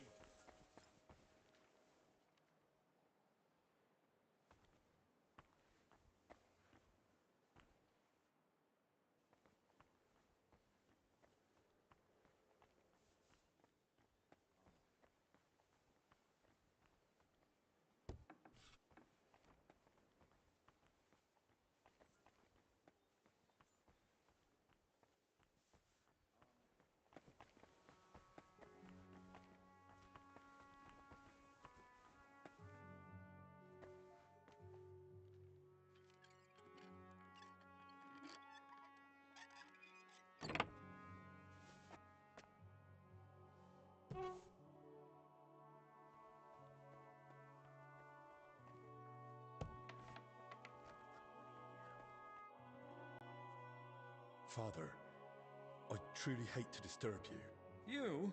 You have no business being here. Who do you think you are that the curfew doesn't apply to you? Wait, hear me out. Guards! Zacharias poisoned Master Albich. What? What did you say? Why would he do such a thing? Because he wants to trade Albich's life for the records on King Wenceslas's treatment, and on top of that, the relic from the Holy Land. So, may I stay? Or will you have me removed? Right. From the start, then. It all began in that crypt beneath the church. Some of the workers were trying to find the tomb of Sir Boleslav Bavor. They were supposed to fix the collapse. No one gave them permission to enter the crypt. Zacharias bribed them. He'd heard that Bavor was buried here with a relic from the Holy Land, and decided to seize it for King Sigismund. The workers were meant to find Bavor's sarcophagus, but they also opened and looted nearby tombs. That is sacrilege. That crypt holds the remains of abbots of this monastery. And in the process, they uncovered coffins containing rotting remains. That's where the illness that spread through the monastery came from. So the illness, it wasn't plague.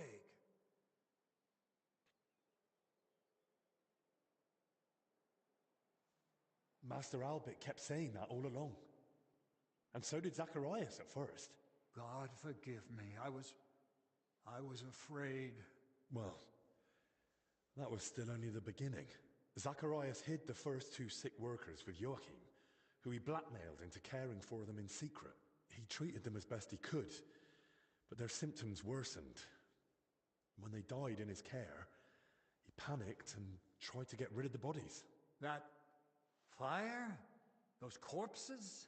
When they were found, Zacharias panicked in turn and sent Dinesh to kill Joachim. Oh, God in heaven, forgive them their sins. I tried to stop him, but he stabbed Joachim and then came at me. Luckily, I managed to fight him off. I ran back to the infirmary to warn Albich, but by then, Zacharias had already been poisoning his wine for some time. I don't know what poison it was, but Albich is barely breathing and has no idea what's going on. And Zacharias? He actually laughed in my face. He'll only give me the antidote if I bring him 2 things. Oh, people hold nothing sacred. He wants Bavor's relic and Albich's records on King Wenceslas's treatment. The exchange is to take place in the church. Otherwise, Albich likely won't live to see morning. Please, Father Jan. Albich sees you as a friend. Zacharias betrayed him. You can still save him. Will you help me? From what you've said, I gather you knew about his plans. Why are you telling me all this only now?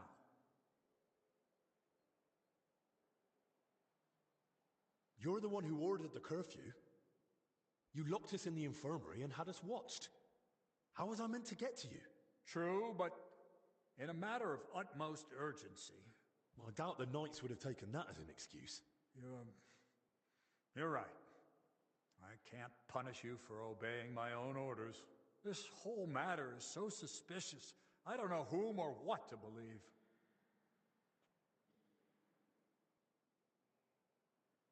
Father, I'm a warrior, so please forgive my blunt manners. But even an unlearned man like me can see Zacharias caused all this suffering. Or at least did much to bring it about. No man alone could... But he wasn't alone.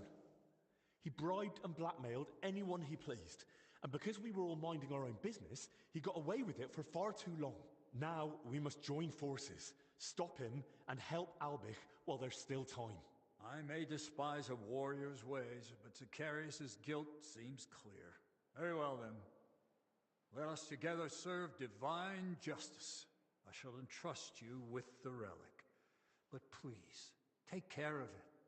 May it be preserved for our monastery. Thank you for your trust, Father. I'll do my best to see it return to you. From this moment, the curfew no longer applies to you. The knights at my door will inform everyone else. And do speak to Sir Ludolf. Perhaps one of his men has gear that'll suit you too. Thank you again, Father. You can thank me later. Right now, get moving. I'm sorry, Father. There's one more thing. Yes? Albich hid his records somewhere safe, but he didn't manage to tell me where. All he could get out was they're behind the scales. Did he ever mention anything like that to you? I'm afraid not, lad. We never spoke of it. Did he speak about anything else? Since the curfew was declared, he only came to see me once. He asked for access to my private chapel. And? Did you allow it? No. Oh, Lord, forgive me. I didn't want him bringing the sickness here. I told him to use the infirmary chapel. But there were already sick men there too. Still, thank you.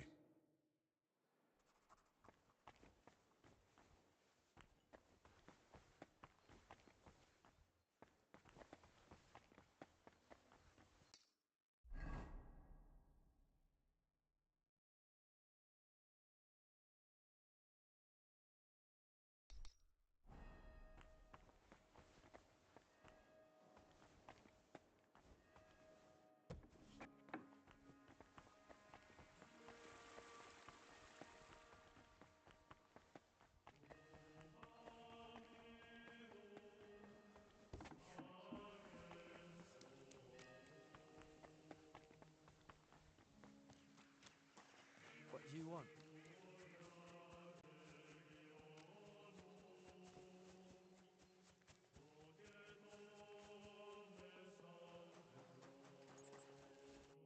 Sir Ludolf, I spoke with His Grace the Abbot, and... Words already reached me. My men are ready to assist you, should it come to that. Thank you. I appreciate it. But there's one more thing. We may be facing a fight, and I arrived at the monastery without any equipment. Our supplies aren't vast. but we can at least offer you a cuirass and a gambeson. There's a cuirass ready on this stand in the tent. If you want it, it's yours. Thank you, sir.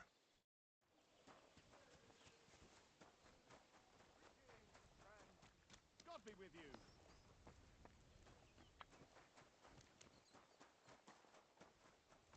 You're still here? Why wouldn't I be? When Ludolf told us about what's going on, you looked about ready to come in take to your handy. heels. Well, You're exaggerating. Unless Zacharias has a hand cannon hidden somewhere.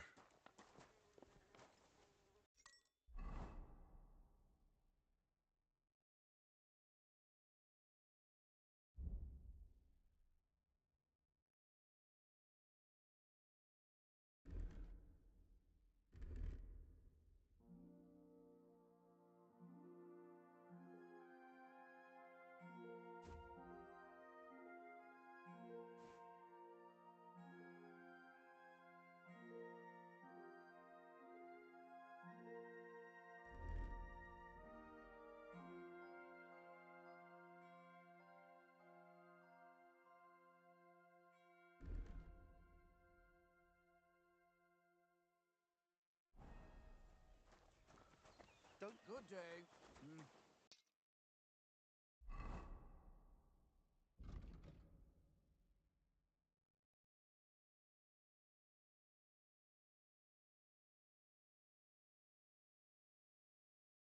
Good day. I'm so tired I can barely keep my...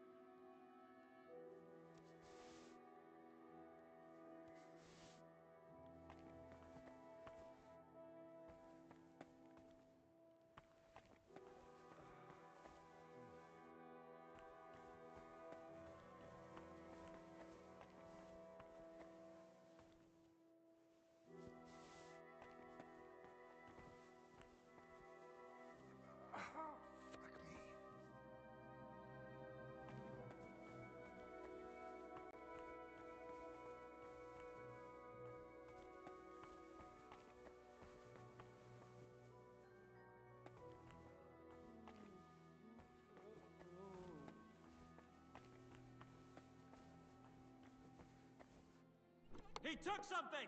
He's a thief!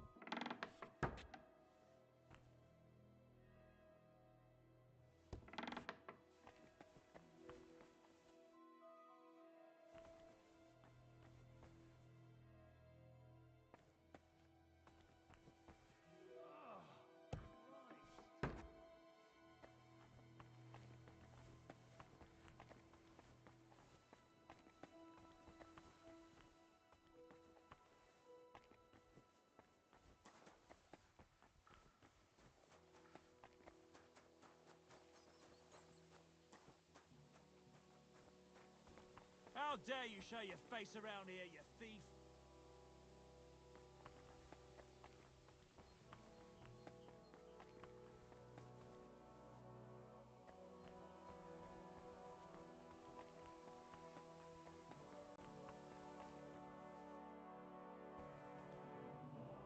What did I do to you?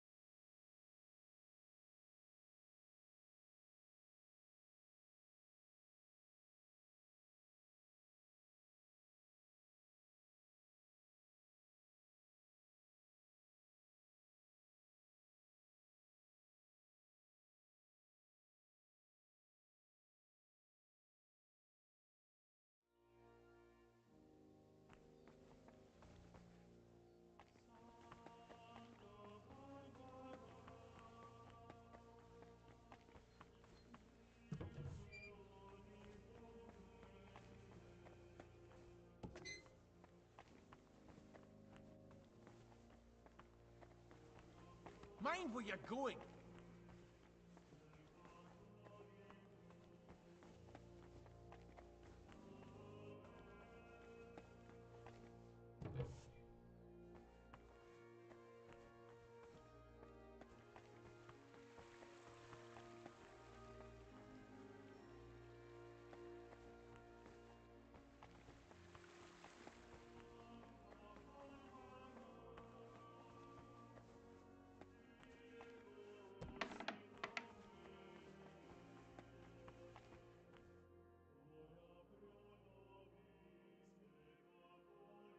I've got a bit of an odd question.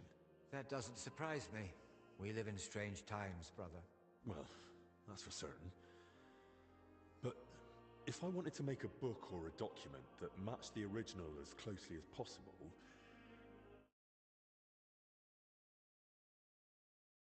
Why are you asking?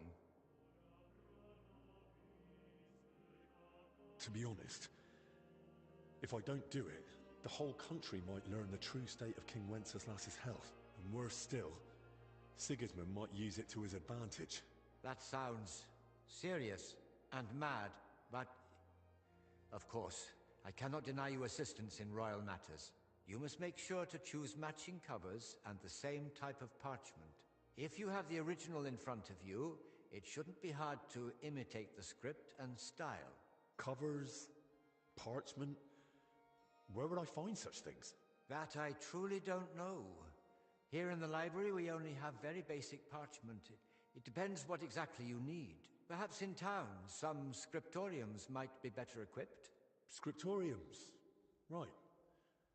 Thanks.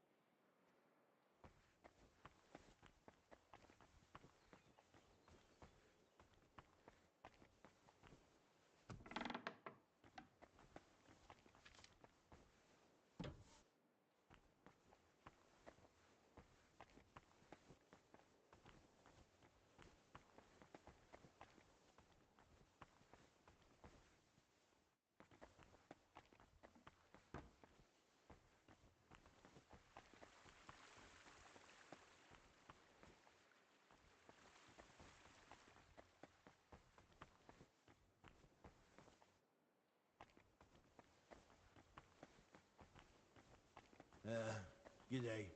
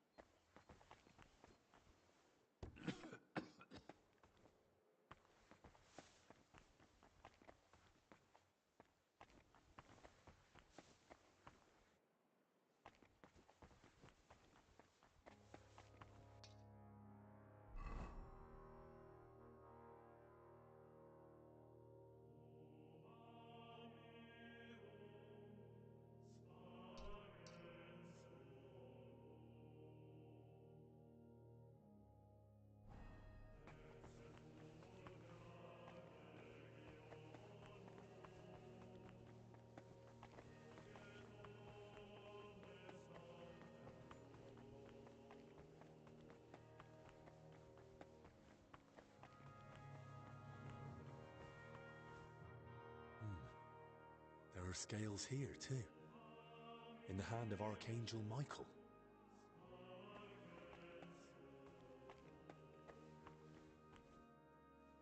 Those are the records. Lord Almighty. Thank you.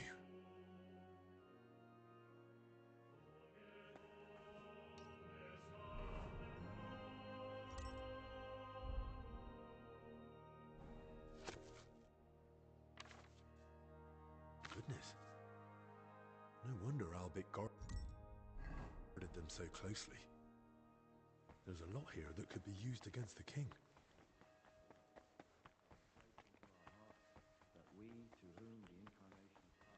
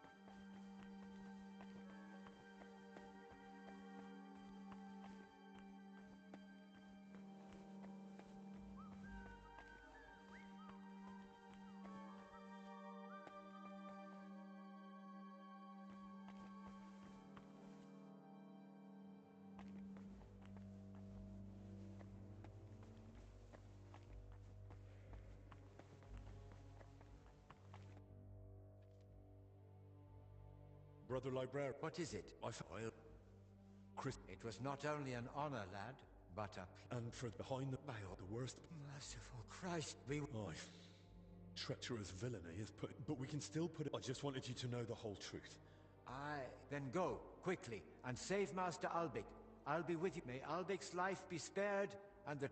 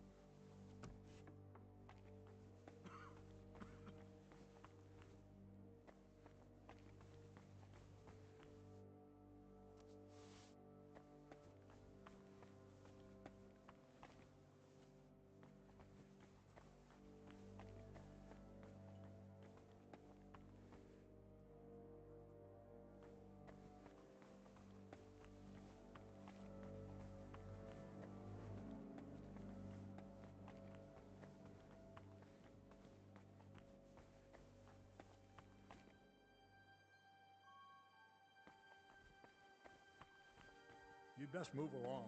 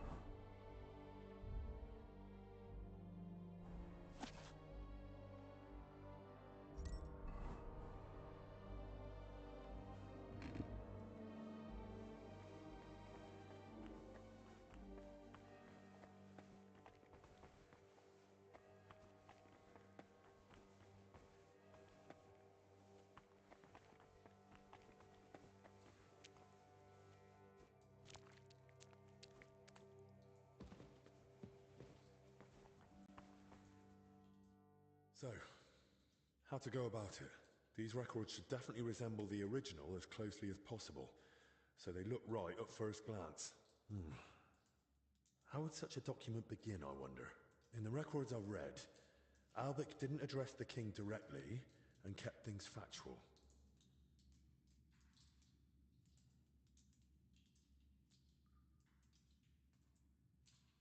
There's no greeting. Albic just goes straight into advising the king.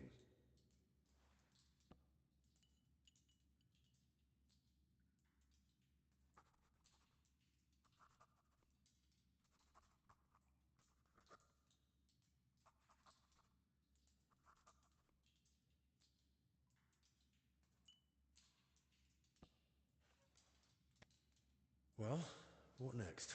I suppose I should get straight to what's troubling the king. But what might that be?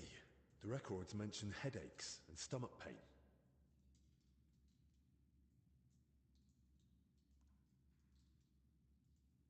So the king's got headaches and stomach cramps. But what did Albic advise him?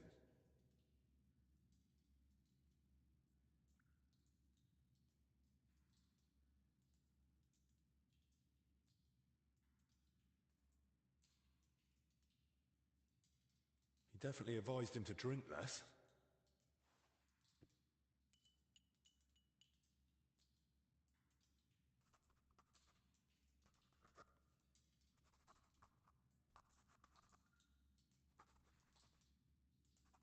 Right, that's about halfway. What next? Sigismund is surely wondering why King Wenceslas has no heirs, and Albic knows that King Wenceslas is infertile.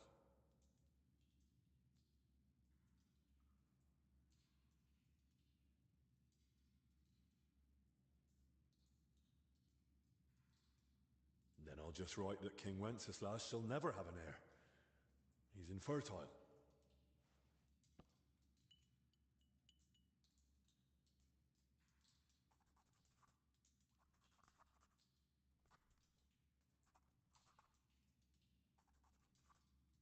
Right, that's sorted. And how to end it? Maybe some general recommendation?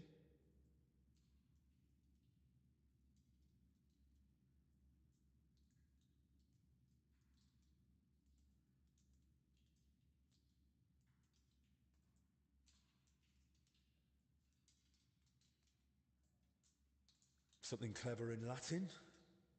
That's what I'd expect from someone so learned. But what? What about mens sana in corpore sano? A sound mind in a sound body?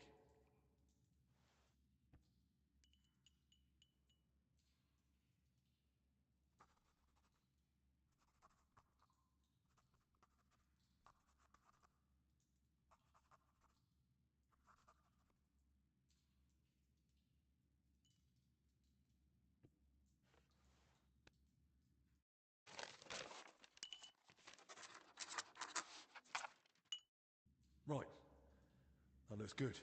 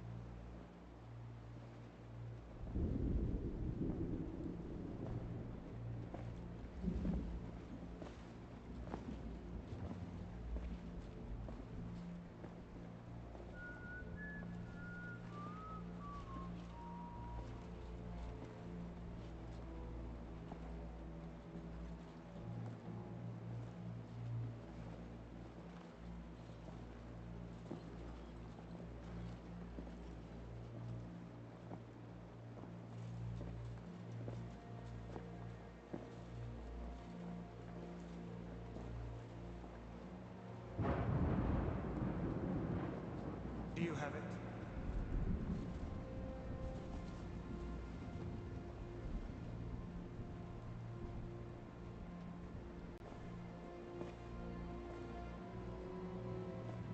It's good to see you keep your word. I hope you'll do the same.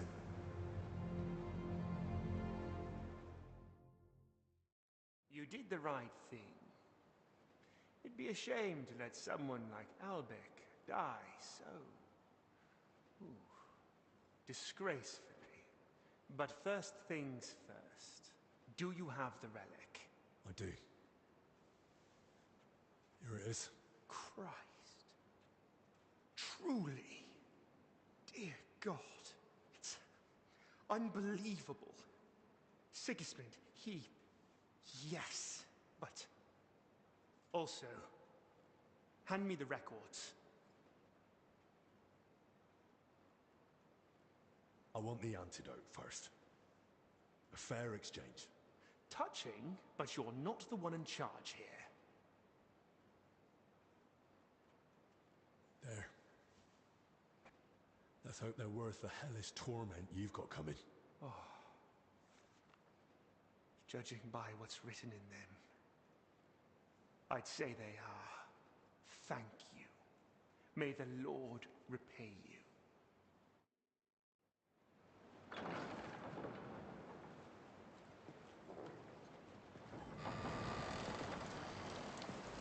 Get up!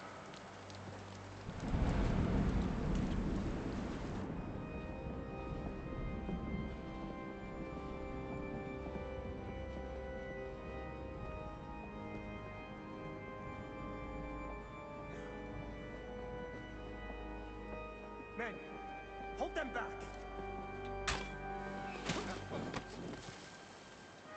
Stop this madness! This is the house of God!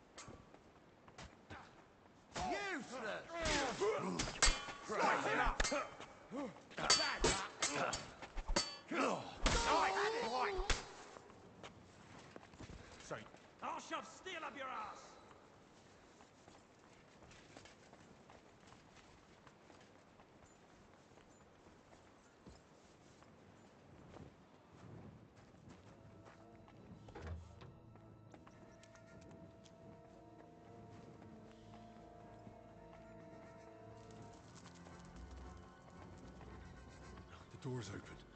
This way. Damn. Locked.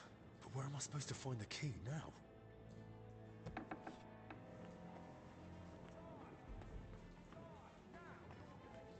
Damn it. Where now?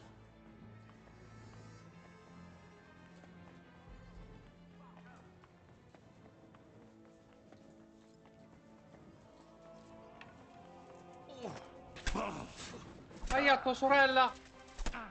Ma no, perché ha messo via la... Never fear, I'm here to help.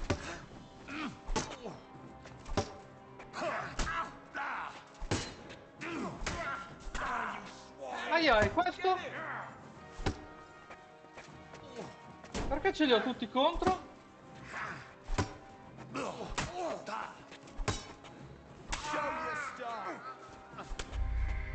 Perché ce li ho tutti contro? Oh!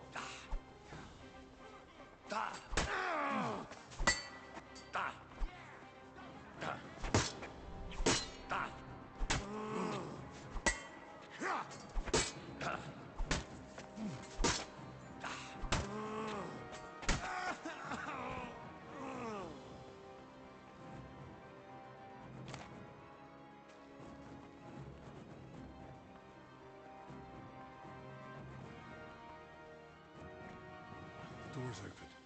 This way.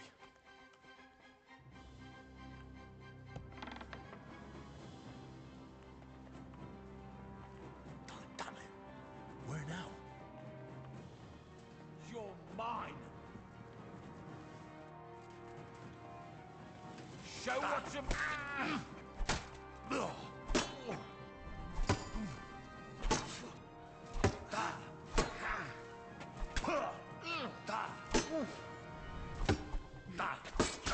Bad luck. Nice strike.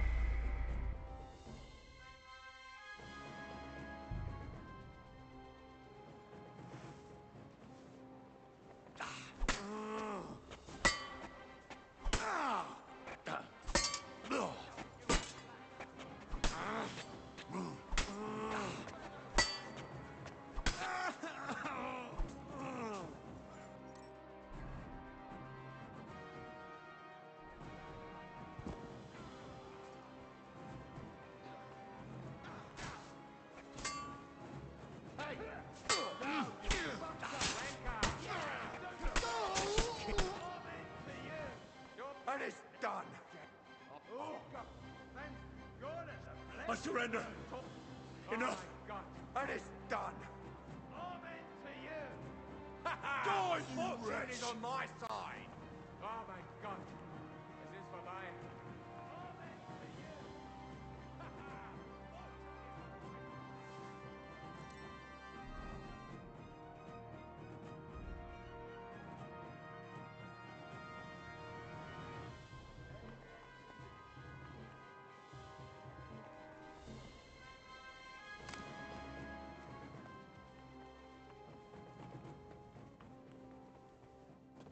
The door's open. This way.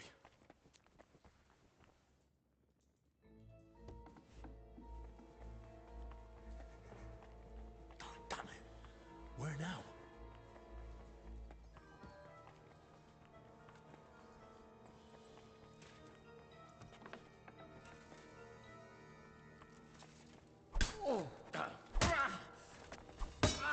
Fucking hell.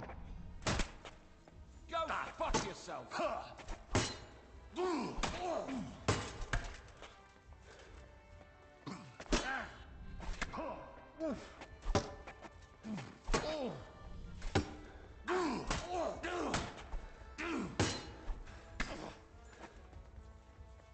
Show what you're made of.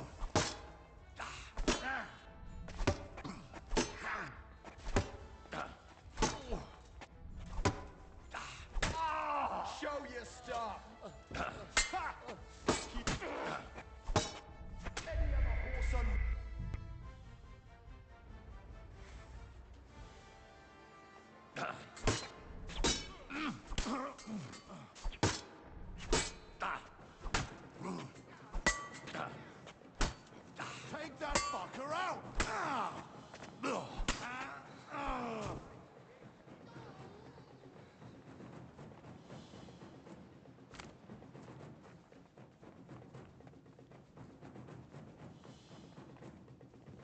The door's open.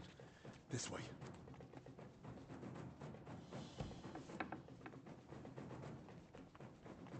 Damn it.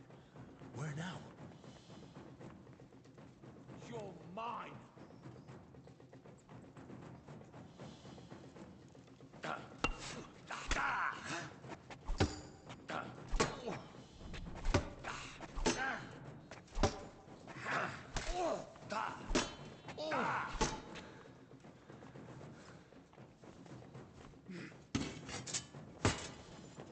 Bad luck! I'm hit! Show what you're made of!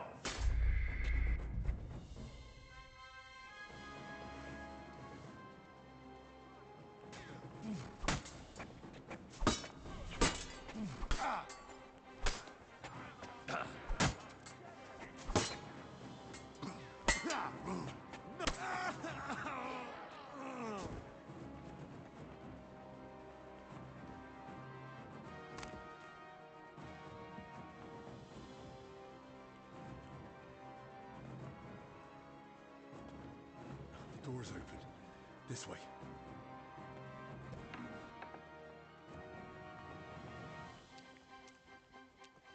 Damn. Locked. But where am I supposed to find the key now? Damn it. Where now?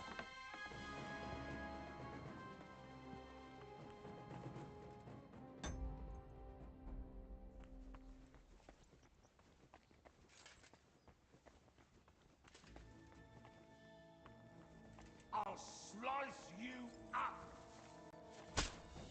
Show what you're made of!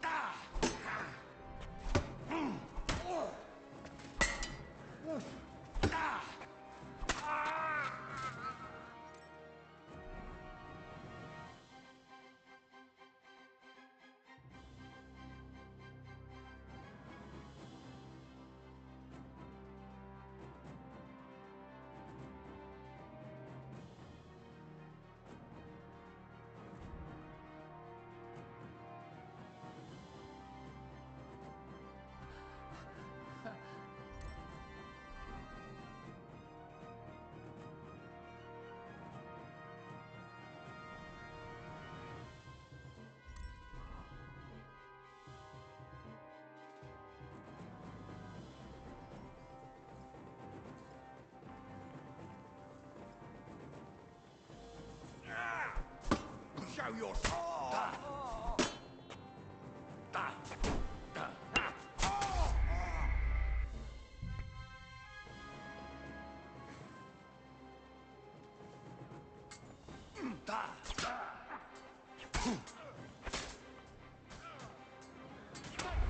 Scum!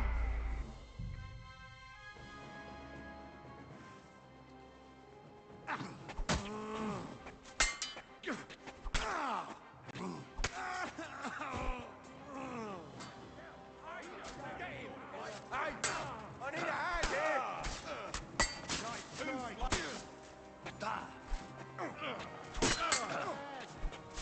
Kick your die, you swine! Fortune is on my side! Thank God. That's why I'm calm. And if you done. Oh, thank God and the blessed Virgin. Wait! I surrender! Amen to you. Thank God. That's why I'm calm.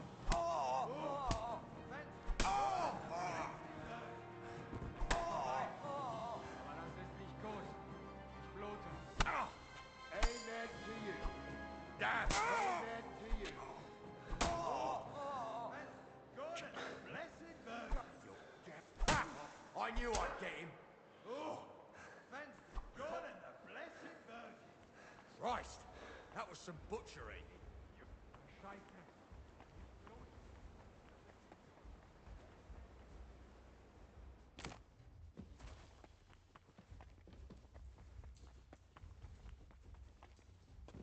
The door's open. This way.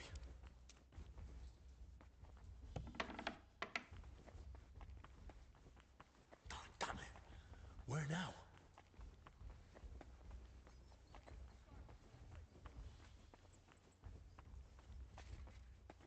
You swine!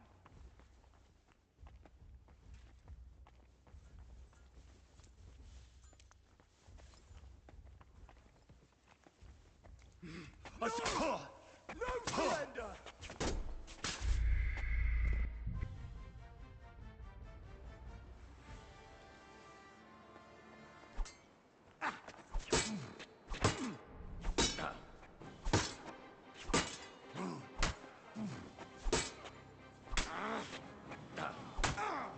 Fucking hell!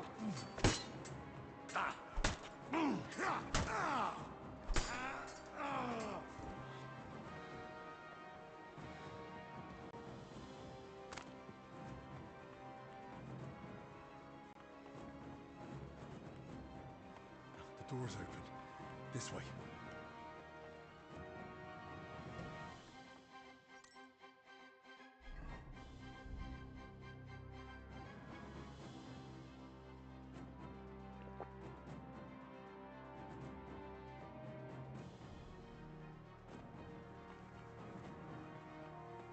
Damn it.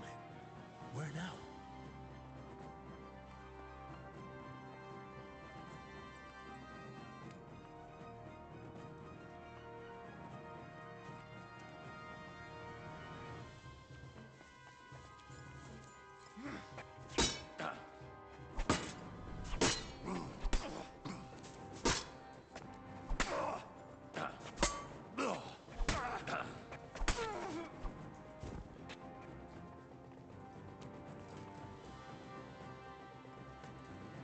Your mark!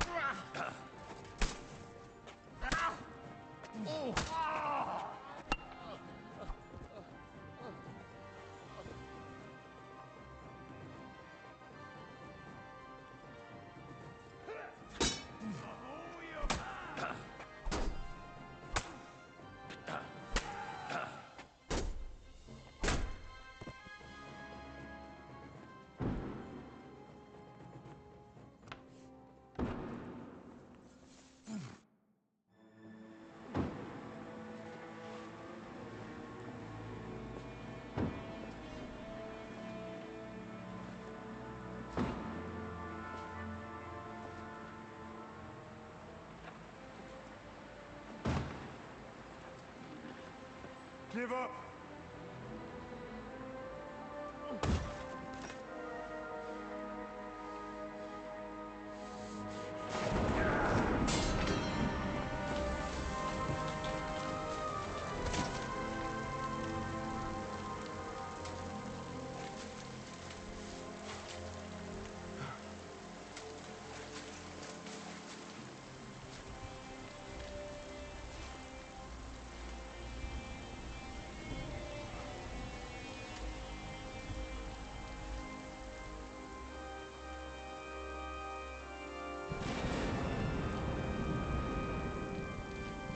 It's over.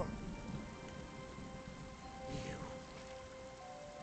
If it wasn't for you, none of this would have happened! But what? We can still fix this. We can still help everyone! I don't believe a word you say. Give me that antidote and surrender. And then what? You take the only thing you need, and then you kill me. Like you did Dinesh. Or you arrest me, and you hand me over to Sigismund. You know very well what you'll do to me. This has to stop. Enough people have died already. Now give me that antidote.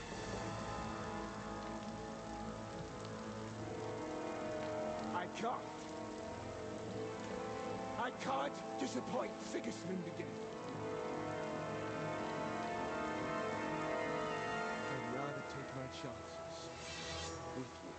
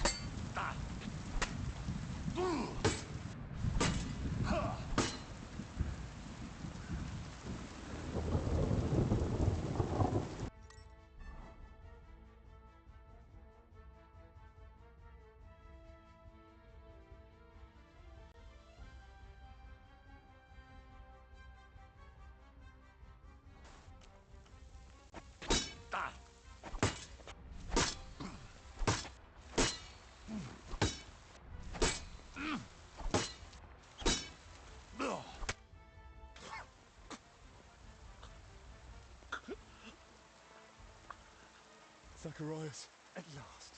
Please. Ironic, don't you think?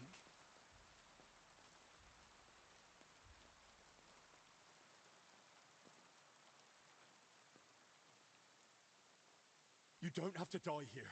They can help you at the infirmary. We just need to hurry. Don't be foolish. Even Albic couldn't save me. And he's got more pressing matters now.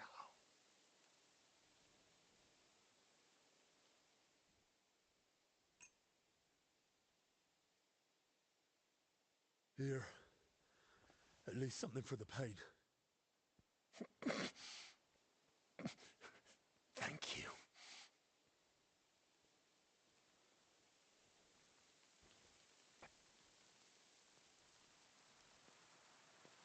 Why? Why all this? I had no choice. Sigismund. I couldn't fail him again.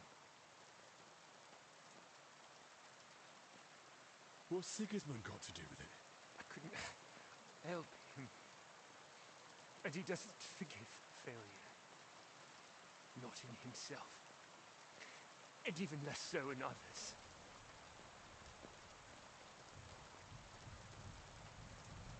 Why did you want the relic? What would Sigismund even do with it? Would have secured the future for both of us, with God's help. Perhaps Sigismund would finally succeed. And I'd win back his trust. What was it you couldn't help Sigismund with? That's between me, His Majesty, and soon, God.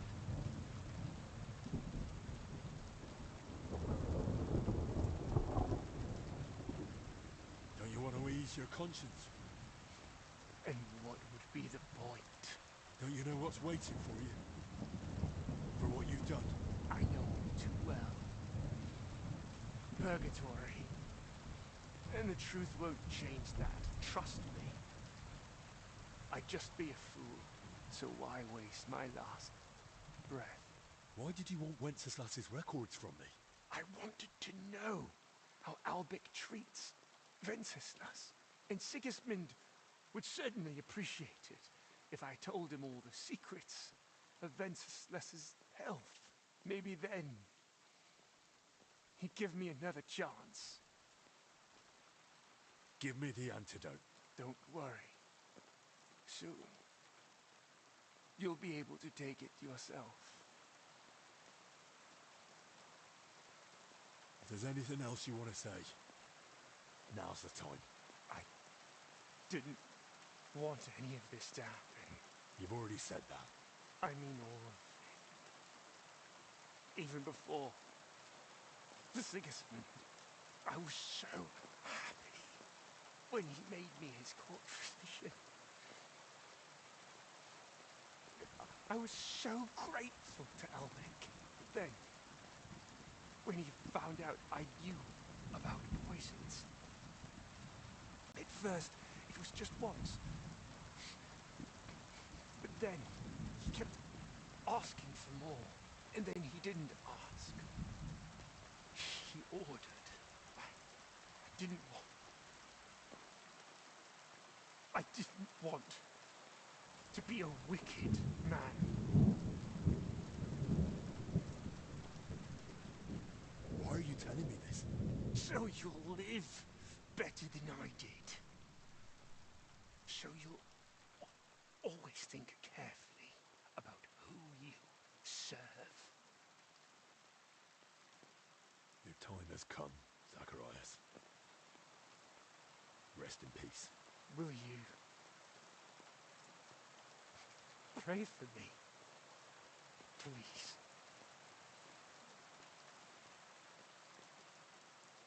You don't deserve my prayer. Oh, Lord, have mercy.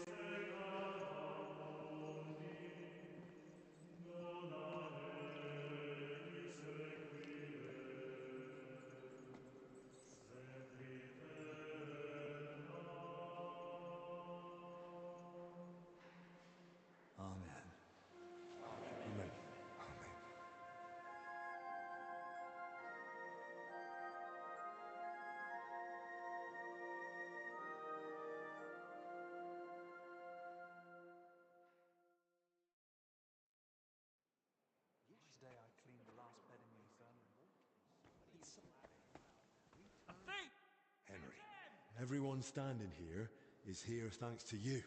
Oh, your words please me. But you're wrong. I may have helped heal them, but I wouldn't even be here myself without you.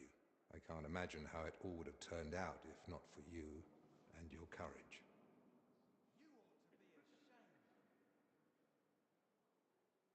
I was glad to help. I owe you my life, and I'll never forget it.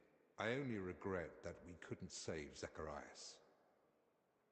How could I have been so foolish? Zacharias deceived me too. I only saw through him when it was nearly too late. But I knew him. I taught him everything, and it was I who recommended him to Sigismund to be appointed his personal physician. I handed Zacharias straight into the usurper's clutches. The venomous vipers writhing at the feet of the self-proclaimed king surely influenced him.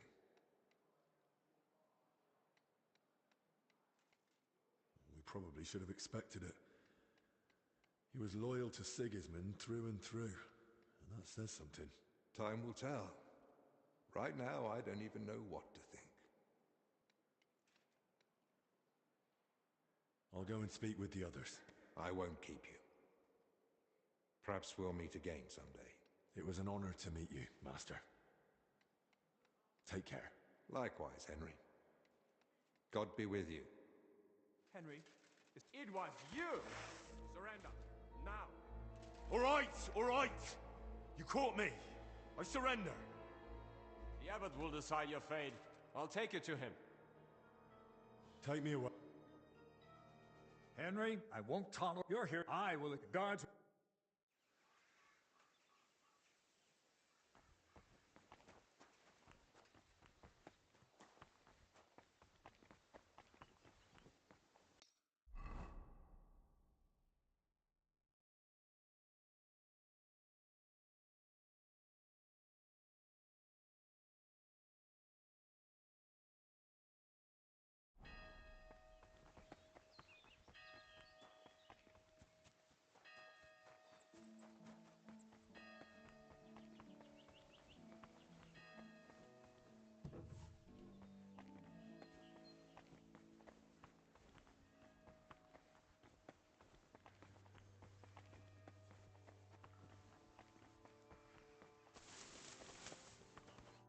I suppose you're getting ready to leave us? Yes. It's time I returned. I'm sorry to hear that. You and Albec helped us so much. God knows how many brothers would no longer be with us were it not for Albec's treatment. And that wouldn't have happened if you hadn't found the antidote for him. Albec owes you his life, Henry. Will I be allowed to visit the monastery again someday? Of course. You'll always be welcome here. Suppose I'll be going now. Hopefully we'll meet again soon.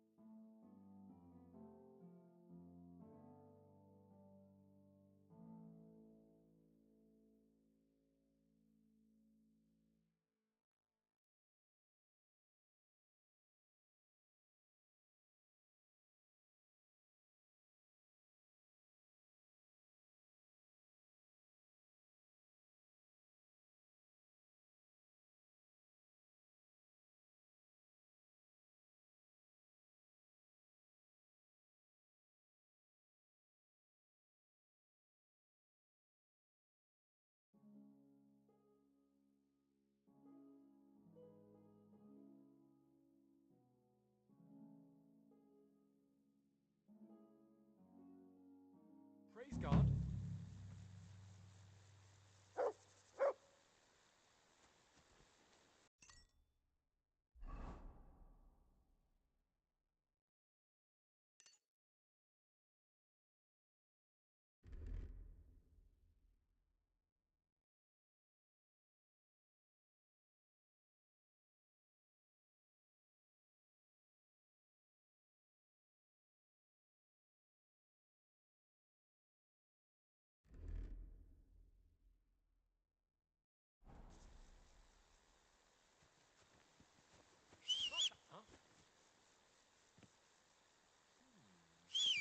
Never mind. I thought there was something fishy going on.